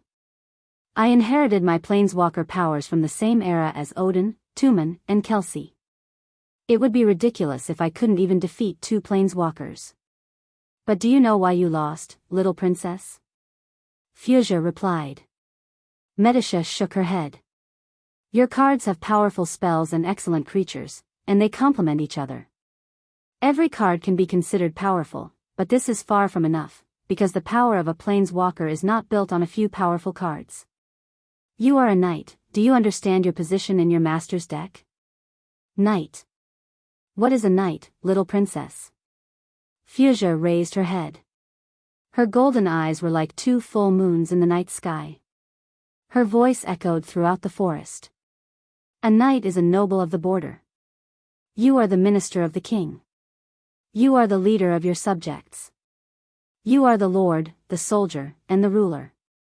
Every time the king blows his horn and summons you to fight for him, you must raise your flag, mount your war horse, and fight for honor. So this is my role in the Lord's all-class system?" Medisha suddenly understood. Her silver eyes shone brightly. "That's right. Your position in the full-time card dominator group is a solid supporter, and the white color that Brendel set for you is suitable for you. White is the color of justice, and in the world of planeswalkers, it symbolizes law, order, and organization. White mana is contained in the planes. It symbolizes wealth and prosperity. White cards have excellent and cheap soldiers, monks, and angels. It symbolizes honor and loyalty. So as the king's knight, you must repay your planeswalker with self-discipline, wealth, loyalty, and honor. You are the cornerstone of this system. The prosperity of the knight deck symbolizes the prosperity of the kingdom. Only with endless wealth can the other decks become richer. Your self-discipline and loyalty can awaken the creatures on the battlefield. You use your honor to lead them to fight for the king. So the most suitable deck for you is the pure white barrier deck. Medusa had a pensive look on her face. What about me, your majesty Dragon King? Hippamra asked quickly. She looked at the cleric. Gray represents stability, determination, and protection. Gray cards are strong in defense but weak in attack. It is slightly cumbersome. Although you are the cleric of Himalud, you don't have to restrict yourself to a fixed way of thinking. I will send you to the Temple of Yahweh Island. There is a long-lost mountain sanctuary there. Before the year of eradication, the clerics there faced the power of the raging sea every day. You will understand the fusion of the earth and the sea there and learn to use the gray and blue control deck. When do we leave? Medusa suddenly asked. She raised her head and stared at the dark sky with her golden eyes. Ever since the necropolis of Waning Moon 3 days ago, the fire had never been extinguished. The sky was dyed red by the flames as if it was the end of the world. 1 week later. How long will the trial take, Your Majesty Dragon King? Not too long. The trial will be completed in the realm of time of the people of Mauritania. The long time there is only a moment in the prime material plane. You will be able to complete the trial in half a month at most, if you can come out alive. Medusa's eyes lit up. Can we leave earlier? Earlier? How much earlier? Now, immediately. She frowned slightly and said, I have to remind you that the trial of the Planeswalker is very dangerous. You better be well prepared. Medusa turned around and looked at Hippamra. Both of them nodded at the same time. We have thought about it, Your Majesty Dragon King. For the past 3 days, the city of everlasting death was shrouded in shadows. Flames were burning in the city near and far. Golden smoke billowed into the sky, reflecting the night sky red. 3 days ago, the goddess of Waning Moon's scheme was thwarted, but she still left an indelible scar on the city. After the Temple of Waning Moon collapsed, a bottomless abyss replaced its original location. This abyss stretched across the center of the city. Countless children of the evil god were crawling out from the abyss. The necromancers had to do their best to suppress them in the center of the city. A believer of the Waning Moon walked through the hall and shouted to the balcony, Mr. Brando, your guest.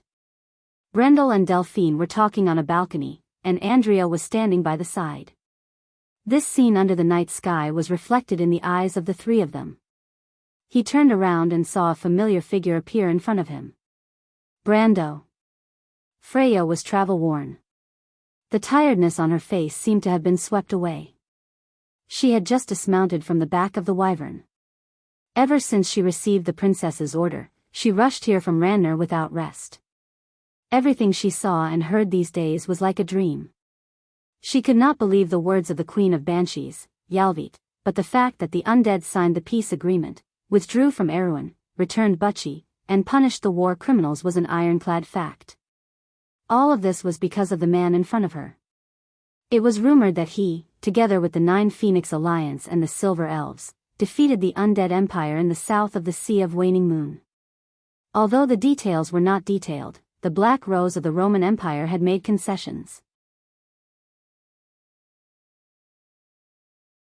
If it wasn't for that heart-wrenching victory, the Emperor of Madara wouldn't have bowed down so easily. Others might not be able to do it, but she firmly believed that if it was that person, then he would definitely be able to do it. Because this was not the first time she witnessed him creating miracles. She still remembered the battle of life and death in Fortress Reden. If it was not for that life and death battle, if it was not for Brando, she would not be where she was today. The Valkyrie of Awin that was praised by the people. Freya remembered the light brown eyes that shone with unwavering hope. The chestnut-colored hair, the familiar face, appeared in front of her again. She smiled at her and said, Freya. P.S. After organizing my thoughts, I'm back. I'll update 1 chapter today, and I'll resume tomorrow. The main thing was that I spent some time thinking about Brando's Planeswalker cards. I definitely did not pick up trash or anything like that. Speaking of which, I've been really unlucky this month. I can't even drink water. Not only did I catch a cold some time ago, I even applied for a new bank card last week, but I forgot to tell my editor. As a result, I have to eat dirt this month.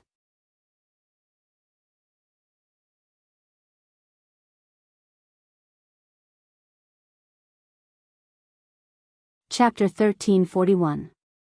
In the hall, a flight of 47 steps connected the balcony to the hall. A scarlet carpet was laid out from the top to the bottom. The portrait of the 17th High Priest of the Waning Moon Temple, the Eerie Edward, was hung on the walkway. He was thin and held a staff in one hand. Brando and Freya stood on the balcony, one in the hall, the other in the balcony. Their gazes passed through the length of the stairs and made eye contact. Freya took a deep breath. She seemed to have had a dream. This dream started from Bucci, to Fortress Reedon, to Braggs, to the Royal Knight Academy, to Ampere Seal, to Ranner, to the battlefield of Manowar, and then here. The scene in the dream changed until now. Brando, am I dreaming? I'm standing here, this is the capital of Madara. Did you really do it? Just as you promised us, Bucci has returned to Erewhon. The village has been rebuilt, and everyone has returned to their homeland. We followed the path that we escaped from that day and returned to the embrace of the Pine Mountains. That nightmare of Madara, is it really over? Brando lowered his head to look at the young girl who had tied her light brown hair into a ponytail at the back of her head. Her long ponytail had been cut short after the Battle of Ampere Seal, leaving only the part that reached her shoulders.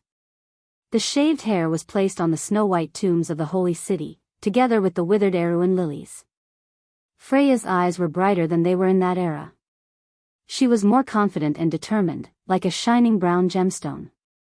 Her pair of heroic eyebrows were raised high.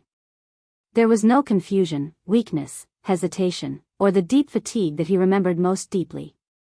She wore a well-tailored knight's uniform, a dark blue jacket and snow-white breeches. Her chest was pinned with the black pine medal and the candlelight medal. A vulture's tail drooped down from her shoulder, commemorating the glory of the Battle of Ampere Seal. It was a symbol of the veterans of the White Lion Legion. Erewhon's Valkyrie stood upright. Although she was travel-worn, her sword, belt, armor, and accessories were all new and tidy. Only her boots were stained with some dust from the ashes of the city. When she got off her horse, she inevitably passed through a few streets that had turned into ashes. After 2 years of war and experience, the ignorant country girl seemed to have found the footprints in history and grew up.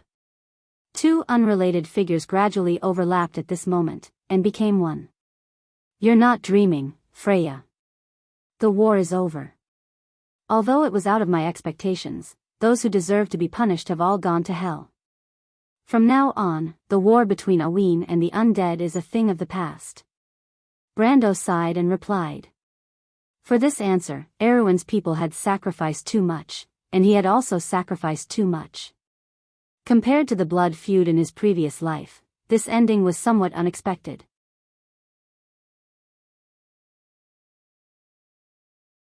He also never dreamed that he would one day sit together with his sworn enemy and discuss the future of the kingdom and the world.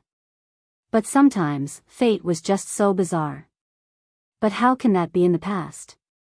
Freya replied with some difficulty for a moment. She gripped her sword tightly. So many people died, and all we got was a treaty. Madara should pay the price. In Erewhon's country, the nobles controlled by the royal faction also questioned the princess and the parliament. There, she and the princess stood firmly on Brando's side, protecting his honor and authority. But here, as the most ordinary person in Erewhon, Freya could not help but ask this question. It was a hatred that had been rooted for hundreds of years, buried in the hearts of everyone who had been deeply hurt by it. At this moment, she was not Erewhon's Valkyrie, not the princess's knight, and not the commander of the White Lion Guards. She was just the girl who had escaped from Bucci. That night, the flames of Bucci burned fiercely, and her loved ones who had perished in the sea of fire. It was as if they were standing behind Freya. Then what do you want? Brando seemed to be able to feel the sorrow in Freya's heart. He said, Freya, if it's your wish, I'll fulfill all of your wishes. Even if it means destroying 2 countries and an entire world, I won't pay any price. Delphian stood behind Brando. She was about to say something, but when she heard this, she was so shocked that her expression changed. It was as if she had met Brando for the first time. She looked between the two of them. Andrea, on the other hand, looked at Freya with interest.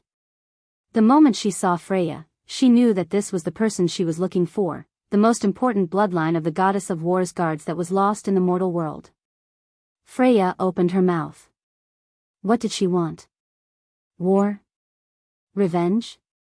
No matter the cost, even if it meant dying together, she wanted Madara to pay the price? This was 100-year-old hatred that could only be washed away with blood and fire? Freya looked into Brando's eyes.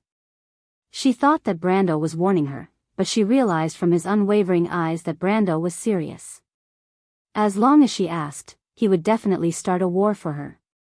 From then on, Madara and Erwin would fight to the death. Why? Freya trembled deeply. She suddenly remembered many things. The 3 of them walked side by side in the darkness and defeated the golden demonic tree together. They fought their way out of a hopeless situation. Do you still remember the promise I made to you and the Roman and Braggs, Freya? I remember. Brando's heart suddenly ached. Out of the 3 people who fought side by side in Fortress Reden, one of them was no longer by their side. Do you understand now, Freya? He shook his head and sighed. I once promised you and the Roman that I will fulfill your wishes. No matter how dangerous the road ahead is, no matter how much time has passed, this promise is still valid. Freya's heart was warm, but when she saw Brendel's gloomy expression, she could not help but feel a lump in her throat. Amandina and Seal had already told her everything that had happened in Rusta. No, we will definitely save Roman, right? Brendel's eyes were filled with tears. Of course. Brando nodded. He had no doubts about this. That's enough, Brando. I don't have any other requests, I just can't accept it. I can't accept it. After all, we have suffered so many disasters. We can't accept that the culprit who caused all these tragedies can easily shirk responsibility. Freya said in a small voice, I understand that Erwin gained a lot from this victory.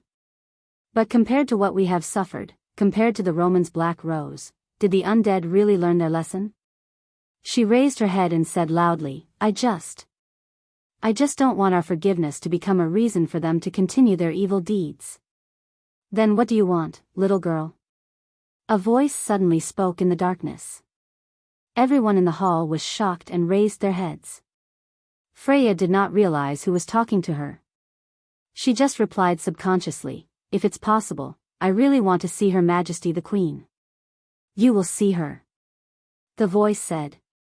Who's talking so sneakily over there? Freya finally reacted. She frowned and shouted at the darkness in that direction. I'm not sneaking around. In this land, there is no need for me to be sneaky. The voice replied arrogantly. As it spoke, it walked out from the darkness. Because of my name, my power, I am the supreme master of this land. Queen Madara was dressed in a black evening dress. Beside her were 2 black knights. She walked out from the shadows and looked at everyone in the hall arrogantly. Who are you? Freya had already guessed the identity of the person who came, but she could not help but ask. As you can see, I am the person you want to see. Queen Madara replied coldly, now I am in front of you, the envoy of Erwin. Little girl, what do you want to ask? Freya pulled out her sword and pointed it at Queen Madara. The 2 black knights were shocked. They wanted to rush forward with their swords, but Queen Madara reached out to stop them. She still pointed the Lionheart sword at her snow-white neck. She raised her head and looked at Brando on the balcony, but Brando's expression did not change. He put one hand on the hilt of Oderfeis and only looked at the black knight behind her coldly. Queen Madara believed that if the 2 black knights behind her dared to pull out their swords, they would be reduced to ashes in the next moment. Queen Madara ignored the sharp edge of the sword and looked directly at Freya. What do you want, little girl? Freya did not say a word, but she suddenly sheathed the Lionheart sword and put it back into its scabbard. Queen Madara seemed to understand something. She snorted coldly and said, "I see. It seems that you mean I am the culprit behind all of this?" "Your Majesty." The two Black Knights shouted in unison. But Queen Madara only waved her hand at them. She raised her head and said to Freya, "Yes, I am the instigator of the War of the Black Roses. The blood feud of Butchie should be counted on me. I will not repent for it." Freya looked at the Queen coldly. Queen Madara looked back at her fearlessly. "I welcome you to put your sword in my chest at any time, if you can do it. Of course, you too, Mr. Count. The same goes for you." Her tone was arrogant as if she was still on her throne, and her tone was full of contempt for death. Queen Madara was standing in the hall, but she seemed to be looking down at everyone present, even Brando who was standing on the balcony. "However, in this war, I need you to stand with me. Madara, Erwin, and the 4 holy cathedrals. I need you to help me persuade the descendants of the 4 sages. I will kill you." Freya's eyes were full of hatred. "You will pay for everything you have done.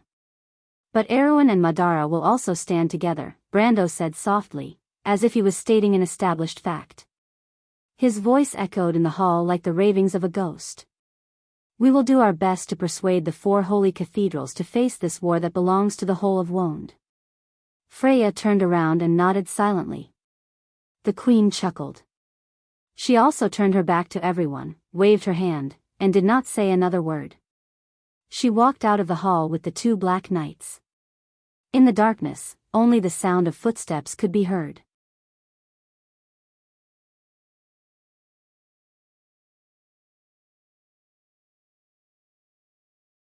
Chapter 1342. Does your Royal Highness have anything to say to me? Brando asked after Queen Madara left. Yes, there are 2 letters in total. One is from His Highness Haruz, and the other is from His Royal Highness. He entrusted Her Royal Highness to pass them to you. His Royal Highness? Brando thought for a moment, thinking that the Royal Highness should have made some moves in the north, unless he really didn't covet Erwin's throne at all. But judging from the way he arranged for his sister Kiara to be part of the envoy group, he was not an unambitious person. To be honest, he admired the first-in-line heir of House Cypher. Although he was born with a disability, he was wise, calm, patient, and knew when to advance and retreat. If House Cypher was orthodox, Brando even thought that the Royal Highness would be more suitable to inherit Erwin's throne because he was a man. After all, Erwin had no precedent of a female monarch, and Haruz's personality was too weak. Unfortunately, House Cypher lost its legitimate status in Erwin since it was abandoned by the Lionheart sword. Thinking of this, Brando couldn't help but glance at the Lionheart sword in Freya's hand. Is the letter here? It's on me. Freya opened her purse and took out 2 well-preserved letters. She stacked the 2 letters together and handed them over with both hands. Brando walked down the stairs and took the letter. As he was about to open it, Delphian's voice asked from behind him, "Do you need me to leave?" Brando looked back at her, thought for a moment, and shook his head. "No. Stay. If you stay, I might need your advice." He didn't intend to fully trust this woman, but although his alliance with Her Royal Highness and Haruz was not yet on the table, it was nothing compared to the other secrets they had experienced along the way. Delphian? It was only then that Freya noticed the Prime Minister's daughter on the balcony. She couldn't help but look surprised. "You are. Your lord saved my life. As repayment, I will serve Abes wholeheartedly." Delphian replied with a smile. "Brando, what's going on?" Freya raised her heroic eyebrows and spoke in an unfriendly tone. She placed one hand on the hilt of the Lionheart sword, as if she would unsheath the sword at the slightest provocation. The Shire and Amandina had told her everything that happened in Rushta. She also knew how the Roman was captured by the tree herders and how the Twilight Dragon descended. It could be said that the Silver Queen and the tree herders were responsible for 1/3 of the disaster that happened that day, and the remaining 1/3 was this woman's responsibility. Freya and the Roman knew each other since childhood and grew up together in Bucci. It could be said that they were closer to each other than Brando. As the person who hurt the Roman, she didn't immediately draw her sword out of respect for Brando. Brando looked coldly at Delphian. This woman was playing her tricks again. Others might not understand, but he couldn't be any clearer. She was purposely angering Freya. He used his eyes to warn Freya not to cause any more trouble and told her everything that had happened from Rushta to the Sea of Elements to Rosaline. He also told her about his current relationship with the Prime Minister's daughter and the mystery of the Nature's Orb's whereabouts to the Valkyrie from Bucci. Freya listened to Brando's description and her expression softened. She didn't expect Brando to have experienced so much alone. She couldn't help but ask, "I didn't expect you to have experienced so much." Are you alright, Brando?" Brando shook his head. Freya thought for a moment. She wasn't the naive girl from before, so she quickly found a suspicious point. "But Brando, when you wanted to kill her on the ship, why didn't you do it in the end? Did she tell you the secret of the jade of her own accord?" Brando suddenly blushed as he recalled that ridiculous night. He quickly coughed and said vaguely, "Well, probably." Delphian looked at his awkward expression and snickered on the balcony. "Probably?" Well. Brando could only change the topic. "Let's take a look at the letter first. I thought it would be the princess who wrote to me. I didn't expect it to be Haruz. What did the prince say in the letter?" Freya shook her head honestly, "I don't know either. This is a letter personally written to you by His Highness. How could I peek at it?" "That's right." Freya didn't know what Freya was thinking. She didn't know what Freya was thinking. Brando opened the envelope and shook out the letter from it. Haruz's envelope was sealed with his royal seal with the emblem of stars, moon, and lilies on it. It was the emblem of the royal family of Erewhon, but as the heir of the kingdom, his private emblem was slightly different from that of Griffin, with more ivy patterns. He opened the letter and glanced at it. There were only a few lines on the first page of the letter. The young prince first greeted him as a student, then briefly described the process of his return to Erewhon, the progress of learning black magic, and so on. The respectful wording and tone of the letter made him smile. Once again, he thought of his shy and introverted student. What did Prince Haruz write in the letter? Freya asked curiously when she saw the smile on Brando's face. Obviously, this polite and shy young prince was also very popular in the AB's territory. "It's nothing. He's just sending his regards." In the letter, he mentioned that Lady Freya is an excellent and noble knight, unlike his teacher. "I'm sure you'll only know the contents of the letter after I open it." "What does that mean?" "It means you won't peek. He asked me to say hello to you on his behalf." "Ah, Brando, what did you teach Prince Haruz? How are you going to explain it to Her Royal Highness?" Freya replied grumpily. "Isn't that good?"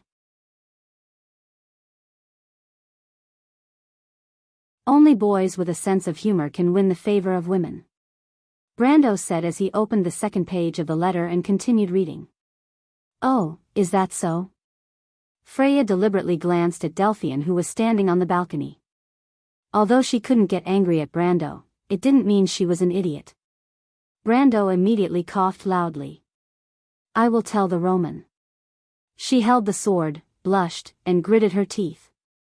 "Brando." The Prime Minister's daughter smiled but didn't say anything.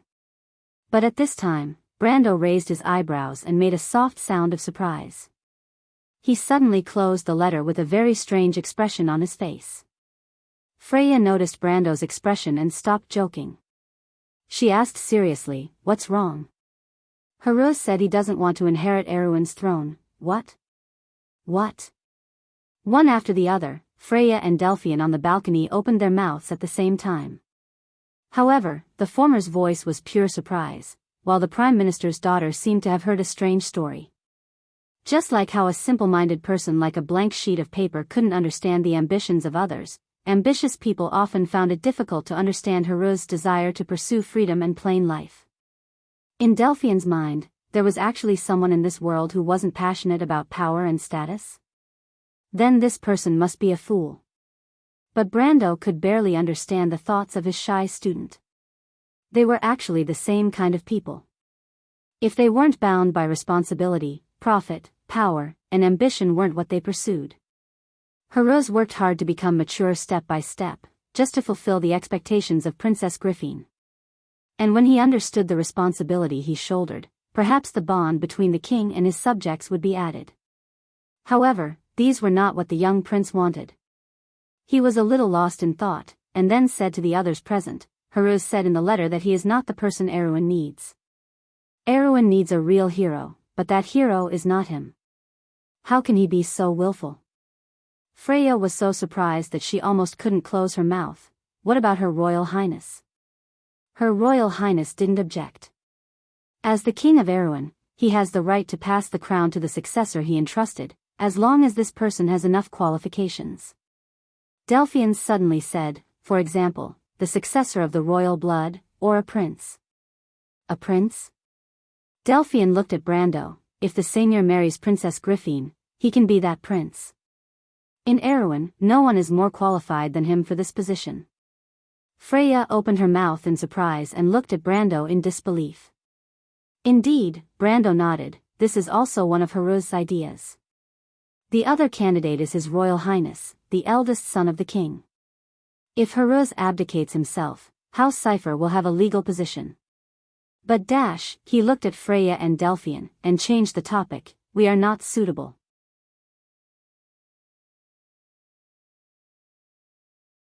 Freya had not yet reacted to this shocking news, only Delphian asked in confusion, why? Isn't this a good opportunity for us? My lord, if you want to save Erwin, you have to have it first.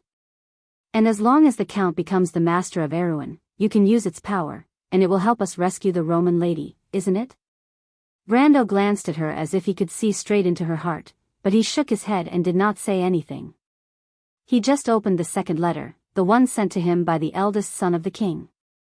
To his surprise, this letter was in 2 copies, one of which was sent to him by Princess Chiara. Although he had always been biased against the northern nobles, he had always had a good impression of this little princess. After all, although Princess Chiara was a little capricious, she had saved his life. Without giving any promises at all, she had given him Cypher's heart, which was extremely important to the Cypher royal family.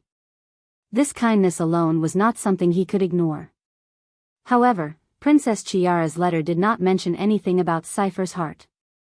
She only chatted with him about a bunch of interesting things she had encountered these days, and then told him that she could live in Abes for a while as a magic apprentice. Coincidentally, her teacher was Amandina, who was recommended by Garlock. Of course, in Brando's view, this was not a coincidence at all. It must be the arrangement of the eldest son of the king. He could not help but shake his head, unable to figure out what the eldest son of the king was planning. Then he began to read the second letter. When he opened the letter sent to him by the eldest son of the king, Brando could not help but raise his eyebrows slightly, looking very surprised.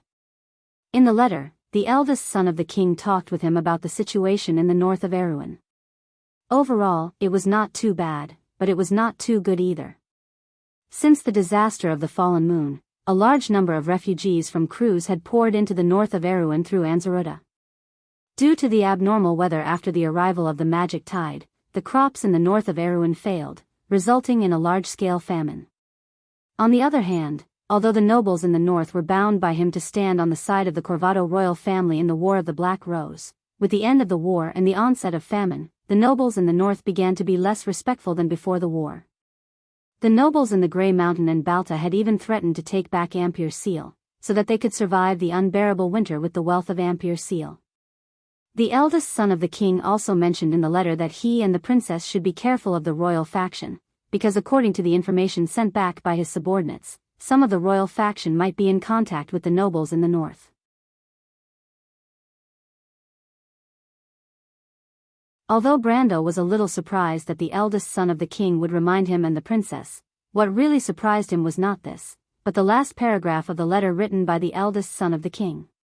Count Henry, thank you for fighting for the fate of Erwin. You and I both know what the fate of this kingdom is. The dispute between Cypher and the Corvado royal family has been going on for 100 years, and now it seems that it has reached the final moment. It is like a carriage that is driving into the abyss. I and you in the south each hold the reins of the carriage. For a long time, we have carefully restrained this carriage so that it will not fall into the abyss of no return. But today, the moment the two families decide the winner, the north and the south will completely go in opposite directions. His Royal Highness is kind, but he does not see the blood and fire that this kingdom will face in the future. I believe that you must understand this. What Erwin needs is not you and me, but a king who can bear the past grievances and history of the two families. And this lady is right beside you. I believe that with your sharp eyes, you must have already known her name. Your esteemed friend, Levin Orneson Cypher. Brando held the page in his hand and was in a daze for a long time. His heart was like a stormy sea, and for the first time, he admired the first successor of the Cypher family. Perhaps in history, if he and not Queen Anna had stepped on the stage of history, Erwin's history might have been different. You're tuning into the Dreamy Love Stories YouTube channel. Don't forget to subscribe and join us on this journey to catch the most captivating stories.